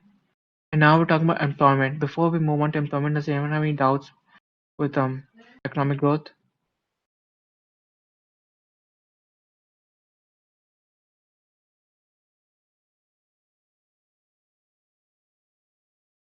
Okay, I don't think there is a doubt. So I'll move on to employment. We've got employment and inflation, and this section will be done. Okay, employment is basically this is very important, and you guys should be able to distinguish between employment and unemployment. Employment is being involved in a productive activity for which a salary or wage is given as a payment. So a lot of people can engage in productive economic activity, but you're only employed if you get paid for it. And unemployment is when a person is willing and able to work but cannot find a job. This is different from people who are like very old and they're like sick and they're unable to work and are unable to find a job because they're not able to work. Now, here's some ways to measure unemployment. The claimant count, which is first the claimant count, which is counts the number of people receiving unemployment benefits. That's how you can count unemployed people, and also the labor force survey measure. So this is made by the International Labour Organization, and it's just going around households and asking them like how many people are employed and how many people are unemployed and stuff like that. Here's the unemployment rate, which is unemployed workers in workforce divided by total workers in workforce times 100. This was said before. Here's the types, causes, and types of unemployment. You have frictional unemployment, structural unemployment, and cyclical unemployment. Frictional unemployment can be split into three subcategories: search unemployment and casual unemployment. And frictional unemployment is temporary unemployment arises from workers being in between jobs. So this is one of the reasons why unemployment can never be zero because there's always this frictional unemployment where some workers are in between jobs. Now, search unemployment is when workers are looking for a job they're willing to accept. So a lot of new graduates are in search unemployment because they have all the qualifications that are willing and able to work. They don't have a job yet, so they're looking for one. So that's search unemployment. Casual unemployment is when workers are constantly in between jobs. So actors, for example, they're only hired for a certain amount of time and then they're not hired anymore. Seasonal unemployment is when there's unemployment on certain times of the year of change in demand. For example, you know those mall Santa Clauses? Now they're mainly employed during the December winter period. However, they're pretty much unemployed during like all year round before that because there's no demand for Santa Clauses the other months of the year. Then we've got structural unemployment. Structural unemployment is caused by long-term changes in the structure of economy. So when it's basically when workers have the wrong skills needed. So it's when the market may be demanding one type of skill, but all the workers don't have that skill. So firms may not be willing to hire them. That's structural unemployment. Now there's two types: regional unemployment and technological unemployment. Regional unemployment is caused by industry decline in a certain area. So it depends on the area. So there may be a change in demand of the skills only in one area of the country, not all around. So regional unemployment can be solved when workers are more mobile. So they can just move from one area to another. So geographical mobility. And technological unemployment is when unemployment caused by workers being replaced by capital or automation. So this requires workers to be occupationally mobile so that they can do different types of skills better and faster than automation. Now, structural unemployment can be more serious and frictional because it persists for a longer period of time and affects more people. Okay. Now we're going to go to causes and cyclical unemployment. So this was, I think, already discussed a few times in chat. But cyclical unemployment is way more serious than structural unemployment, can affect the whole country because this is caused by lack of aggregate demand. So lack of aggregate demand, there's also lower demand for labor and can cause unemployment. It can occur during periods of recession. So during recession, there's negative output. So there's no need for firms to like increase output by a lot. So they make workers redundant or fire them to cut costs. So that can result in cyclical unemployment. And this is the seasonal unemployment I already said. Here are the effects of unemployment on the unemployed. So there'll be a loss in income, which will lower living standards, obviously. And there's also a loss of self-worth and motivation because if someone's unemployed for a long time, they believe they cannot get a job forever, and their skills can eventually die off, and it will lower their mobility. Here's effect on the firms. Here's the thing: firms have the opportunity to hire their unemployed workers for lower wages because unemployed people, they're just like they just want a job, and they can work for pretty much any wage rate. Is there a certain concept? Is there a certain concept we can always tie our points back to, like inflation or growth, right? Yes, I feel like in the entire like macroeconomic chapter, you can link everything to inflation or growth in one way. And past paper session will be done after we finish Unit 6, which is in a few hours. Okay, now firms have the opportunity to hire more workers because, like I said, for low wage, because workers just want to work. So there's downward pressure on wages. However, they will have um they will unemployment will lower demand for the goods because less people have the income to spend on goods. That can cause a loss for firms. Effects on the economy. Now, unemployment is basically when it's a point inside the PPC curve. So that's underutilization of all the resources. And yeah, it'd be foregoing the opportunity to produce at full capacity. Government tax revenue will be lower because from income tax because less people are working, and it can lower government expenditure on welfare schemes and health and education. Firms cutting back on production, lower corporate tax revenue, same thing, like I said before.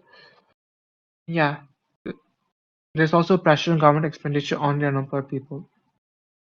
There's some policies to reduce unemployment, so it depends. Now, this depends on the type of unemployment. If it's cyclical unemployment, the main policy is to increase aggregate demand.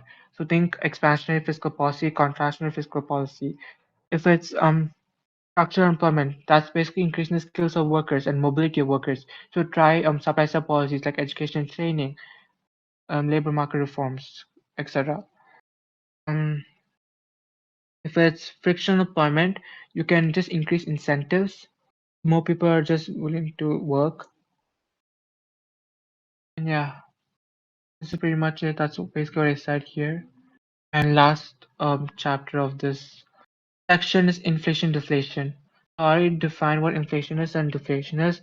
Now here's how a CPI, consumer price index. Now you don't need to know how a consumer price index is calculated, but you do need to know how it works, like how to understand a consumer price index table.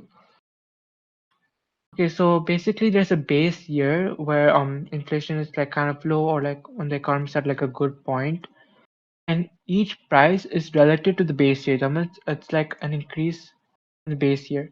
The price relative is calculated by current price divided by base year price times 100. So there's and this percentage change in CPI shows the rate of inflation. Now we don't need to know this in depth seriously, so I'm not going to go over this, but I will send like the screenshot of this part in the chat so that you can tell. I'm so sorry that my voice is like dying out right now, but like I hope you can still understand me. So here's the causes of inflation. We have two main causes: cost push inflation and demand pull inflation. Now, cost push inflation occurs when the price level increases due to increased cost of raw materials, unlike production. This is pretty straightforward. So when there's high cost of production, firms will have to raise prices in order to maintain the profit margin.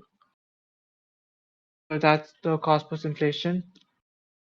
God. And this can also lead to wage price spiral. So this will occur with other type of inflation where workers demand for higher wages because their cost of living has increased tremendously because of inflation. So that increased wages will increase cost of production and lead to more cost push inflation. So this is a diagram. So as you can see, cost push inflation actually decreases aggregate supply. What causes cost push inflation? So cost push inflation occurs when the cost of production increases, when the cost of raw materials and factors of production increases, then firms are forced to increase prices to maintain profit. That clear? And we don't need to discuss the diagram more, but I'll just explain. So when cost of production increases, how would the raw materials increase? So it can increase due to like any reason. For example, because of the current conflict in the world, the cost of oil has increased like a lot, right? So that is a very important raw material needed for production, and that can cause inflation. Cost of raw materials can increase for many reasons. And then cost of factors of production like wages can also increase if workers push for higher wages or if there's a higher national minimum wage.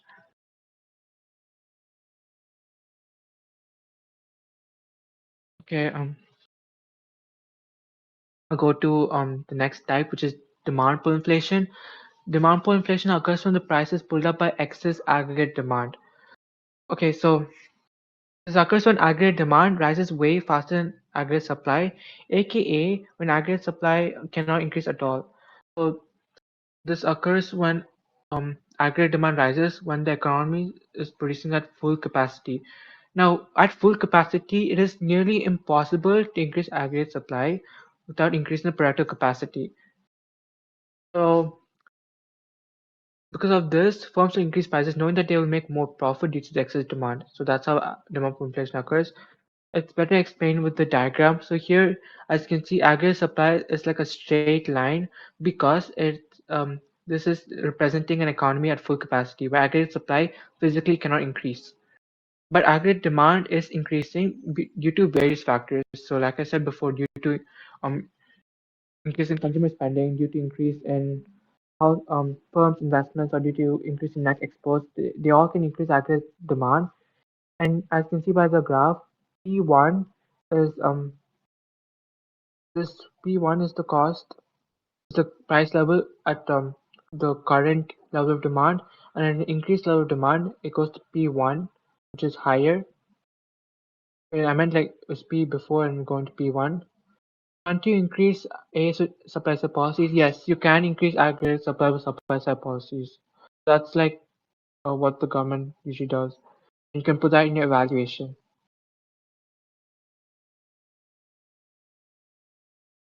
So now there's one more thing called monetary inflation that's similar to demand pull inflation, but this increase in demand mainly occurs when there is increased money supply. So you don't need to know too much about this. And here's some consequences of inflation. Now, the obvious ones are the lowest purchasing power, because the money will now buy less things. For example, let's say you have to spend $10 to buy a chocolate bar. Now, with inflation, the chocolate bar um, the price of chocolate bar goes up to $15. Now you have to spend way more to buy chocolate bar, and one chocolate bar costs way more. And there's decreased consumer confidence because if they believe consumers will, if the price will continues to increase, there'll be less spending. So demand increases before inflation kicks in. So this is anticipation effect. When people buy a lot now, like right before the prices like rapidly increase. Now this can result in more borrowing because borrowers tend to benefit because the real value of money falls with inflation. Because by value of money, I'm talking about the type of goods that one unit of money can buy. So value of money decreases, borrowers tend to pay back less in real terms. It's way more beneficial for borrowers, but way less beneficial for sellers because savers they get very less returns from their saving because value of money is decreased. And there's extra cost like menu cost, which is the cost to constantly change prices in systems and menus, etc. Because this is mainly if there's hyperinflation where um prices are increasing rapidly with no control and you can't predict the next prices, so you just have to randomly change the prices in menus and advertisements. That's like a cost for firms. And shoe leather cost is basically the cost that firms and people experience when they're shifting money from different areas, from banks from different countries, etc. I won't go too much into shoe leather cost because it's not like a requirement. You need to know this much in depth. That's for exams tomorrow. Can you explain why inflation is good for people in debt but bad for savers? Okay, it's because inflation lowers the value of money. Money now buys less goods, right? Because of that, borrowers actually pay back less in real terms. So the weight of the debt is reduced for borrowers. But for savers are usually the people who lend to borrowers. And because of that, savers get very less returns because the borrowers are paying back less.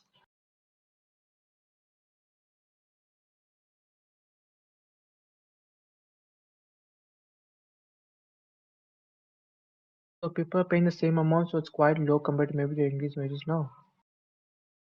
Um, so they are paying the same amount, so it's quite low.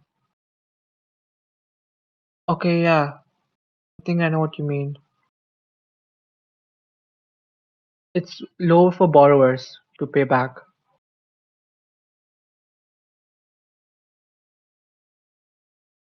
Yeah. And yeah, inflation can also lower the international competitiveness because the exports cost way more in foreign markets, so less people are more willing to buy the exports. So there's a lot of things here. I think Zester will send the PPT and the notes. There are some benefits. No, it's fine. I get it. Now, the benefit of inflation is that it can be beneficial if it's demand pull because this signals that there's high aggregate demand and can encourage firms to expand and it can lead to economic growth if there's high confidence. And it reduces the burden on debt in households. It can also prevent workers from being made redundant in declining industry. This is because there's increased aggregate demand. Okay, deflation is the decrease in the price of goods and services. So negative inflation where price is decreasing, but disinflation is when the rate of inflation is decreasing. So prices are still increasing in disinflation, but it's increasing slower. Yes, so like from 10% to 8%. I'm gonna go over deflation now. Is making people save money due to inflation a benefit or drawback? Now, if people save money due to inflation, the aggregate demand can fall, and this can cause a negative like spiral because economic growth will not increase and employment may not increase. So that way, it can be a drawback. Yeah, it can cause a recession, but it can be beneficial because the aggregate demand falls and the price level can decrease. Only that way, it's beneficial.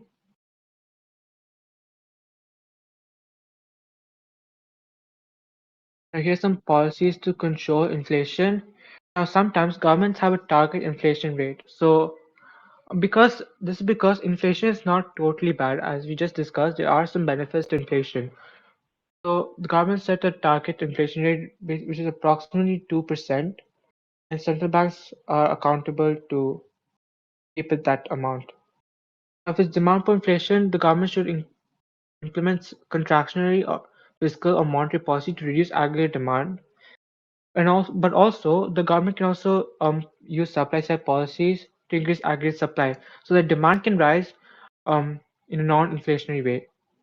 Recession is a decrease in economic activity for months. Okay, not really. It's not the decline in economic activity, it's a decline in output or decline in GDP for 6 months or more.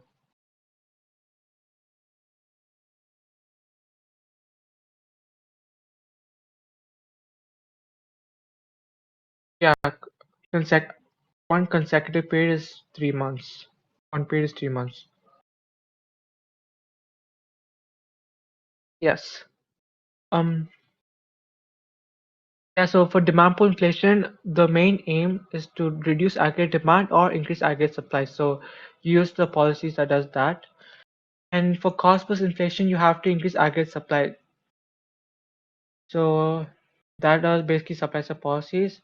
But supply side policies do have the time lag, so that's like a drawback to using it. And yeah, that's it. Yeah, they have an opportunity cost as well. Now we're going to go over deflation. There's two types of deflation. Demand side deflation and supply side deflation. Demand side deflation occurs when there's low aggregate demand. So the prices fall that way. Because consumers and firms spend less, falling prices, lower profits, and unemployment.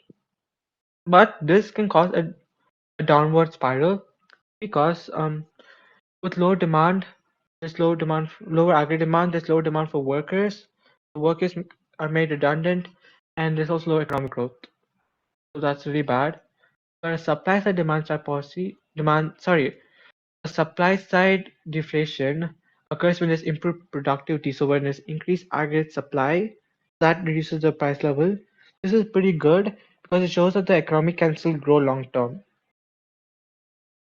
So the supply side deflation can occur if there's advances in technology and increase in labor productivity. Basically, supply side policies and an increase in aggregate supply.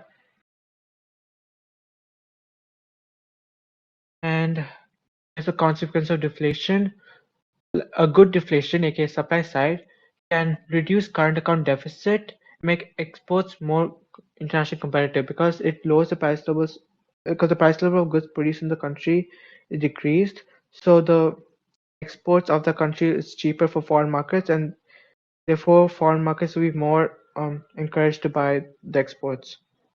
It can lower a deficit. It can also increase output and employment because um, supply side policy it because the supply side deflation occurs from workers being more productive or workers being more skilled. So that increases mobility and can lower structural unemployment. But bad demand side deflation can lead to unemployment because it signals lack of aggregate demand, aka lack of demand for workers. And both types of deflation will increase purchasing power because now money can buy more goods. And borrowers also lose as they have to pay back way higher in real terms. And savers will benefit because they get more returns. And yeah, to tackle demand side deflation, you have to increase aggregate demand. So you use expansionary fiscal policy or monetary policy to increase aggregate demand. And I think that is it for section 3 and 4. Does anyone have any doubts?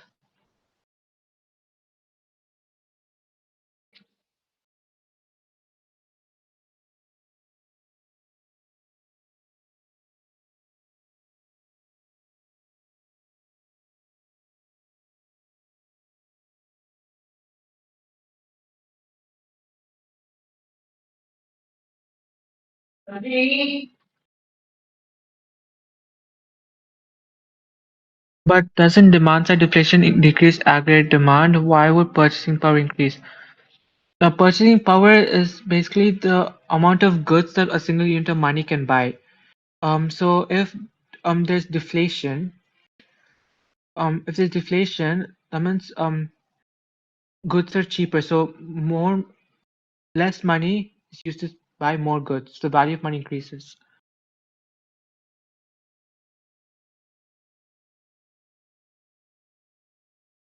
Yeah, goods become cheaper.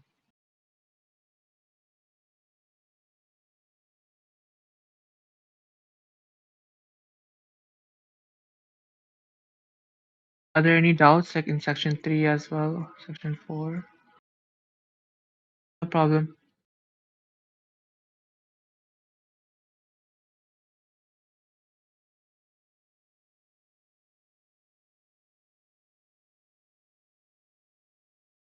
If there are no doubts, I think we can move on to section 5 and section 6. Section 3, workers minimum wage questions usually come right. Yeah, I've seen discuss questions where they basically discuss whether or not a minimum wage setting a higher minimum wage is beneficial for the economy or not. So yeah, you have to explain minimum wage, how that affects unemployment and wages of workers.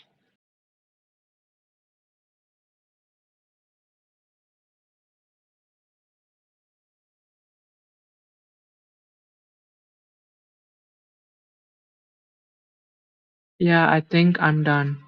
You can start section 5. Okay, hi guys. Just give me a second. I'll just ping everybody who wanted to get pinged for unit 5 and 6.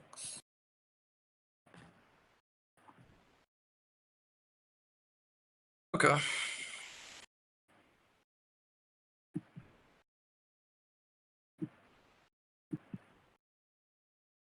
Okay, everybody can see the screen, right?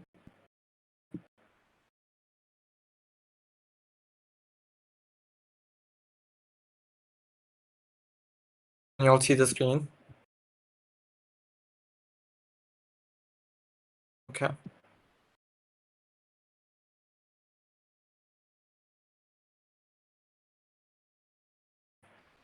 So give me a second then.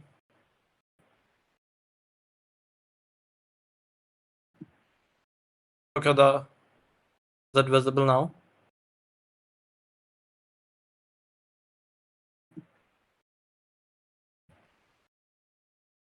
Okay, wait.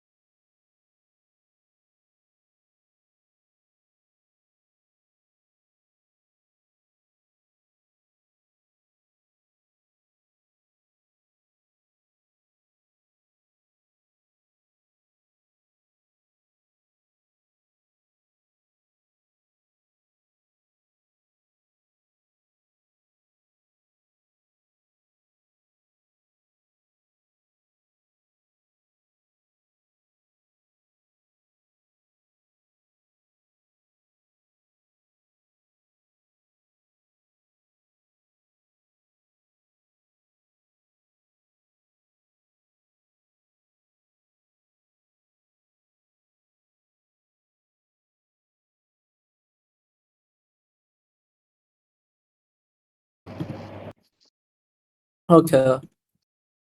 Can you all hear me now? Okay, finally. I'm so sorry for that. Okay. Give me a second now.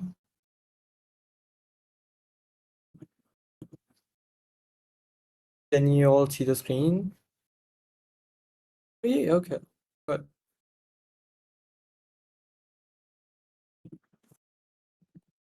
Can you all see me shifting the screen? Because I don't think, or is it stuck on that first page? Okay, wait. There you go, entire screen.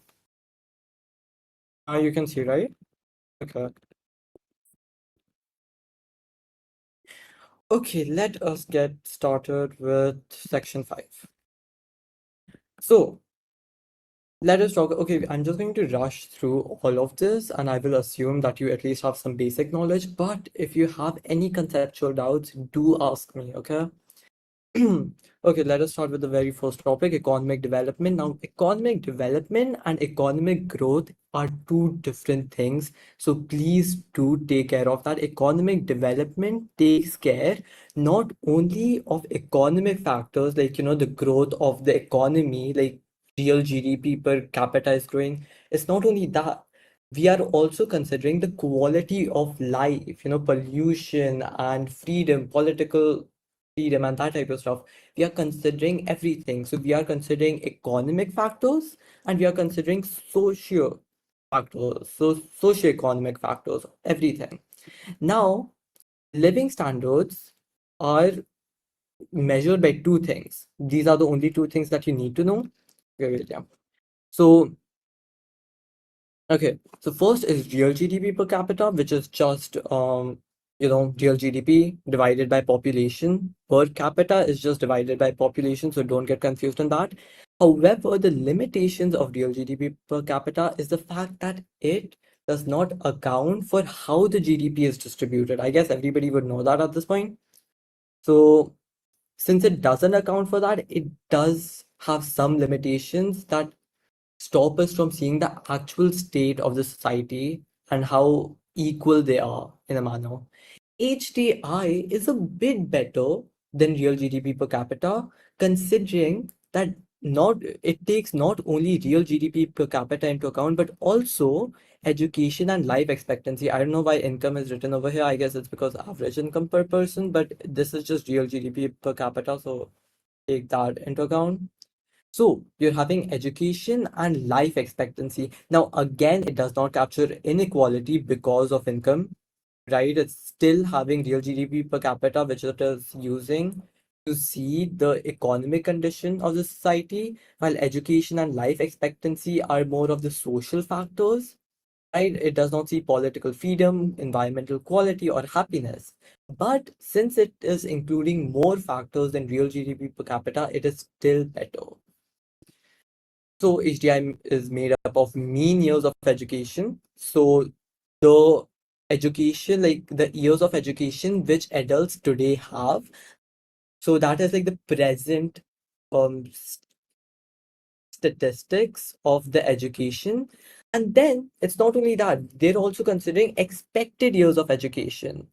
So the future education prospects of children, how long, like how many years of education will they have, right?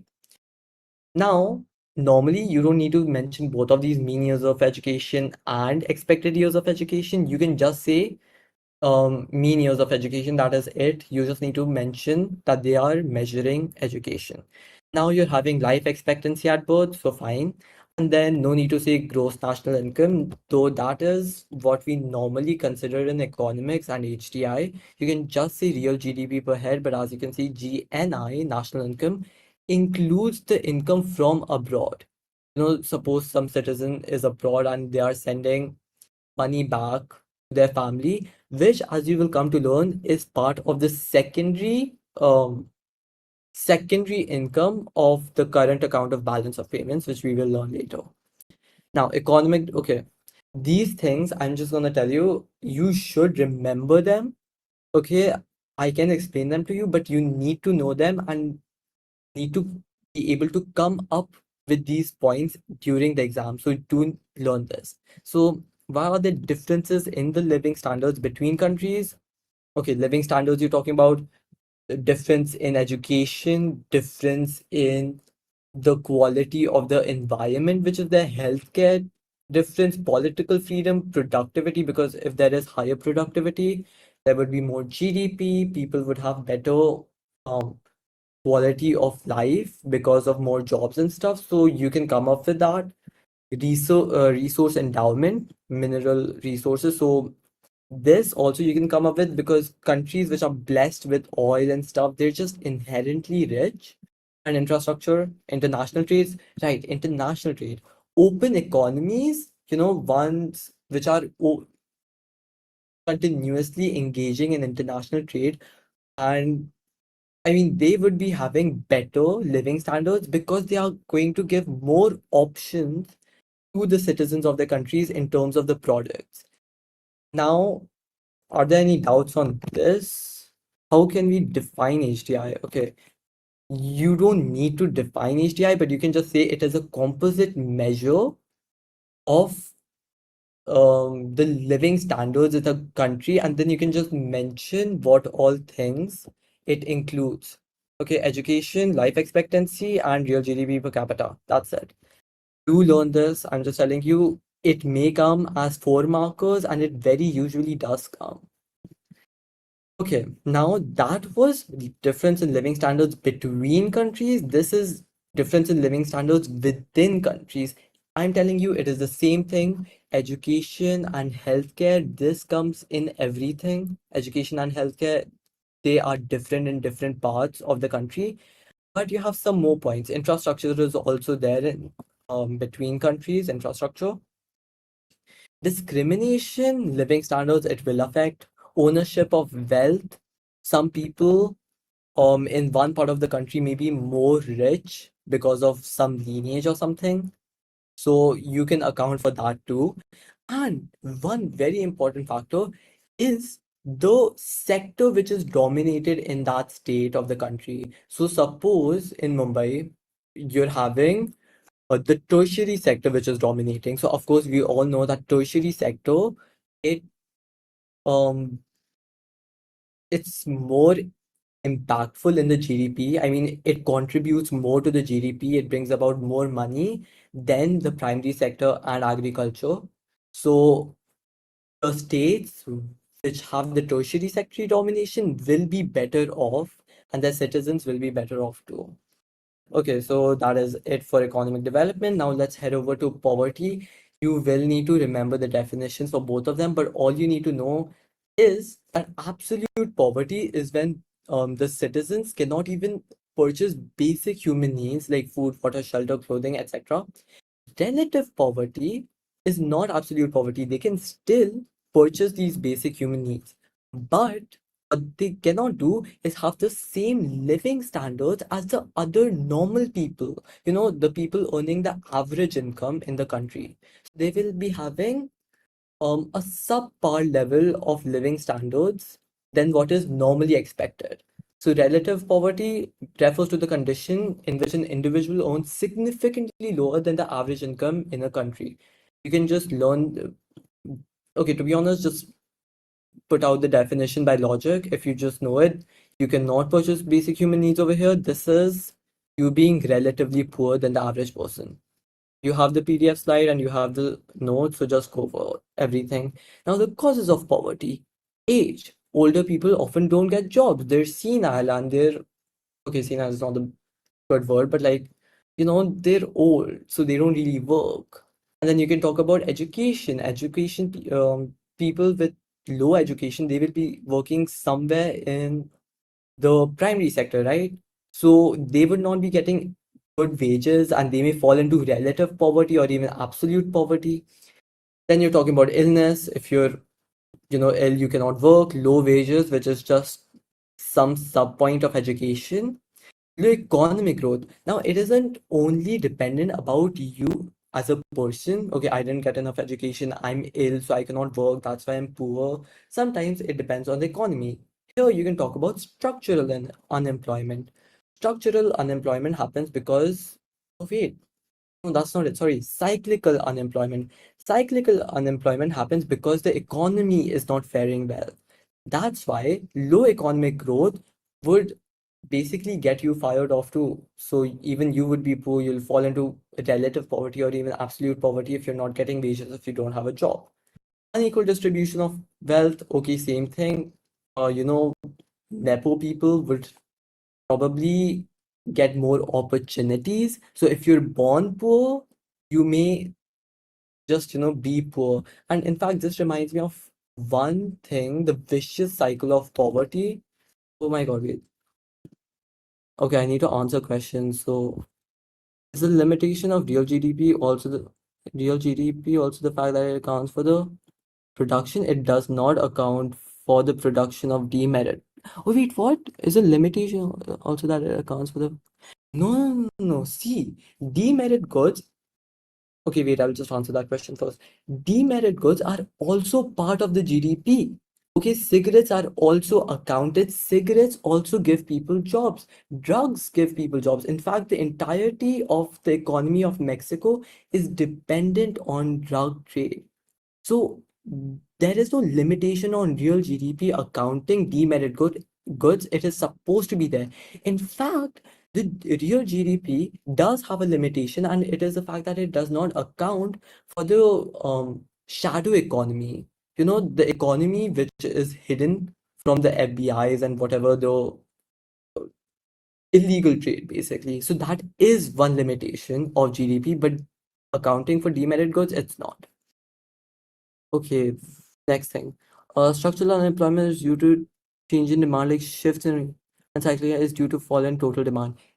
Yes. Okay, structural demand is when the demand for your job falls. So for demand for your skills. Suppose now AI is coming up and people like, people who used to work in Excel and stuff, those people are getting fired. So their skills are not needed anymore. That is structural unemployment.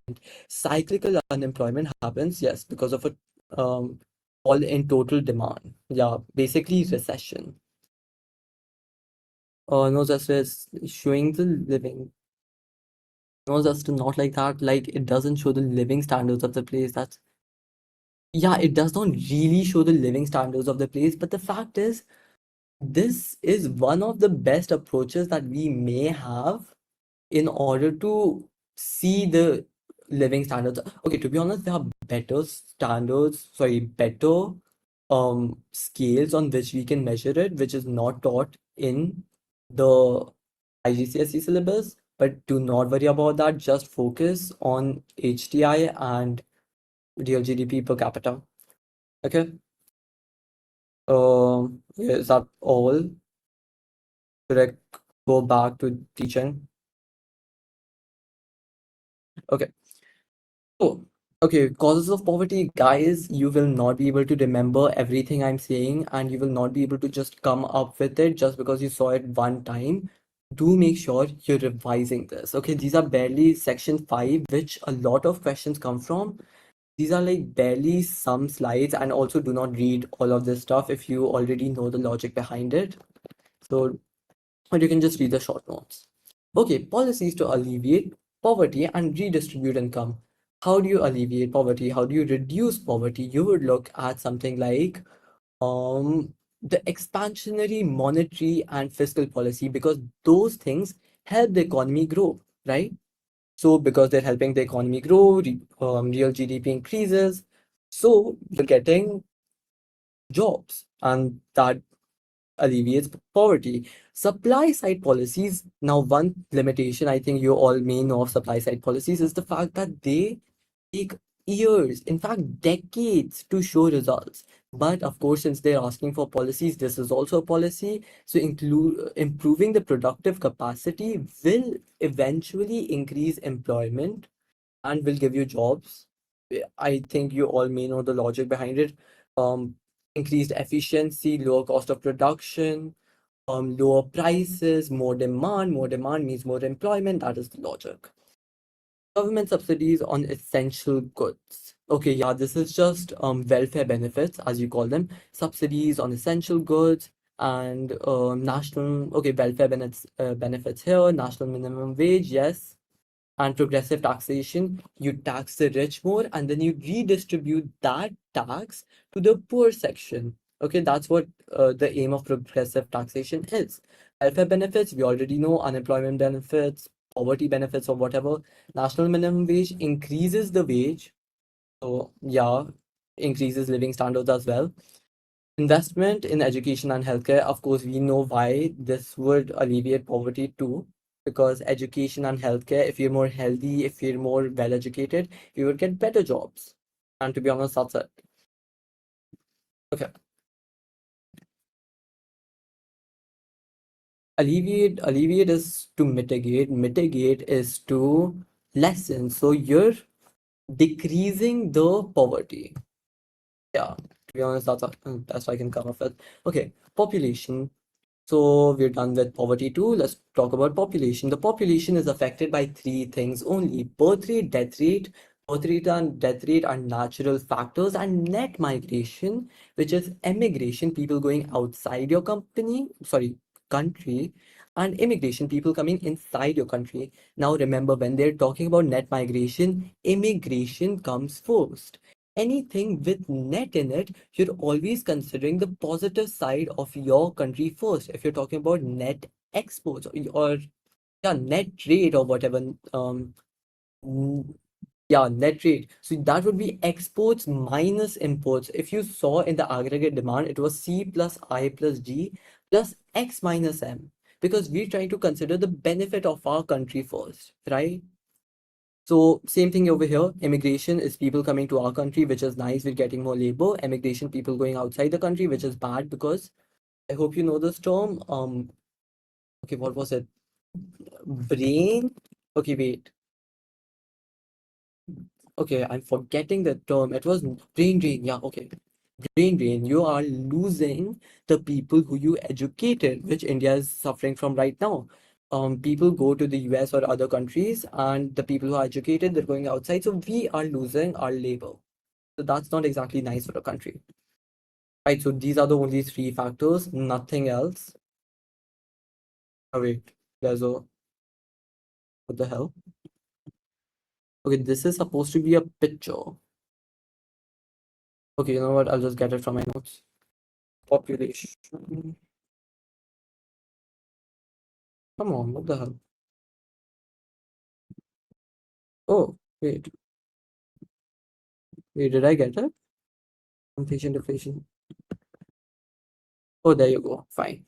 Now, the reasons for different rates of population growth. So this would be, why is there a high rate of birth rate? Why is there a high rate of death? Why is there a high rate of net immigration coming inside our country? So let us talk about that. Education, contraception knowledge. Now see, if you're more educated, you would know more about contraception. If you don't know what contraception is, it's basically birth pills that you know hinder your pregnancy. Like, they restrict you from becoming pregnant. Okay, I can't really put it into better words. Um, right. So if you're educated, now normally the people who are not educated, and this is not a generalization, this is backed by scientific study, that's why I'm teaching it. So the people who are not educated, like in many parts of Africa, they just keep on having children without actually acknowledging the fact that they may not be having enough money to sustain their family. So that's why education is important. And education, so see, in countries like US, they have lower birth rates because people over there are more educated. They know that they have to, have a stable job in order to sustain a family. So yeah, they have lower birth rates. Healthcare. Healthcare means lower death rates, so population grows faster. Okay, kind of simple. But the fact is, in countries like, in advanced countries, in more developed economies, where healthcare is nice, lower death rates, while that may be the case, they also have lower birth rates. So that's why they're having like 0.8 natural, okay, what was the term? The natural factor growth, which is of birth rate and death rate. So basically, birth rate minus death rate, how many people are coming in how many people are being born into your country minus the people who you are losing. Now, income levels. Higher incomes. Now, this is just about the birth rate and death rate. Now, we are talking about income levels. This is about the third factor, which is immigration. Higher income, higher standards of living will drive immigrants into your countries, and they will be escaping the countries which have wars, famines, political instability. So they will be escaping those countries. So that's how brain drain happens and whatever. So yeah, that is all. Okay. Uh, uh, uh, how do you read the population pyramid thing? Okay.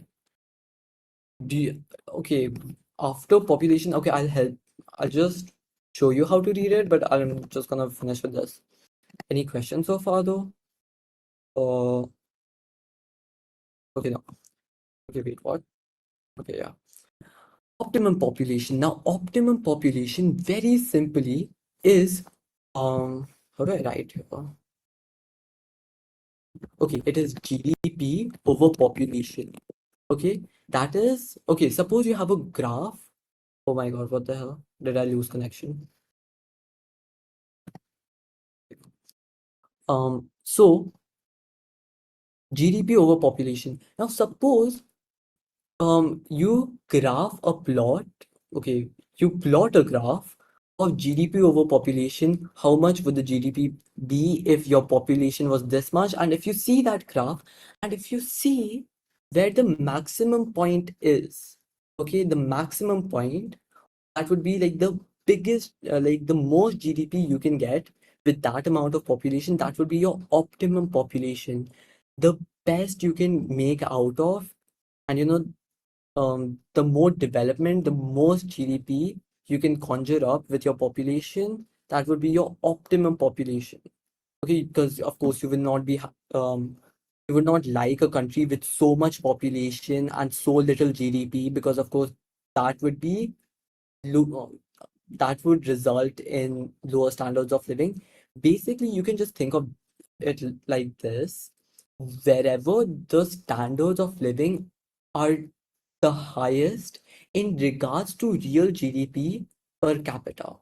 Okay, because GDP per population, which is it's just where GDP is the highest, and it's the same thing. Living standards, where that is the highest in regards to real GDP per capita. Okay. So we can just see overpopulation above optimum. So that would result in more strain on scarce resources. Of course, you cannot sustain so much of your population if you're not having enough GDP. There would be congestion and pressure on infrastructure, on roads. And if dependency ratio, I hope you all know what dependency ratio is. It is, it is non-working population, basically the people who are not employed, divided by the working population, those people who are in the labor force and are working. Okay, the people who are not working and are still looking for jobs, those people are also included in the workforce, but they are not included in the working population. So be sure of that. And of course, if there is overpopulation, it'll lead to demand pull inflation, because you're not having enough GDP, which is basically products, and you're having more demand. So that will lead to demand pull inflation. Underpopulation, resources not being utilized efficiently, reduce GDP, as of course, not enough people to take advantage of your resources, of your endowments, your natural resources. And small tax revenue, less public spending, of course, that's another thing. But there is an advantage: less pressure on resources. It's basically better for the environment, because you won't have to cull so many trees and you know mm, kind of deforest so many lands to make urban houses for everybody. So in some way, it is better for the environment. Of course, wherever people are not there, it is better for the environment. Just keep that in mind. Okay. Now, I'm gonna show you. Oh my God, what is here? Hello. Um, so population pyramids. To be honest, they're quite easy to read. Just okay, see this. These things like 0, 1, 2, 3, 4, 5, these are the numbers in millions. So this is 1 million, 2 million, 3 million, 4 million, 5 million, and it is divided based on male and female. These are the ages. Now, I think you may be talking about stuff like this, right? This is the population pyramid of a developed country, okay, where the birth rate is not so high, which you can see with the number of, oh, what the hell? That it starts from here, 0 to 10. Okay, you can see that the birth rate is not so high with the number of people in the youth, and there are more working population. There is more working population, and that may be because of higher standards of living and more immigrants coming, right? So if immigrants are coming, the working population would be more. And eventually, if in a graph like this, normally you would see this. Even the old age people are not dying because of the nice healthcare which is being provided. Less death rate even for infants and for old age people. That's why there are so many. This is Ethiopia. So of course that's an underdeveloped country. You can see the population of old age people and the the large population of infants, which is because of them not being educated and them not using contraception, right? So that was one point that we covered. So yeah, if you just see, normally what this triangle goes on as the country develops, goes on to form something like this, Japan, which is a developed country. So that is all that you need to know. So good afternoon, boy. Can you please explain the types of GDP? Okay, the types of GDP, there are just two. There is nominal GDP and there is real GDP. Nominal GDP is not adjusted for inflation. So suppose GDP, it measures the prices of goods at market price. Okay, at market price, it measures the price of goods and just kind of accumulates it to see the monetary value of the output which has been produced in the country. But what if there is inflation, right? If there is a lot of inflation, the prices may be like $1 million, okay, a million Sudani dollars or whatever they have. Yeah, this is being recorded. Sudanese dollars for one packet of chips. So of course that would be a little bit deceptive. So for that, that's why that is nominal GDP. It does not account for inflation, and that's why we do not really use it in our calculations. If you see that every thing that we've covered, like living standards, like real GDP, we only use real GDP per capita to actually see the living standards. We don't consider nominal GDP. So those are the only two types of GDPs. Okay. I don't know why this is. Give me a second. 50.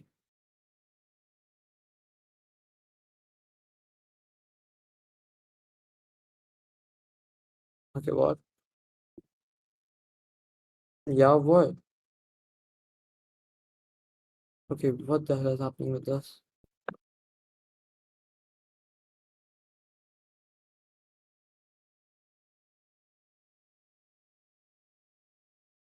Tag me a post. Sorry.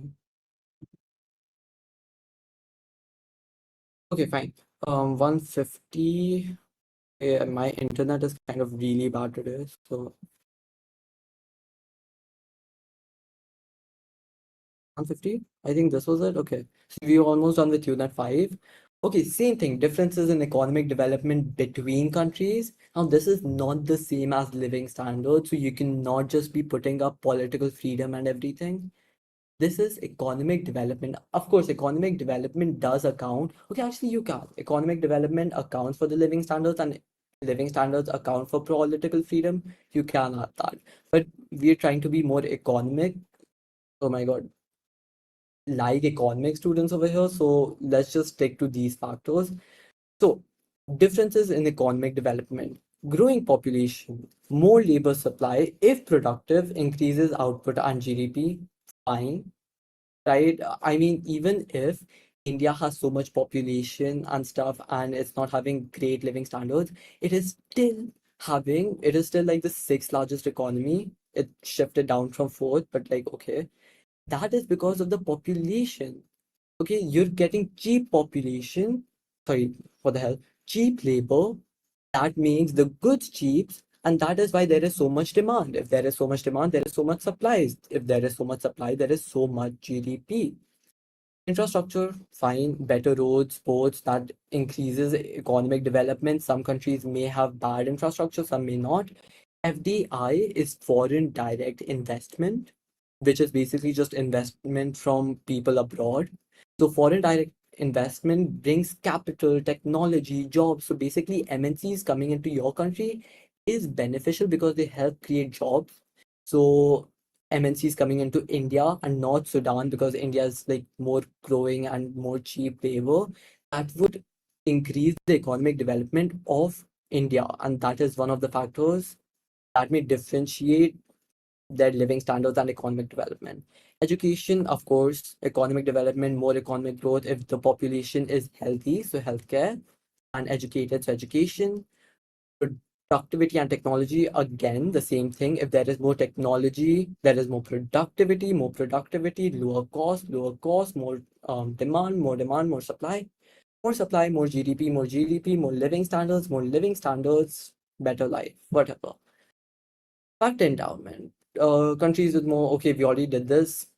The countries with so much oil, they're rich, but they're also sometimes irresponsible. That's why they're not having great living standards. So that is another factor altogether. But if they're having any nice fact endowment, they are rich and they are richer in comparison to other countries which may not be having that.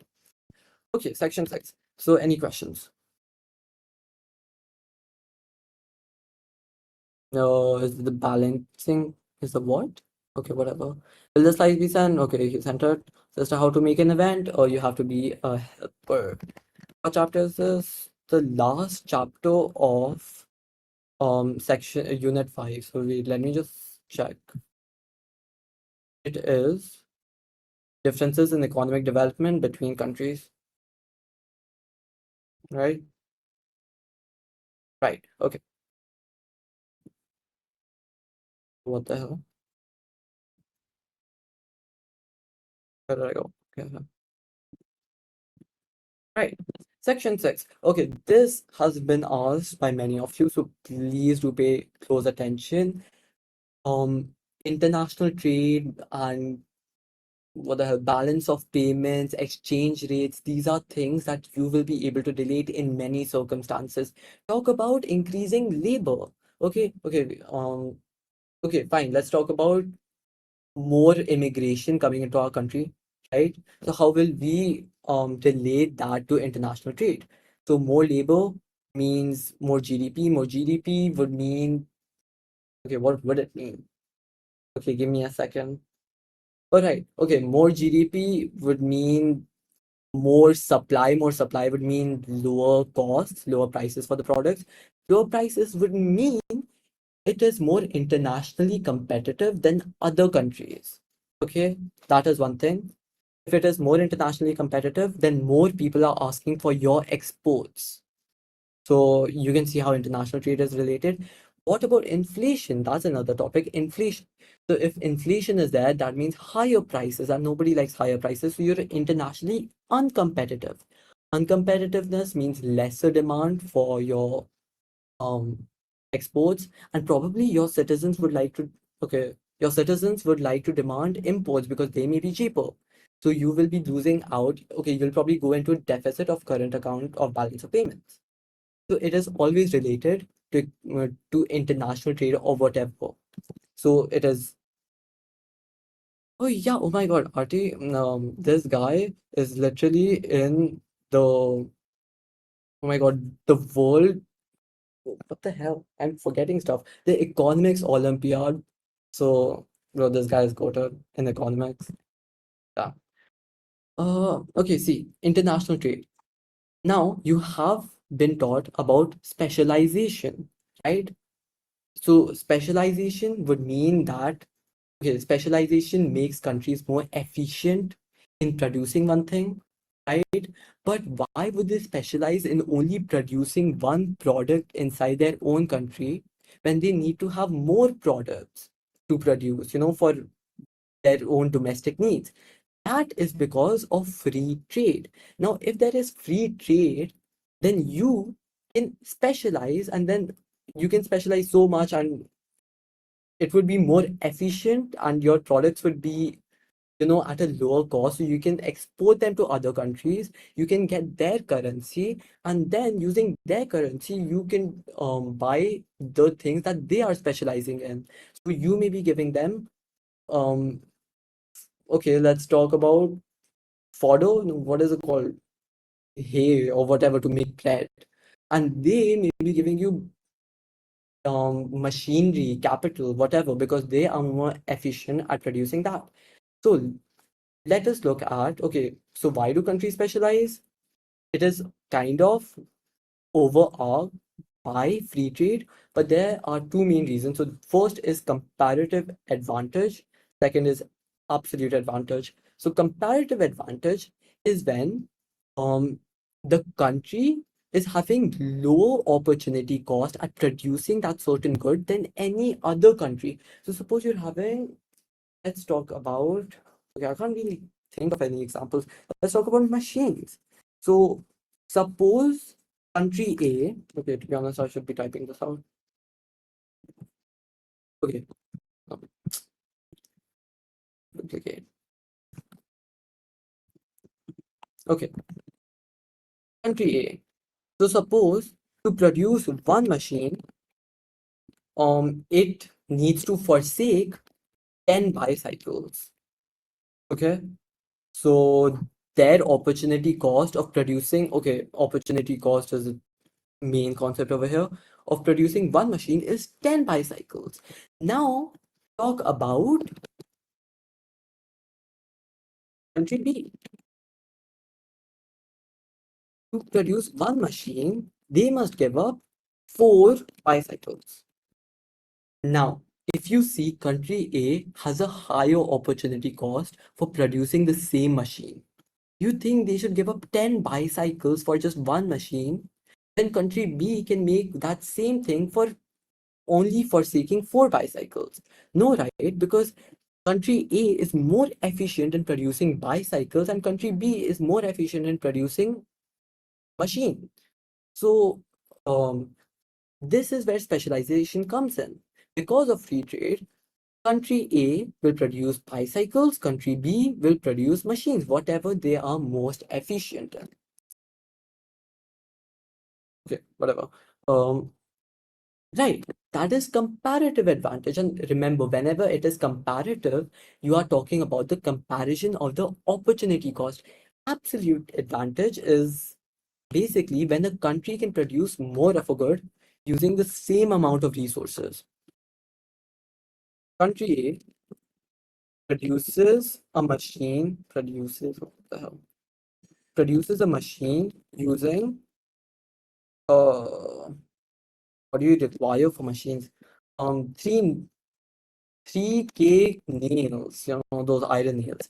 Country B produces a machine using 2K nails. Who is more efficient? B is more efficient, so B will produce this. They are producing the same machine with less resources. You may ask as to how it is more efficient. I mean, if they're just using 2K nails to produce that same machine, probably country A should also be using 2K nails, right? That is probably because, what if the workers aren't trained enough? And if they're not trained enough, they may be making mistakes. If they're making mistakes, they're going to be losing out on certain, like 1K nails, make mistakes, that type of stuff. That's why they're more ineffective, inefficient, that type of stuff. That's why division of labor has that advantage that workers become more efficient in producing the same good if they produce it again and again. Okay. So these are the two things. Though I don't really think that you'll be needing this in your structured paper, because I've literally never seen any question which specifically asks for us to why the countries specialize. But fine, you should know this. Okay, advantages of international specialization. what will happen because of specialization? Of course, more efficient allocation of scarce resources. Now, as I said, comparative advantage by countries. Do you think that a country which is inefficient at producing something should be producing that good? Of course not. They're going to be wasting resources. As I said, the workers would be inefficient at producing the good. So they will be wasting a few nails, right? So, and nails are scarce materials. Metal is scarce material. So we should really not allow them to do that. The market works itself out. So that's why more efficient allocation of scarce resources. The countries which are more efficient in producing one thing will be producing that. Yeah, that's it. Now let us talk about higher productivity of workers. So of course, if the country is just specializing on that, they will be training their workers on that specific skill set. So workers are going to be more efficient, and I think Sanjay probably went over the advantages and disadvantages for firms, economies, and workers for division of trade and specialization. So if not, you can see the notes, it's all over there. And of course, if they're so efficient and if they're so nice at producing that good, they're going to be having better quality of goods and services. Now, international trade, um, okay, to be honest, international trade does not encourage international trade. Free trade encourages international trade. Like, okay. And now, one thing that you can mention is that as they are building their workers up on this and, are expanding their industry, economies of scale will be there as the industry grows. And then you can just spam whatever economies of scale you remember in the question. I mean, of course, with context for that question. And yeah, that'll be your answer or, related answer. Don't just go on writing stuff blindly. I don't think that happens. Okay. Oh, okay. I'm gonna drink some water. Give me a second.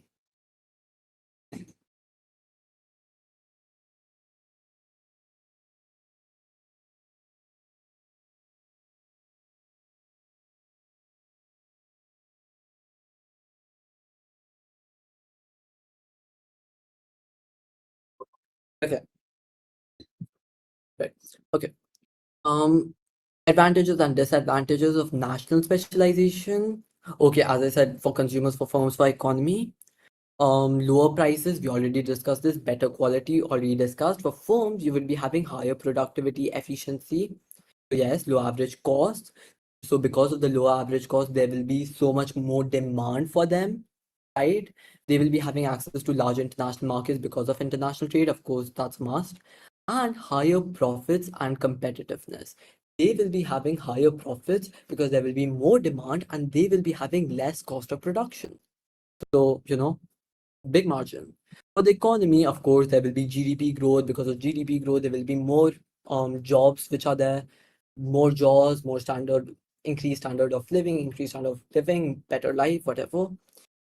Um, Disadvantages. Now, anything, if you're specializing so much in just one thing, that one thing will only be having a certain pool of resources which you'll want to use. And if you're only producing that one good, that pool will soon run out. So you're kind of depleting your um, economy's natural endowments of resources. So that's one thing.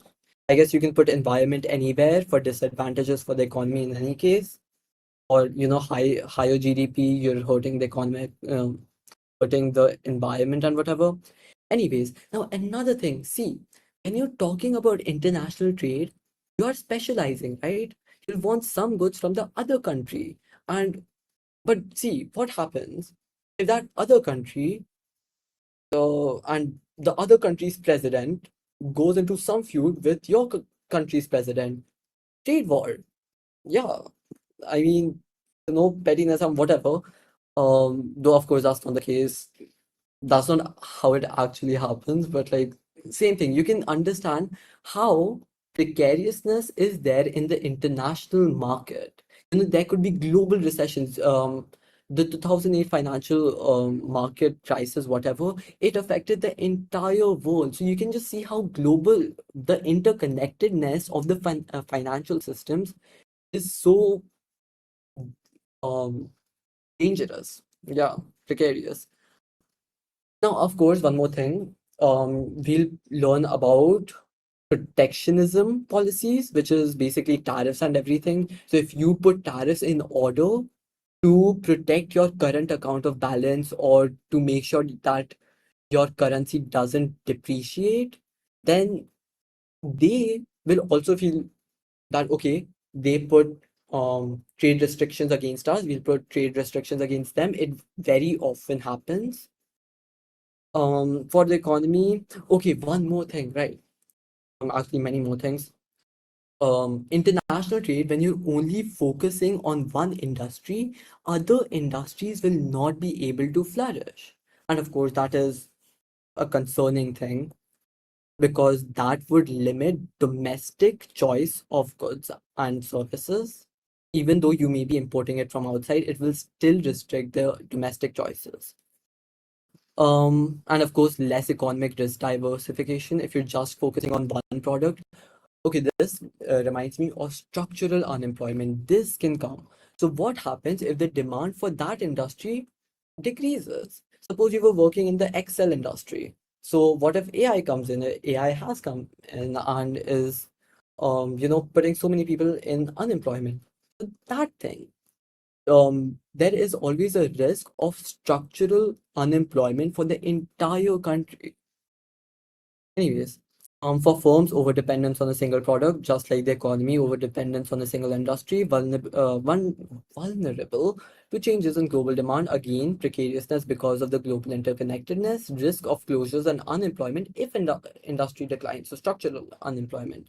For consumers, dependence on imports, risk of shortages of trade is disrupted. Of course, again, global precariousness or whatever.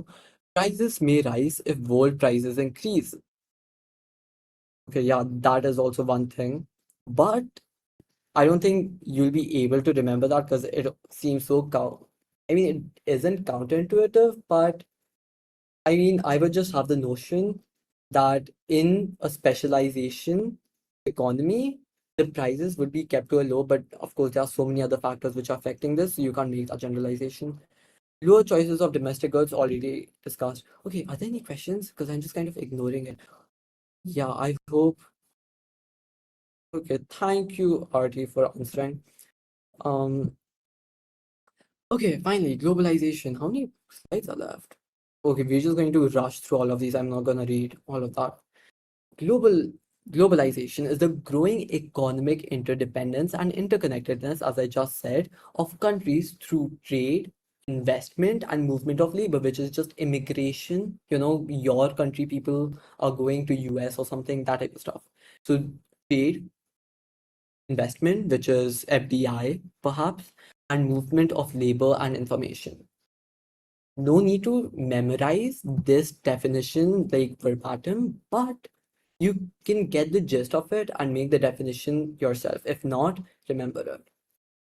Now, globalization. What are the causes of change of the globalization? Like, what is behind the changes of how interconnected the countries are? Because countries like Russia, they are so far off from the world and they are so secluded, and North Korea even. So, okay, yeah, you get the thing. So, what factor brings in the change of this interconnectedness? Because this keeps on changing. Changes in trade restrictions. As I said, some country may be annoyed with another country, okay, because of I know something that they did. So they would put trade restrictions in order to hurt their economy, right? They would put trade restrictions in order to hurt our economy. So what will happen? The trade will get reduced because of these trade restrictions, right? Because of these trade restrictions, the trade will get reduced, and that would, since it's about interconnectedness, this will reduce our interconnectedness. We will have to somehow manage on our own without getting imports from them. Changes in transport costs. If there is like a high transport cost in going from America to Russia, the global trade won't be as much. Okay. And because of that, I guess, but of course, if the transport costs decrease, then there will be more trade. So that is one thing. And of course, you're just saying this again, you are not going to remember this just by seeing it once. So please, after the session is done, do revise. Okay, changes communication costs. This is mainly for IT industries. So, international calls and stuff like this. If Instagram had to pay for every user which was there internationally, they would not be supplying that same service as much to other countries, which they have to pay so much for, so many fees. So that, as I said, as the definition is saying, movement of labor and information. So I guess IT industry is included in that information thingy, and of course of services, which is also trade. So yeah, changes in communication costs. If they put up some tax that okay, people of that country, if you're supplying services to them, you have to pay more and stuff, then the trade over there will stop and globalization will decrease. Movement of MNCs, of course, if MNCs move from one country to another, they will bring about their technology, their labor, people for the executive position because that's what they normally do, and their knowledge. So that is again globalization, and depending on how much these MNCs move here and there, that is one cause of change for globalization. Okay, once again, the international trade. Same thing, international trade is affected by so many factors. But if international trade is decreased because of, suppose, protectionism policies, globalization will decrease. And of course, international trade, if the countries, because of free trade, if countries are specializing, globalization and interconnectedness will increase because now countries will be dependent on each other for different goods. Okay, finally, consequences of change. Okay, globalization. If there are so many more countries, okay, in the international trade, wait, I have to see this chart again. Okay, competition. If there is if you're participating in international trade, you're not only participating with firms in your domestic country, you are participating with every single firm in every country. So you can see how there will be so much competition. And of course, you may say that this competition is nice and will, help decrease the price levels and whatever. But one thing that you have to know is that this competition may be beneficial for you in some manner because of the lower prices, but again, you may lose jobs because of this. Because if big MNCs will, take advantage of the economies of scales and run your small industries in that same, sector out of business, then you will be losing jobs and you will be losing GDP of your country. Okay, and normally this very much happens. Um, so okay, there are two terms, sunrise and sunset industry. I hope you all are aware of that. I know where I get that. Okay, I mean, sunrise industries are basically those industries which are on the rise, which are growing, and sunset industries are basically industries which are failing. So international, okay, what the hell, competition from other big MNCs may hasten the failure of sunset industries, and it may hinder the progress of sunrise industries. So this is of course not good for your country. So of course there are two sides of the same coin on this aspect. Environment. Okay, to be honest, I guess you all get the gist of it by now. More GDP, more globalization, more specialization, environment is bad. More MNCs coming into your country because of globalization, it is bad because now they are going to further use your resources, and engender pollution. Right, migration. Now, migration, again, two sides of the same coin. There may be immigration, which is nice for your country, and emigration, which is not nice for your country. And again, this is part of globalization because, people are coming, labor, the movement of labor is happening. So, consequences of change, yeah. Income distribution tend to rave out. Globalization tends to rave, but it's very. Okay, yeah, okay. See, globalization, because of globalization and specialization and international trade, you will see somewhat more jobs in your country, maybe or maybe not. But if you are seeing more jobs in your country, it is not always the case that you will benefit. Because as I said, even in real GDP, even if that is increasing, it is going to be unevenly distributed. The CEOs and the executive position officers will be getting more of that GDP share than the common workers will. Okay, now, to be honest, these are just concepts that you have to know, and these will not be asked directly in your exam, but you will have to relate them in some way or the other, especially for that for those 8 markers. Wait, never mind. You will have to kind of relate these concepts to the 8 markers. So yeah, just revise them. Economic development, again, more GDP, more economic development, more higher standards of living. Same thing. Okay. One thing. What do you mean delayed? Like use them as a point? To be honest, I can't think of a question right now.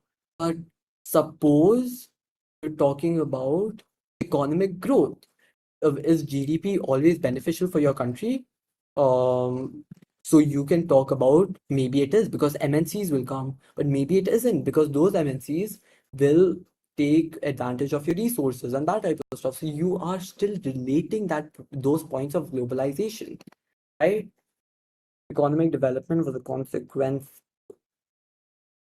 Okay, first of all, consequences aren't always bad. Economic development can be good too in the consequences section. Yeah, the question was, is GDP always beneficial is rising GDP always beneficial for the economy? Oof. Okay, how many hours till your exam, by the way? 15.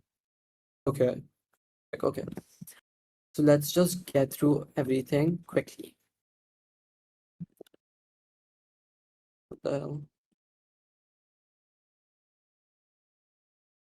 Free trade. Okay, as I already said, free trade basically, okay, what is free trade? Free trade is when there is no imposition of protectionism policies in the trading countries. So if there is no imposition of tariffs and quotas, um the prices will be low. I mean, of course, if they aren't asking for taxes, then the prices would be low, right? And that would be beneficial for the consumers. But it may not be beneficial for your businesses because those cheap prices can run your businesses out of business. What the hell am I saying? You guys just want to look over this, Loki, because I think I already covered most of the concepts. Just look over them. I'll give you like 1 minute, and if you have any questions, just tell me. But yeah, because I really want to move in with the protectionism policies, get this done, and go on to exchange rates and current account of balance payments. Yeah. For questions of whether or not can I just do, but I don't. No. 2 paragraphs for advantages. What 2 paragraphs? I'm saying 2 points of advantages, 2 points of disadvantages, and then you have to develop those points. It is so very necessary that you do. How do we evaluate 8 markers? Loki, wait, I'm just gonna go over to the economics. Guys, if you just go to the economics channel, like over here, and then you click on this pin section, right? These are These are all the resources that I compiled today, which will be very helpful for the 8 markers. You will see response, discuss, and analysis, which is a compilation of solved 8 markers. You do not write conclusions for 8 markers. Please don't do that.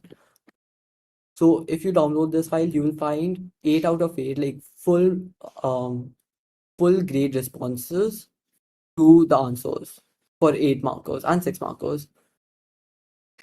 Okay, guys, did you go over this? Do you write intros? No, you don't write intros. You don't write conclusions. You get straight away with the answer.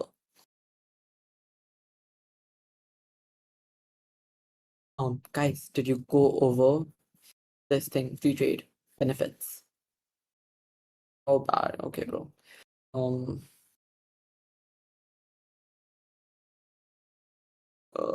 Okay, I'm moving on.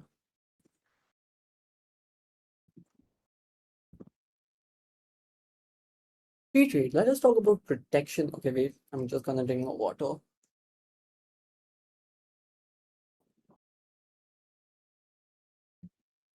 Okay.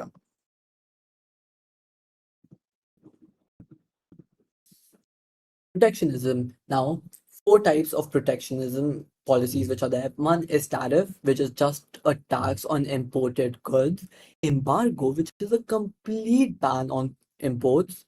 Okay, embargo, like US put some embargo on Russia some years ago. So like complete all of their trades will be stopped on, yeah, that's it. Maybe embargo can only be on certain products, right? So it's not always everything will get stopped. A subsidy. Now, one more thing, this thing many people miss. Why subsidy? Now, okay, see, protectionism policies are just what they describe themselves to be. They are for protection. They want to protect the domestic industries from foreign competition. If you provide them with subsidies, they can lower their costs and improve competitiveness and thereby protect their industries from foreign competition, because now they will be more internationally competitive. Give me a second.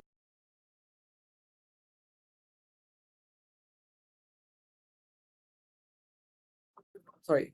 How does free trade encourage specialization?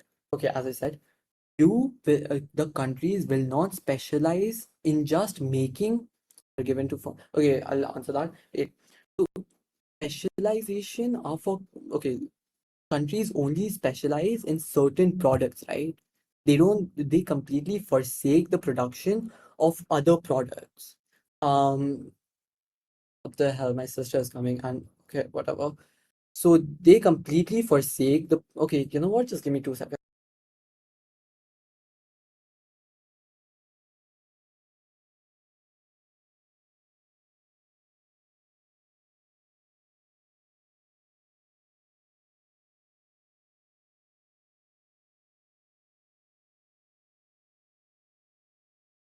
Okay, you can just ask what you are confused in. Um, so as I was saying, specialization, countries only do it for certain products. That means they are forsaking the production of other products. But the country needs more products, right? Just because they're forsaking the production of wheat doesn't mean that they don't need wheat. They need bread. And that's why specialization is there only when they can trade stuff with other countries. Okay, if they can't trade stuff with other countries, why would they specialize? They would need to produce more stuff. So they cannot specialize in just one thing. And if there is protectionism policy, then they cannot trade. And okay, you understand it, right? Okay. Subsidies are given to firms that they are given to any firm which is supposed to be protected by foreign competition. I'm so confused right now. Can you clarify what free trade is? Okay. Do you know protectionism policies, right? Yeah, no trade barriers. So free trade is when basically the countries do not have protectionism policies, because protectionism policies are bad for trade. Okay, since they are bad for trade, okay, see, all countries want free trade because more market growth and that type of stuff. Okay, to be honest, not all countries do want free trade. Okay, some want to protect their domestic industries. That is why they have protectionism policies. But free trade as a concept is when the countries which are trading do not have any protectionism policies. They do not have any taxes or any embargoes which may hinder the trade, okay, which may make products more expensive. You get it? Why is more responsive to consumer? I do not get that question. Okay, to be honest, Jester, can you just answer all of the questions?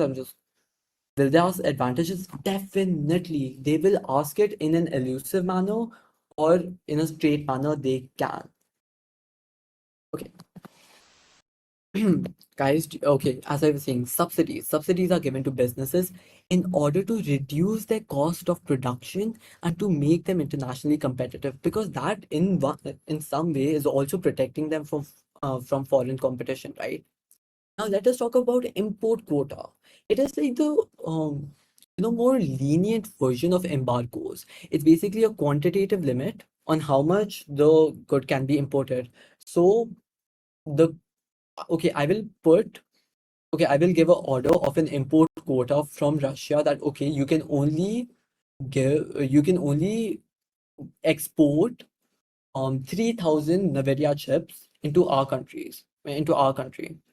Okay, that is it, no more. That's kind of it. And that reduces the supply from the foreign industries. Okay, and that in some way will help your industries because there is not as much supply from the foreign industries to compete with. Guys, if you are not understanding, please do let me know. Reasons for protectionism, very, very important. Saving infant industries. Okay, know this. Infant industries are what they're basically just sunrise industries, but they don't really have the concept that they are growing. They're just new industries. Okay. Strategic industries. Now, this is very important. Many countries literally ban any other MNC from any other country to take part in the strategic industries of their country. Food, water, communications, they do not want these industries to be controlled by foreign nations. And that's quite understandable. Why would they want their national defense to be controlled by say Ukraine or whatever? Or why would they want their communications to be controlled by USA? Right.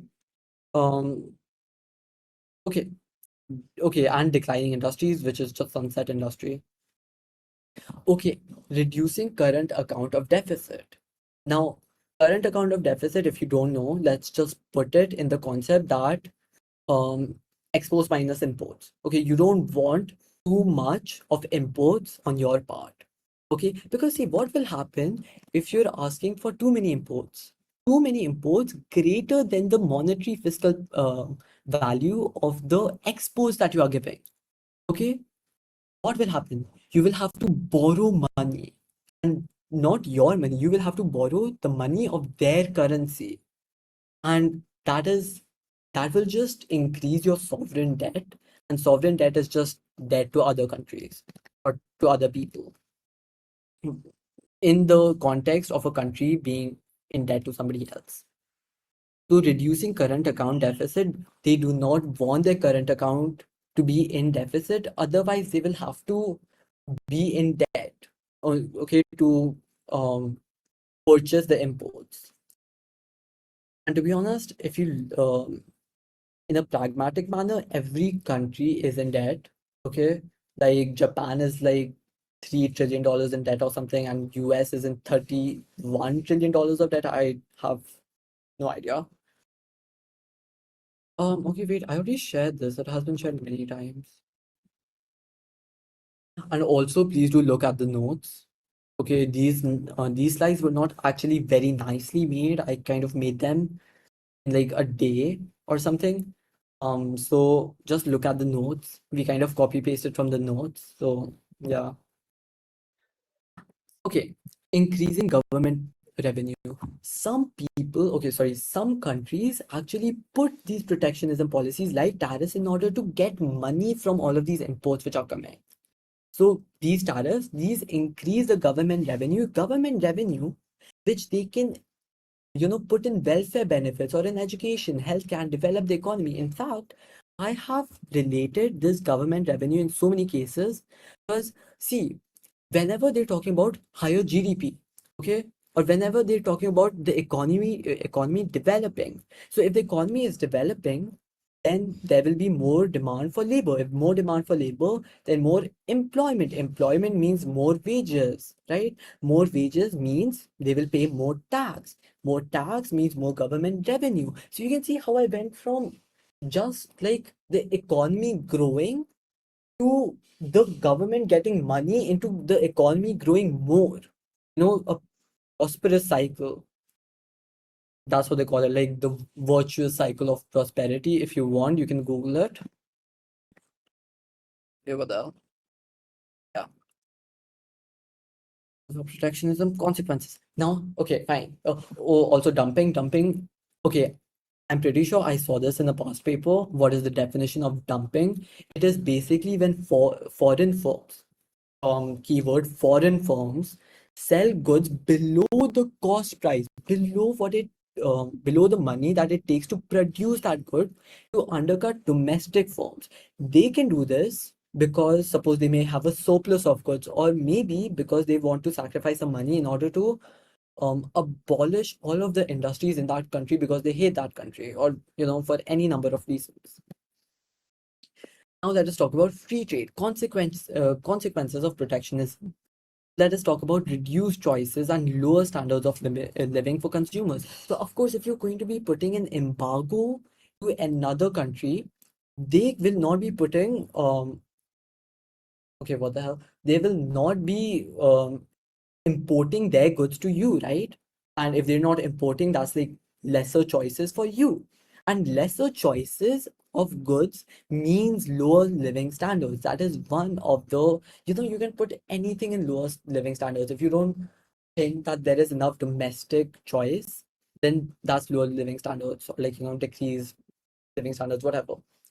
Higher prices as supply falls. Yeah, of course. Now see, if they're going to be putting up tariffs, the supply, okay, their cost of production will increase. And if the cost of production is increasing, their supply will decrease. And if supply is decreasing and the demand is remaining same, then according to the basic law of demand, the prices will be high. And if prices will be high, some people may not be able to afford it. And if they cannot afford it, then they may go into relative poverty, or even for basic goods like bread. If bread gets too expensive, they may go into absolute poverty. Retaliatory, okay, somebody answering the question, can we say below production cost? Yes, you can. Or what the hell? For dumping, right? Yeah, scarcity due to demand. Yeah, you can say below production cost, it means the same thing. Okay. Okay, retaliatory measures by other governments. I already told you they get pissed off and then they fight. Whatever. That's called trade wars. The thing which US was with everybody in the past couple of years and it's still now. Now makes domestic firms more inefficient. Okay, this is so important. Wait, because of protectionism, they may be having some perverse effects. If you don't know what perverse means, it may be it's like unexpected, not what you want. Okay, you're putting these protectionism policies in order to protect your industries, but in some cases they may slack off. They're like, okay, I'm getting support from my government, I don't have to do anything, I can just slack off and that type of stuff. But this lacking off will increase their cost of production. How? Because of that slacking off, they may get inefficient, and inefficiency will increase their cost of production. Cost of production will increase the good prices and lower demand. Even if the government will continue to support, then the government is just losing money and they're just being inefficient. This happens in many cases, and I mean, yeah. So this is one of the disadvantages of protectionism. So do remember this.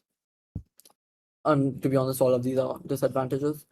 May increases prices further as cost of production rises due to higher. Okay, right. Some industries import their raw materials from other countries. Like you're talking about, suppose a MacBook Air. They will be importing their chip from China, their screen from India, their keyboard from Africa, whatever. And this is all interconnected. This is all globalization, right?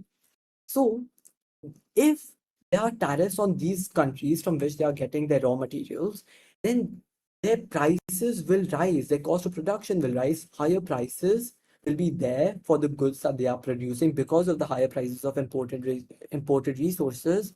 And because of that, um, okay, wow, I'm just forgetting. And because of that, yeah, the prices will be more expensive for people. So same thing over here, higher prices, there will be less affordability, and thus people may fall into poverty. And yes, guys, you can go very far with your chains, okay? Your chains of analysis, you can be absolutely unhinged with how far you can go. Like, of course, not too unhinged that you start putting up conditionalities and stuff. Don't do that. But yeah, anything that relates, you can put it. Is anybody even answering the questions? Jester? Okay, no questions to be honest. 6 hour session? Oh my god, I know, right? The examiner won't have time also. But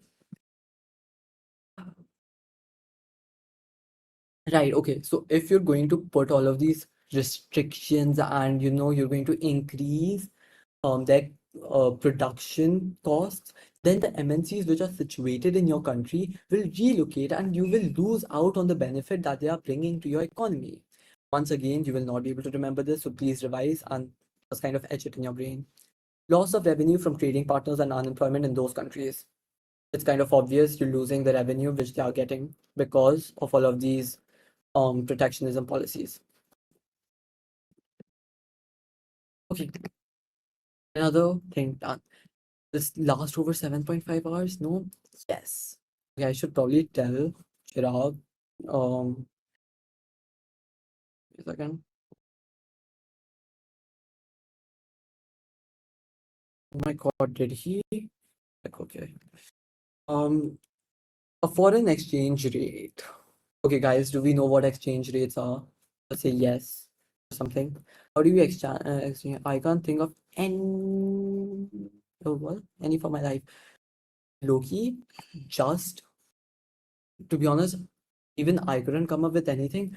But by the time I was giving my IGCSEs, I had done so many past papers. And Loki, if you cannot do those past papers at this stage, because there are like not many hours left in your exam, think broader. Okay. If okay, give me one circumstance, like anybody from the chat, just give me any circumstance, I'll try to make a chain out of it. I've done maybe 15 papers, more than enough. Hopefully you did mark schemes too. If our points are correct, the points are okay. If your points are correct and the points are not in the mark scheme, it is a very rare case. Okay, everything that they do. Oh my god, you're here. I'll move you.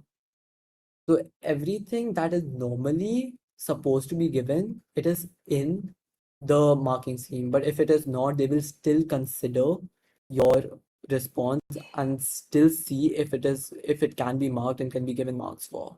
So do not worry if your point is not in the marking scheme as long as it is valid. Can monopolies positively affect the economies? Yes. Um, so there are something known as natural monopolies. Okay, I think I'm getting a bit out of thingy. Can I just save this for later? I'm just gonna write everything and answer them in the end. Okay. Exchange rates. A foreign exchange rate, price of one currency in terms of another currency, £1 to 1.25. I think we all know what this is, right? So can I just skip this? Yeah. Yes, no. Uh, there. Okay. Okay, we are only left with some slides, so I'll just quickly do this. Exchange rates. Okay, you know what? Give me a second.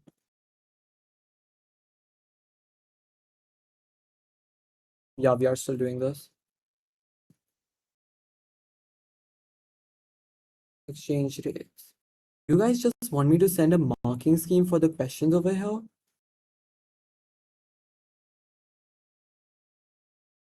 I'll just send. Okay, see guys. Loki, I will be online, so you can ask me any question. But if you just go to the economics thingy, go over here to this thing, look at this unit wise thingy, and go to the very bottom. This thing, unit 6. Look at this specialization, positives, negatives of current account, AC deficit. If you just see these things, right? These have the questions which you will probably get from foreign exchange rate systems. So I'm just gonna link this. Right.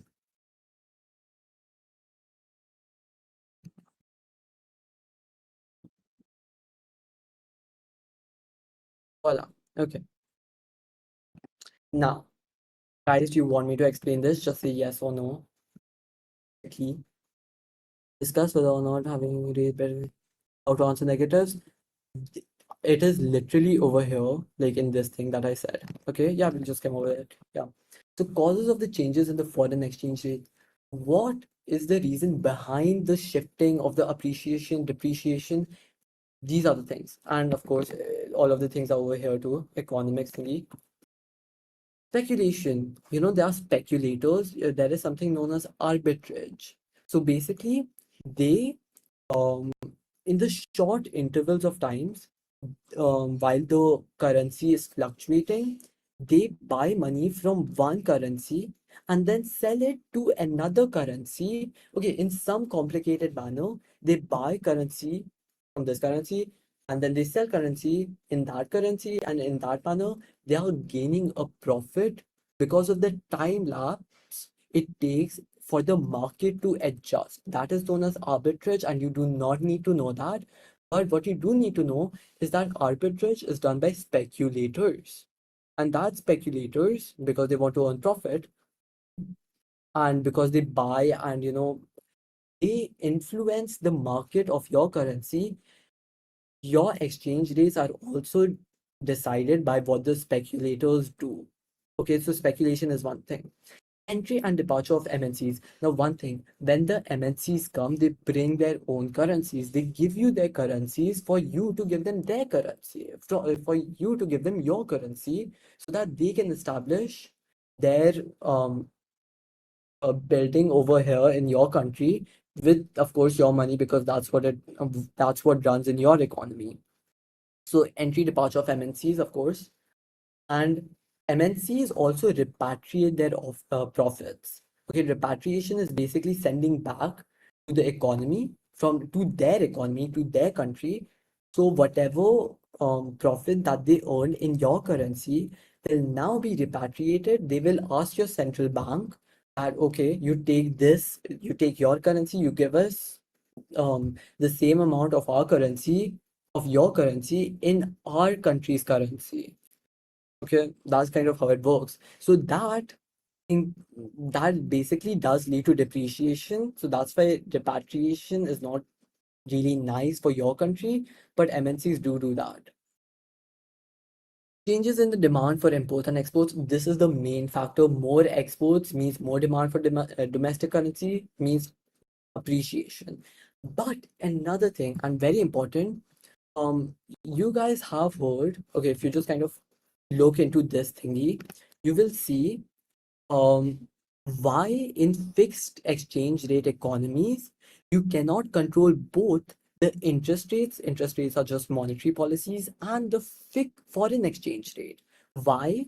Because when the interest rates increase, the people from other countries will rush to deposit their country's currency in your banks because of the higher interest rates that they will profit off from.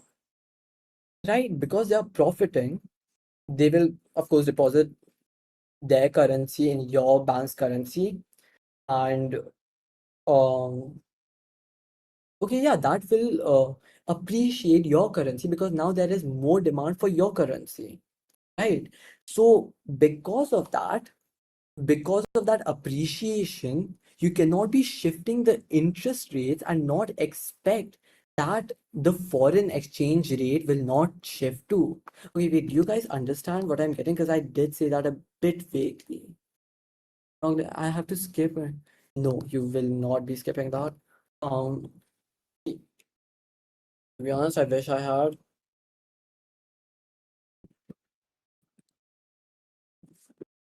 Okay, you have interest rates, right? Now, those interest rates, if you increase interest rates, right, you're increasing these interest rates. So what will happen? Those people from other countries will now want to deposit their money into your banks. Because why? Higher interest rates, that's why this will encourage saving, right? They will want to get the profit from those interest rates, right? It's not only our domestic people which deposit, it's also foreign investors which do it for their own profit, right? So now what they will do, they will demand your currency using their currency. Because of course, in your bank, the only deposit which can be done is in your own currency. Okay. And they are giving you your currency to safeguard. So what is happening? There is more demand for your currency. Are you getting it so far? Yes, right? Okay, good. So there will be more demand for your currency. Now, if you're talking about the basic law of demand, since there is more demand for your currency, there will be an appreciation. Now, sometimes this appreciation is not good, especially in fixed exchange rate economic systems. Why? Because you need to maintain a certain pegged value of your exchange rate. If there is appreciation, they will have to spend foreign reserves in order to bring that peg back to the original maintained value. And spending foreign reserves is not really nice for the country because you could be using those foreign reserves for investing or something. You do not want to be losing your reserves of other countries' currencies over something as this, just because you decided to raise your interest rates. That's why countries do not handle. I told you 2 hours less than what I scheduled. Okay, thank you. Um, okay, right. So that's why countries do not mix exchange rates with changing monetary policy. In fact, if you really want to know more, there is something Mandel's Fleming dilemma. I don't know if I'm spelling that correctly. Okay, to be honest, don't do that. You have enough on your plate as it is. Right. So I think you got it as to why countries. So if you just go over to whatever I sent before, this will be included in the disadvantages and advantages of fixed exchange rate systems. Okay. Okay, wait, I'm so sorry. I've been using those terms. Do you guys know what fixed exchange rate systems are and what floating exchange rate systems are? You guys do know it, right? Because your exam is tomorrow. Maybe. Okay. Okay, see. Fixed exchange rate systems is when they are suppose, okay, you're having US dollars. Okay, if I say that I peg my currency, suppose which is euros, to the dollars at 1.30. So 1 euro is equal to dollar 1.30. That is it. If it increases, okay, because suppose Okay, this is depreciation, by the way, because now your currency is worth less. Wait, what? I'm so sorry. This is appreciation because it's now buying more. Okay, Loki, my brain is a while. But yeah, this is appreciation. Appreciation because of more exports, which other people may be demanding. But even then, you will need to be spending foreign reserves in order to bring this value back to 1.30. Okay? That is what I mean. It will always remain fixed at this value. Like, do you guys get it? That is fixed exchange rate system. I know why this isn't loading.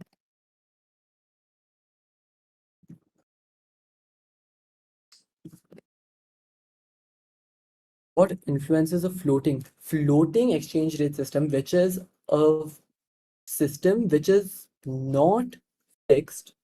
Okay, yeah, that's kind of a bad definition, but a system which is decided by the market forces. Okay, what the hell?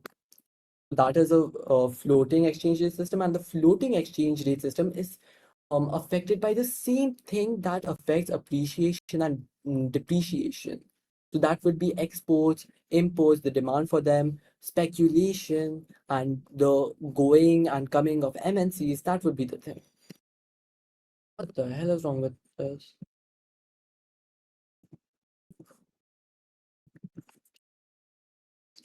Okay, man. Okay, do you guys get it? Loki, if you have any conceptual doubts, ask me now.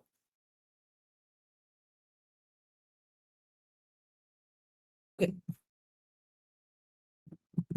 What the hell? Okay, wait.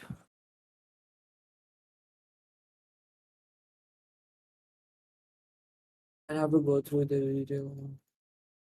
Yeah, guys, you will not be able to understand everything in the session. So please do go over the notes which I have sent. Okay.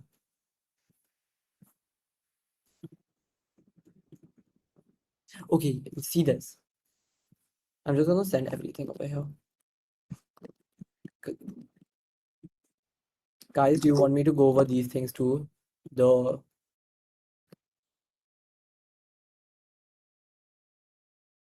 okay, yes, fine.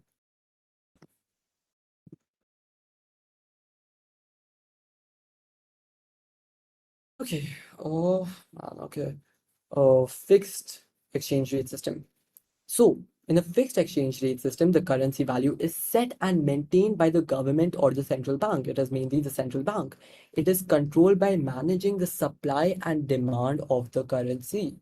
That's basically everything. If if people are asking for more of your exports, the demand for your currency will rise because, of course, they will be needing your currency to buy those exports, and the supply of your money may be affected by quantitative easing. Do you guys know what quantitative easing is? And will we start? We'll just start in a bit. Balance of payments, yeah. Quantitative easing, guys. Okay, see, quantitative easing is probably, yeah, the notes are updated to 2027 and you can use them for 2026. Anyways, see, you should know the concept. Quantitative easing, yeah, it is printing money. Okay, it is a monetary policy or controlling things, of course, whatever monetary policies are used for.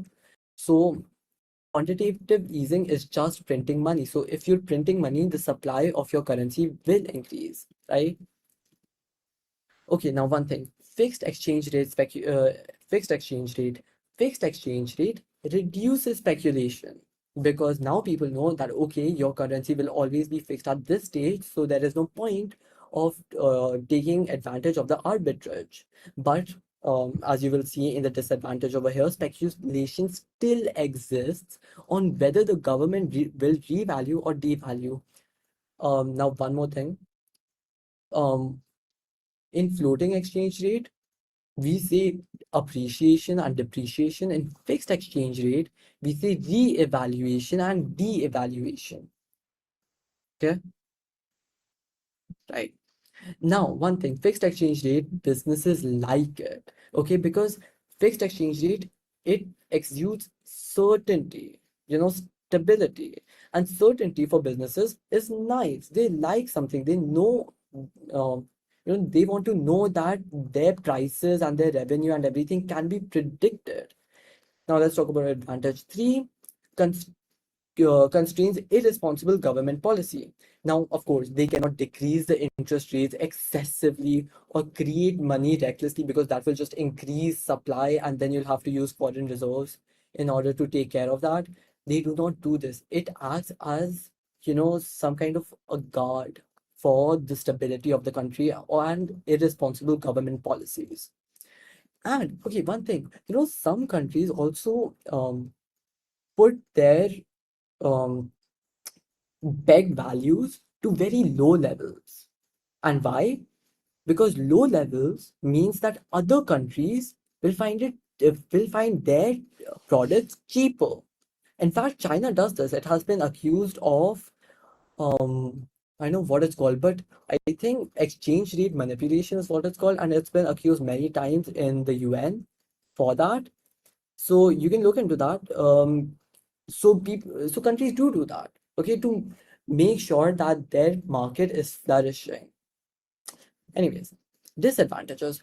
Holding large foreign reserves in order to make sure that your currency is always pegged, it is a big opportunity cost. Those same reserves can be invested in some foreign market to bring the country like billions of dollars in investment.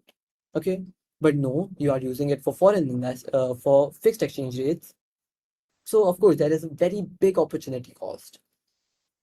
Disadvantages, constraints on monetary policy. I already explained this to you. Disadvantages, speculation, already explained. 4. Okay, balance of payment crisis can make it very hard to maintain the peg. What do you mean by balance of payment crises? Basically, what happens if your entire foreign exchange rate currency reserves just of your foreign currency reserves just deplete. You have no more. Yeah, so basically chaos, and the businesses will go away because they came into your country thinking that the country would be stable. Now, no. And of course, one more thing, as I've already told you, the balance of payments, if it is in deficit, means that your country is in sovereign debt. So it is having debt, which can also produce some element of precariousness, which businesses do not like. Questions. What are the examples of foreign reserves? Um, no, no. Foreign reserves are just dollars, euros. Hard currencies. Just what does peg mean? It's basic. It just means fixed. Okay, it's pegged means it's fixed against this. Also, gold is not counted. Foreign, basically, what they mean by foreign currency reserves is God, oh God, okay. Hard currency. Just search this up. Hard currencies are like the stable currencies of the world. What is gold then?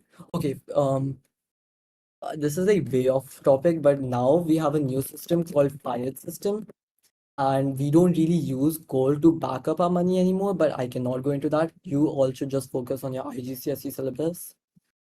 Yeah.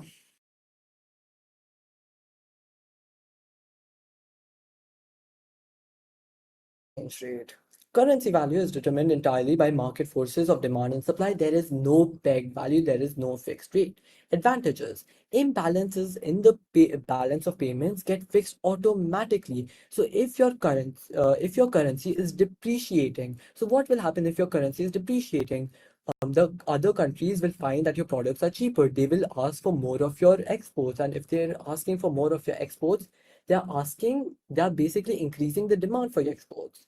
Yeah, and if they are increasing the demand for your exports, they are increasing the demand for your currency.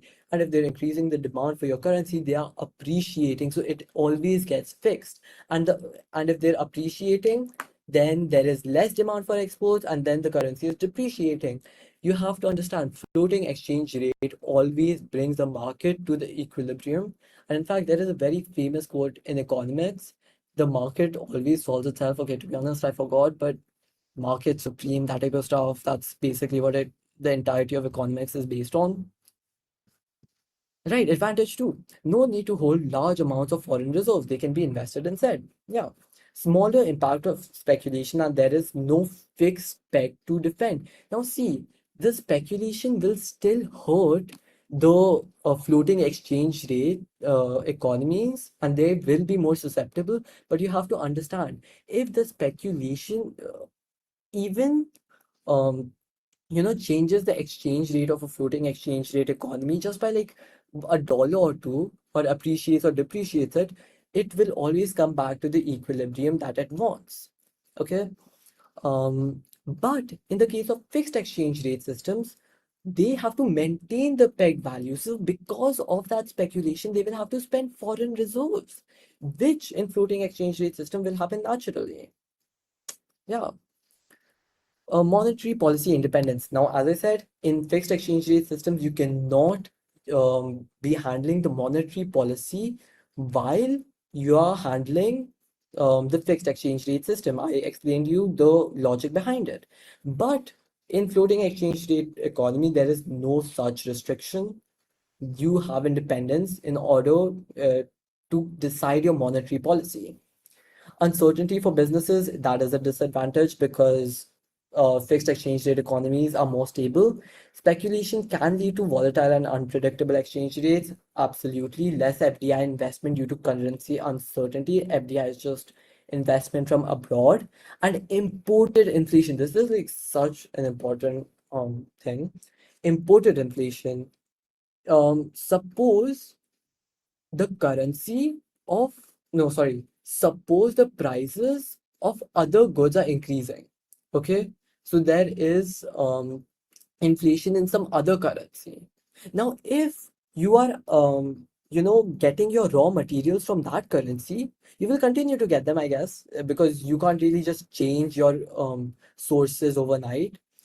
So that imported inflation, sorry, what?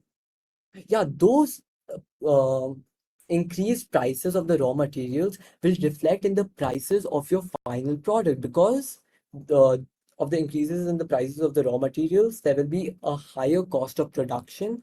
Because of that higher cost of production, there will be higher prices for your domestic goods, which will also make you internationally uncompetitive. Okay, guys, do you get it? Anything that you want to? I don't get it. Depreciation in the other country's currency is in other countries' currency a good thing when we export or import? Okay, see, when the other country's currency is depreciating, then your currency is appreciating, okay, against their currency. That means you can buy more of their exports using the same amount of money. So it is good for you. Okay, but it may not be good. Okay, it is good for you as a consumer, but it may not be good for you as a country, because of this high importing, because of the cheap products, this can make your current account of balance of payments go into deficit. Okay. I think Jester is answering most of the questions. Okay. Okay, I'm just gonna teach from my notes too.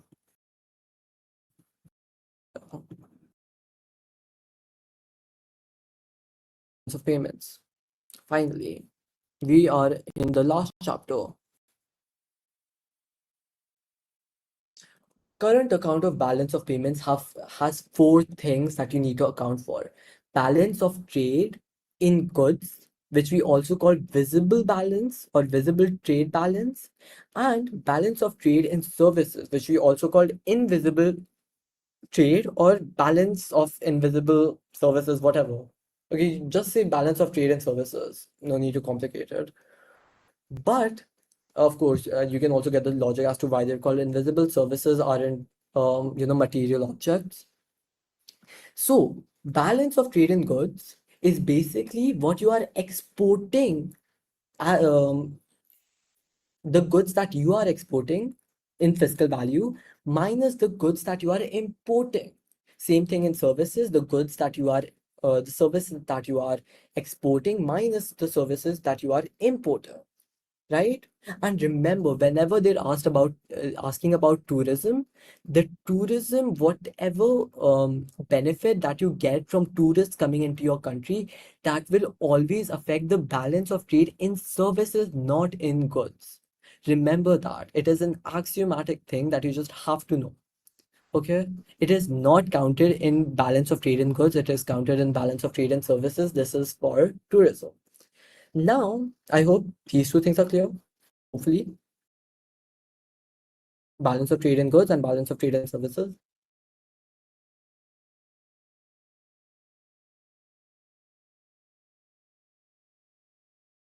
Yes, no.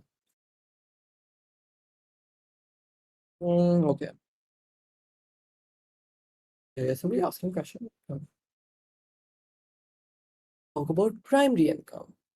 Primary income is the income that you get from whatever things that you have, whatever factors of production you have invested abroad. Okay, so suppose that I, as an individual in my country, invested in some apartment in Dubai. Okay, and now I'm getting rent from Dubai. So that I'm getting in my own rupees value. Okay, so that is primary income for my country. But suppose if that same thing, if some guy in Dubai was getting rent from here in India, that would be the negative side of primary income. Okay, now one thing you need to know, this does not mean that some investment in some bank will be included, and whatever profit that you get from that interest in the bank will be included in the primary income. It is not. Okay, primary income is whatever benefit that you gain from the investment you make in factors of production, in land which you get as rent, in capital which you get as interest, in labor, right, in some company dividends even. Okay, not on interest on loans, please don't do that. Interest on loans is something known as portfolio investments, which is not in your syllabus. But of course, they won't ask you anything. Tomorrow is your structured paper, so don't worry about this.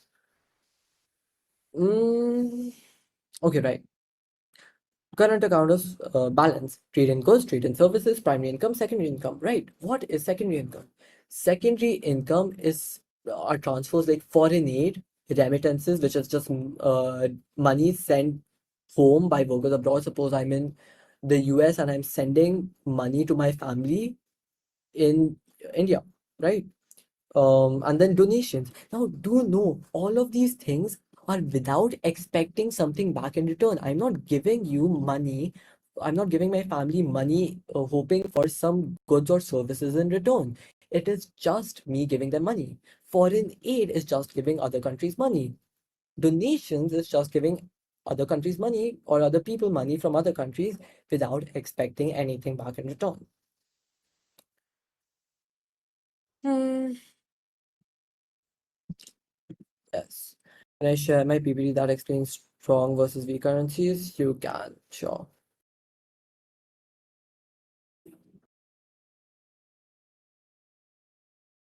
Reasons for current account. Okay, guys, am I being can you all understand what I'm trying to convey over here? Primary expects returns, but secondary doesn't. Absolutely. Guys, can you understand? Just tell me yes or no. 30 out of 50, what? Okay. Oh, fine. I do not want to be ranting without you guys understanding.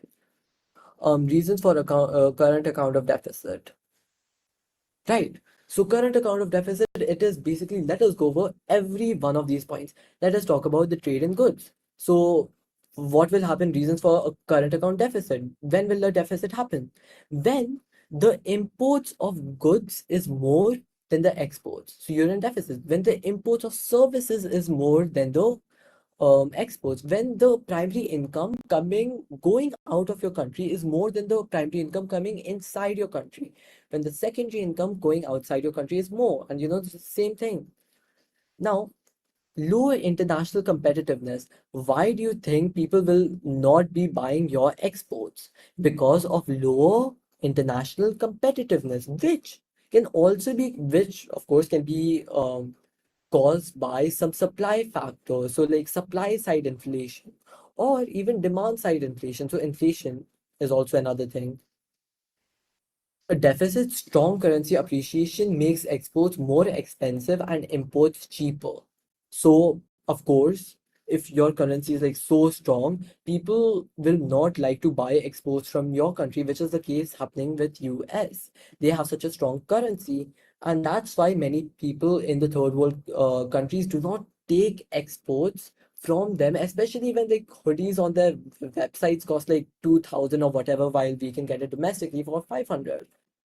Right, so strong currency. Profit repatriation by MNCs.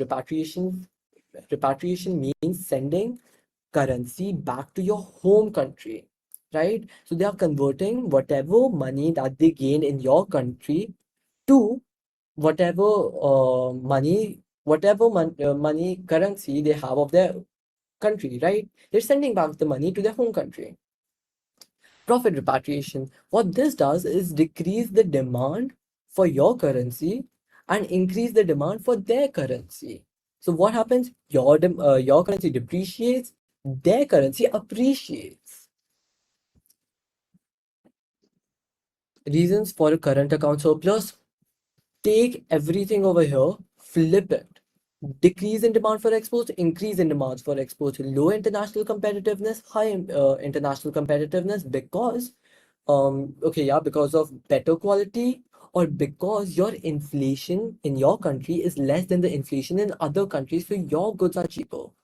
Profit repatriation by MNCs. You can talk about MNCs coming into your country because your country is flourishing, because your country has cheap labor, whatever. Strong currency, talk about weak currency.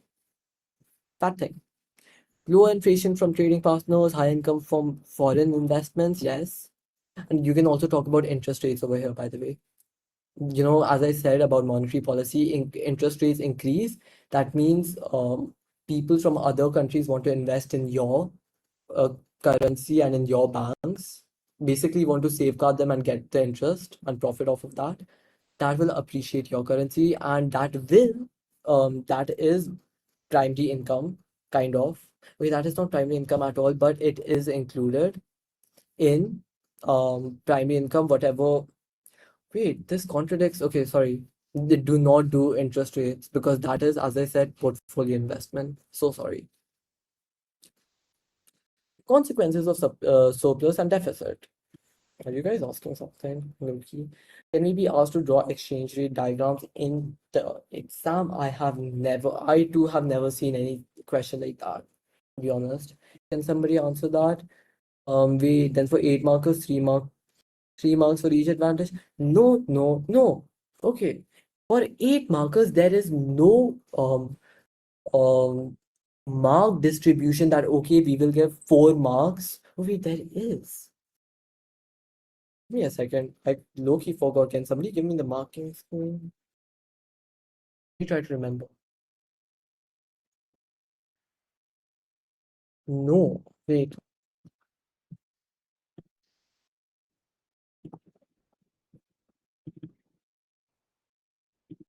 What the hell, bro?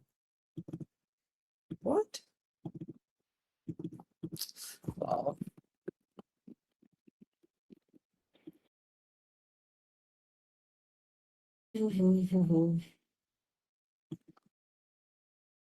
8 markers are based on level. Oh, right.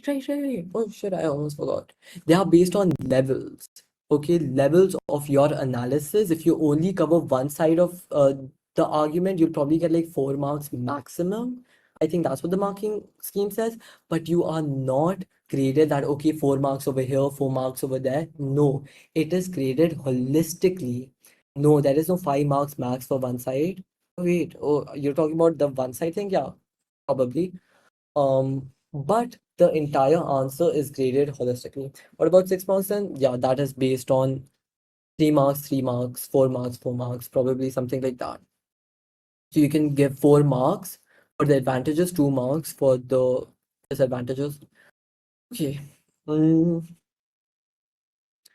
consequences. Okay, see, let us talk about surplus. Okay, let us talk about deficit.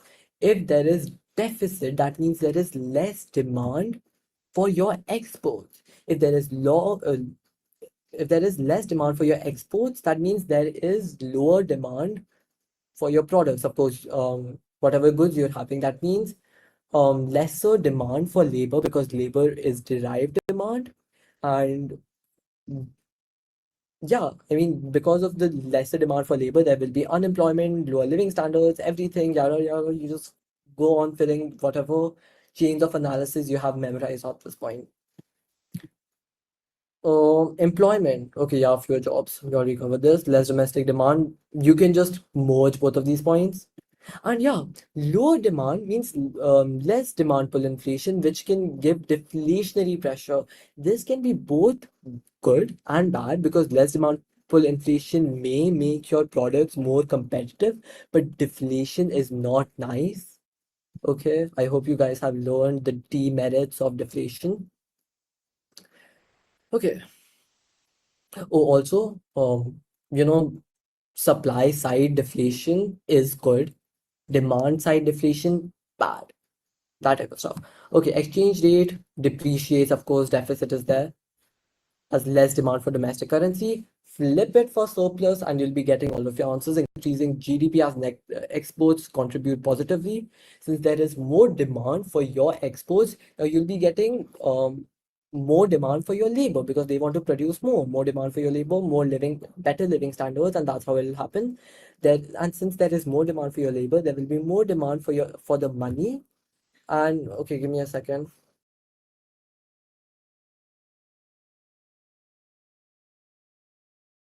Right, there will be more demand for your money, and that would lead to appreciation. And that, guys, concludes everything. How many hours has it been? Like 7 hours? Okay. We have finished the syllabus. Can you write a sample 8 marker? Absolutely. Give me a second. Is financial account? No, it's not. Guys, please know primary income, secondary income, and balance of trade in goods and services. That's all. Okay, give me a second. I will attempt an 8 marker for y'all, and you can just see that. Mm,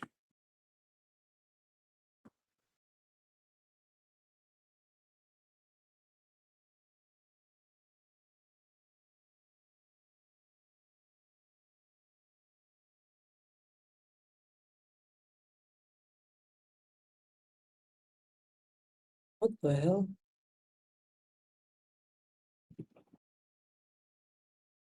Why you okay? Wait, give me a second. This Papa Cambridge. Oh,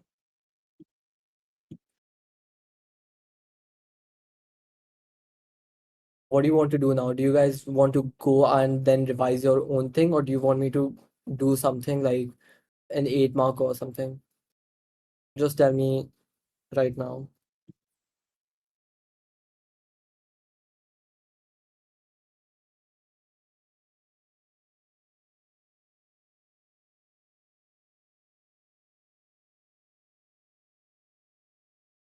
Stop sharing. Give me a second.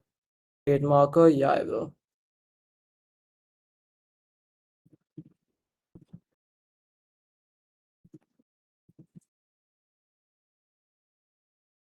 Oh, what the hell? What has happened with Papa Cambridge? Why are all of these files empty?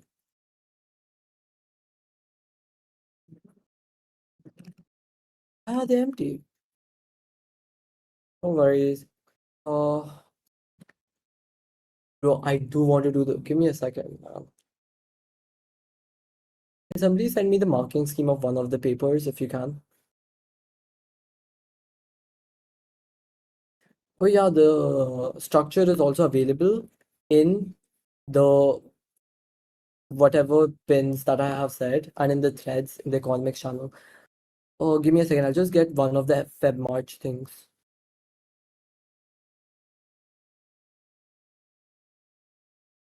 I can send my past papers. Give me a second.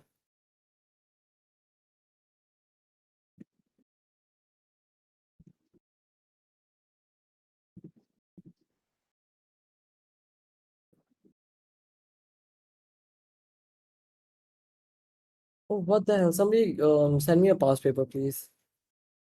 Like whatever FM series or whatever file you have on the marking scheme.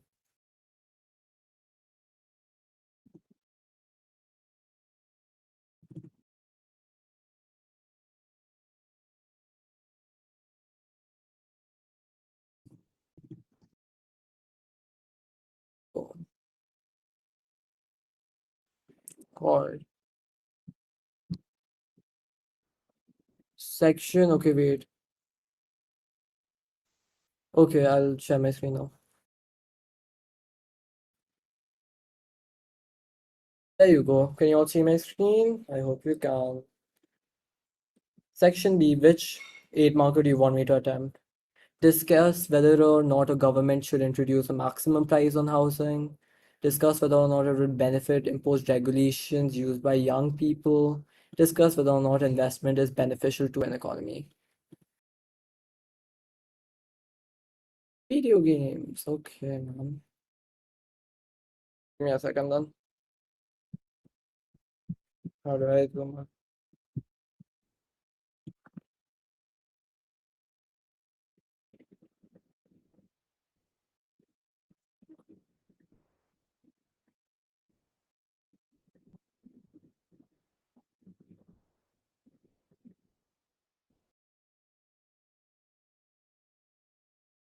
A second, okay.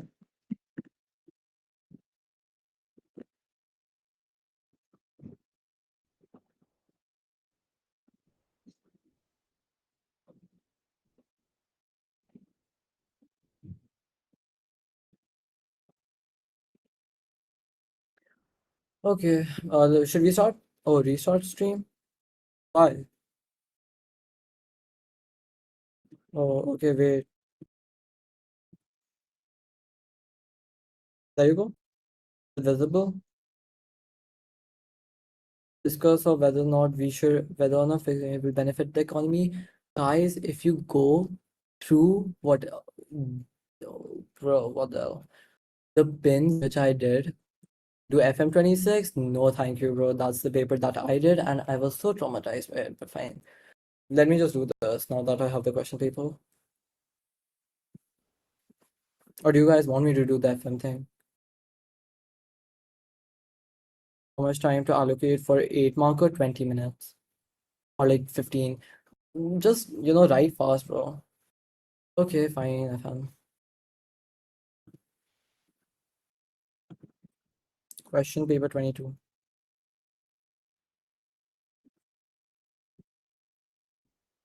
Discuss whether or not should impose a high rate of personal income tax on the rich. Okay, let's start with this. Okay, discuss whether or not should impose a high rate of personal income tax on the rich. What points can you think for this?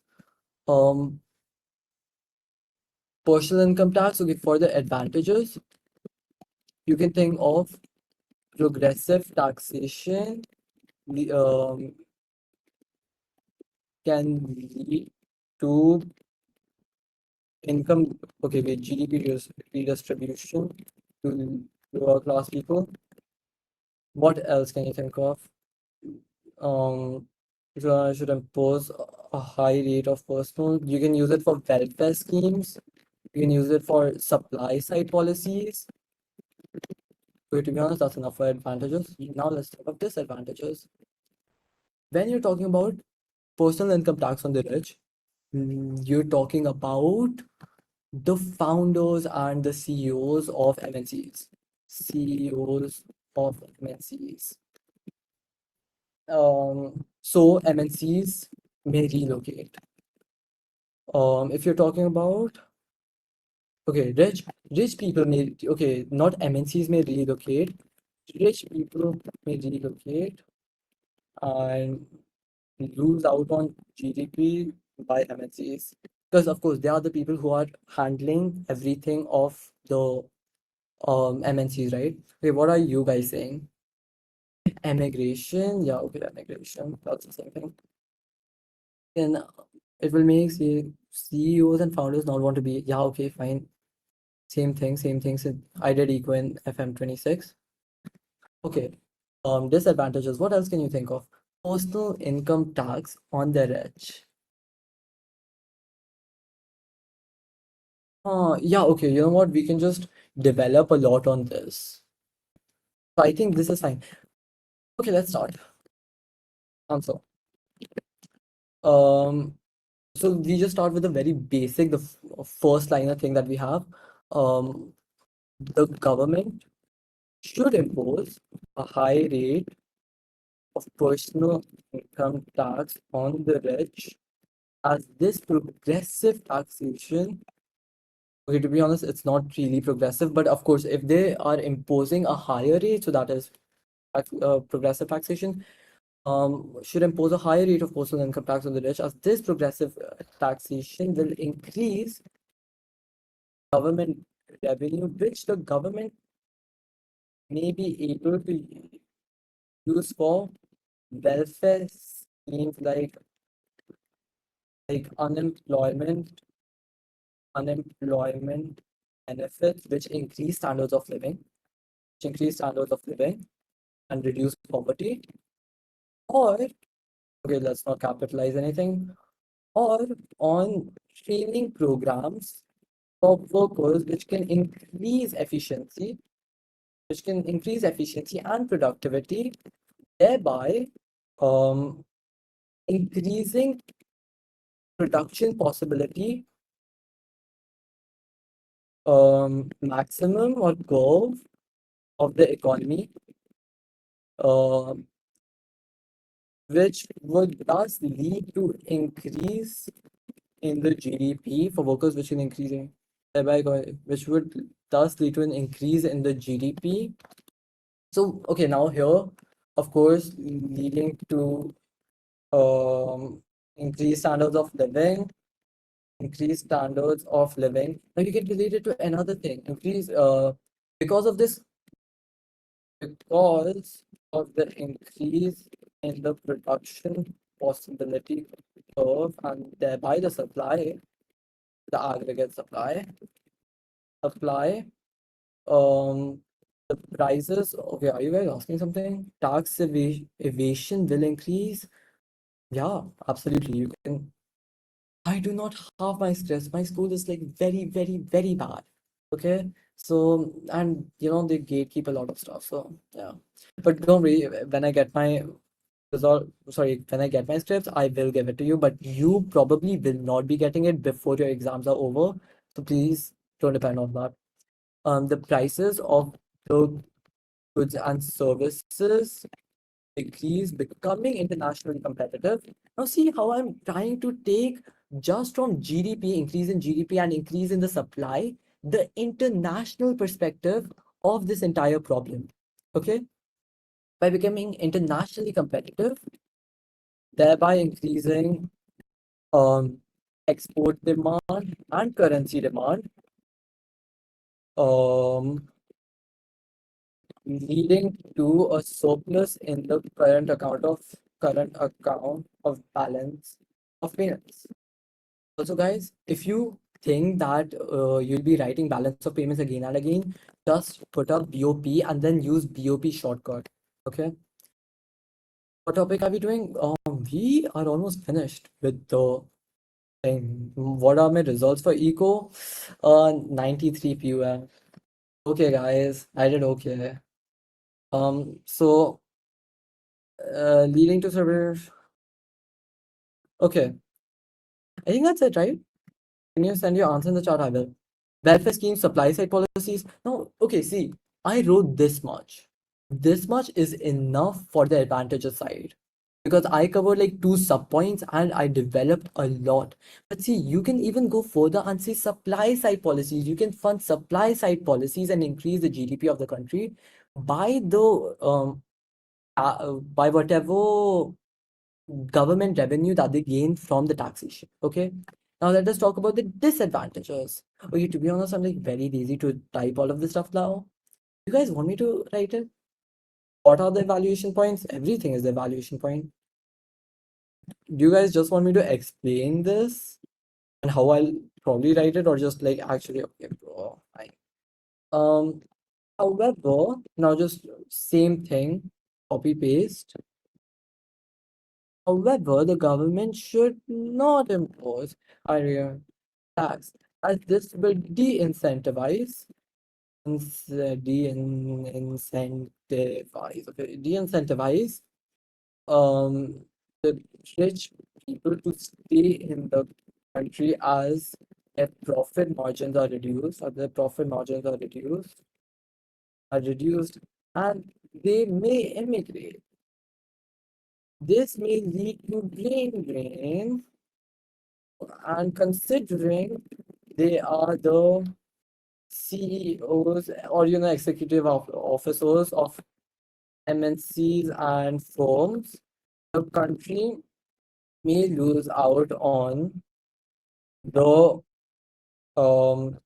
jobs, and we may lose out on the GDP contribution of the firm, which can lead to unemployment and lower standards of living. They may also tax evade. Wait, to be honest, I can't really think. Are your slides and past papers? No, they are not. But however, my notes are probably enough for tomorrow. And probably if you want more detailed notes, you should look at Affilion's notes, or can you say this and maybe corrupt and elaborate? Corrupt? No. Yeah, I appreciate my 7 hours of effort too. This was in fact my fourth session. Anyways, thank you. They may also tax evade. I can't really think of any development on this. And I would say that this would be enough. However, I would think of adding one more point to this. What would be the disadvantages of high rate of personal income tax? Just think for a moment.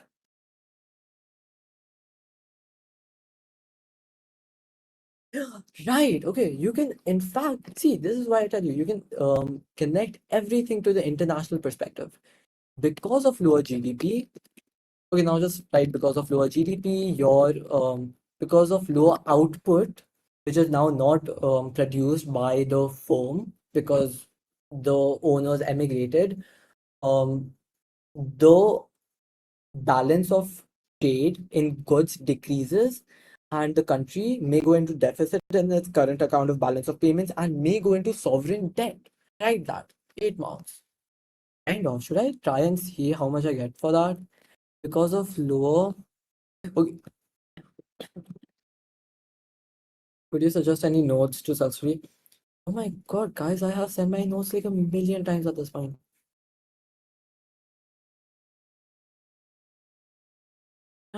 Yes, thank you guys. Okay, to be honest, I think I'm tired now. So, any questions for me? Okay, to be honest, I'm just gonna paste whatever this is. Guys, it's incomplete, but can you like complete this on your own? Do you think you can get GPT to mark the answer? GPT is not accurate at all, but you know what? I'll complete the answer and give it to Claude.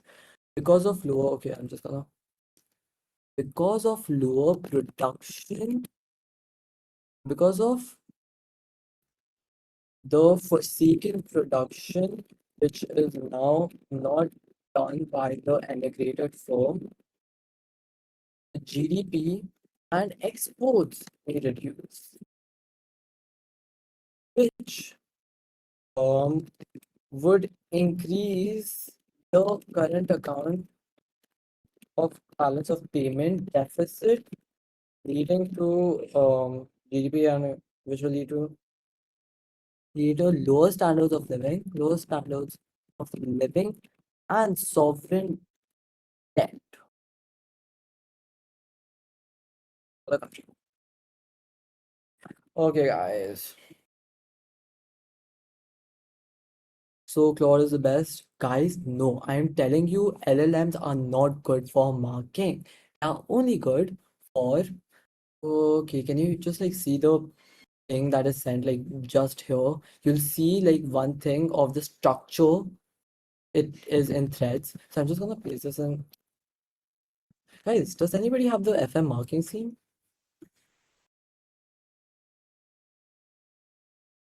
Lesser motivation to become lesser rich, lesser labor productivity? Yeah, you can say that. There is no marking scheme. I probably need the marking scheme.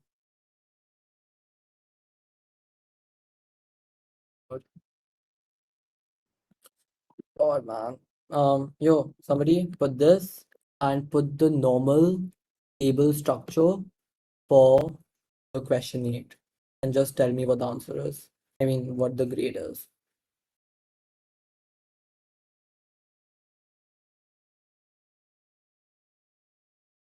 Somebody just do this quickly. Because Loki, bro, come on now. What question number? We do not have the marking scheme. It is the IGCSE Econ. Oh, thank you. If you, bro, what? Come on, man. Okay, to be honest, how is this a point? Lesser motivation? It is a point because they'll probably. Okay, let's see. Okay, see, because of the lower profit margins, they may not work as efficient. And because of that inefficiency, which may be engendered because of these high income taxes, there will be less production. So, focusing on that less production and inefficiency, you can make an entire point out of that. Okay, guys, can somebody just plot that thing in Claude?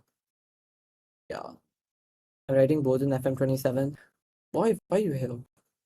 How should I study from now? Go study anything. I'm just studying. To develop sense of linking stuff.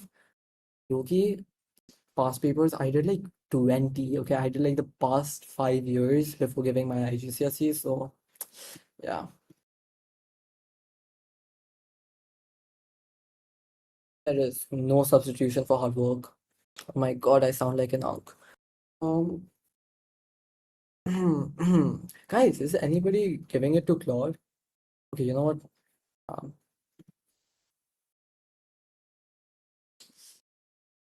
okay.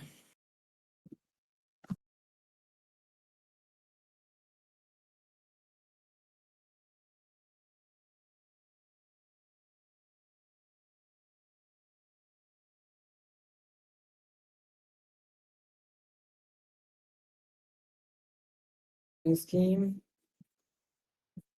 Which one was it? Explain to no. Market, please. Market, please. I cannot show it. I prioritize the sciences. I got free cloud. Okay, man. Okay, guys. Anything after this? I got an A. I get an A or a higher? No, man. You'll owe it to yourself. 6 out of 8. Man, come on. What is it saying? The chain from the welfare PPC is impressively extended, whatever. This should not side. Brain drain, loss, weakness, no evaluation or conclusion. Okay, one more thing, you do not need a conclusion. I swear to God, even ChatGPT used to cut marks for no conclusion, but I can tell you examiners do not. Missing ability to pay, equity argument. Explain the rich has better place to bear the burden. This is not in your diminishing marginal utility, is not in your syllabus. Don't do this. No mention of redistribution. Oh yeah, I should have mentioned the redistribution of income. because the progressive taxation is for it's I did mention that word, the welfare policies.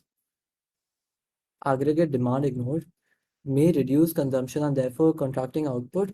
Ah, yes, because they now have lower money, the aggregate demand in the economy will be less. I guess you can infer that, and that's why the other industries may suffer. Does need a conclusion, guys. Okay, see, normally you do not need to put it. However, if you do want to be safe, do put it, but I can send Claude response. Yeah, okay. Okay, no. See, guys, you do not put a conclusion if you're just saying that, okay, if you're just summarizing what you already wrote, okay? There you go, the thing. Over now or anything? Okay, guys, stream is over. Bye-bye, guys. It was very fun teaching you all. However, if you do want to see the actual 8 out of 8, even this was a very nice level 3 response, I know. But yeah, if you do want to see the nice responses, see Aphelions, no, sorry for the hell, see missed pawns analysis questions. Okay, it is in the notes that I have sent. It is in the pins of the economics channel. I hope you all have great results. And yeah, bye bye. If you have any questions, do ping me in economics channel, though I will not be able to respond for another 1 hour or two. No worries. No worries.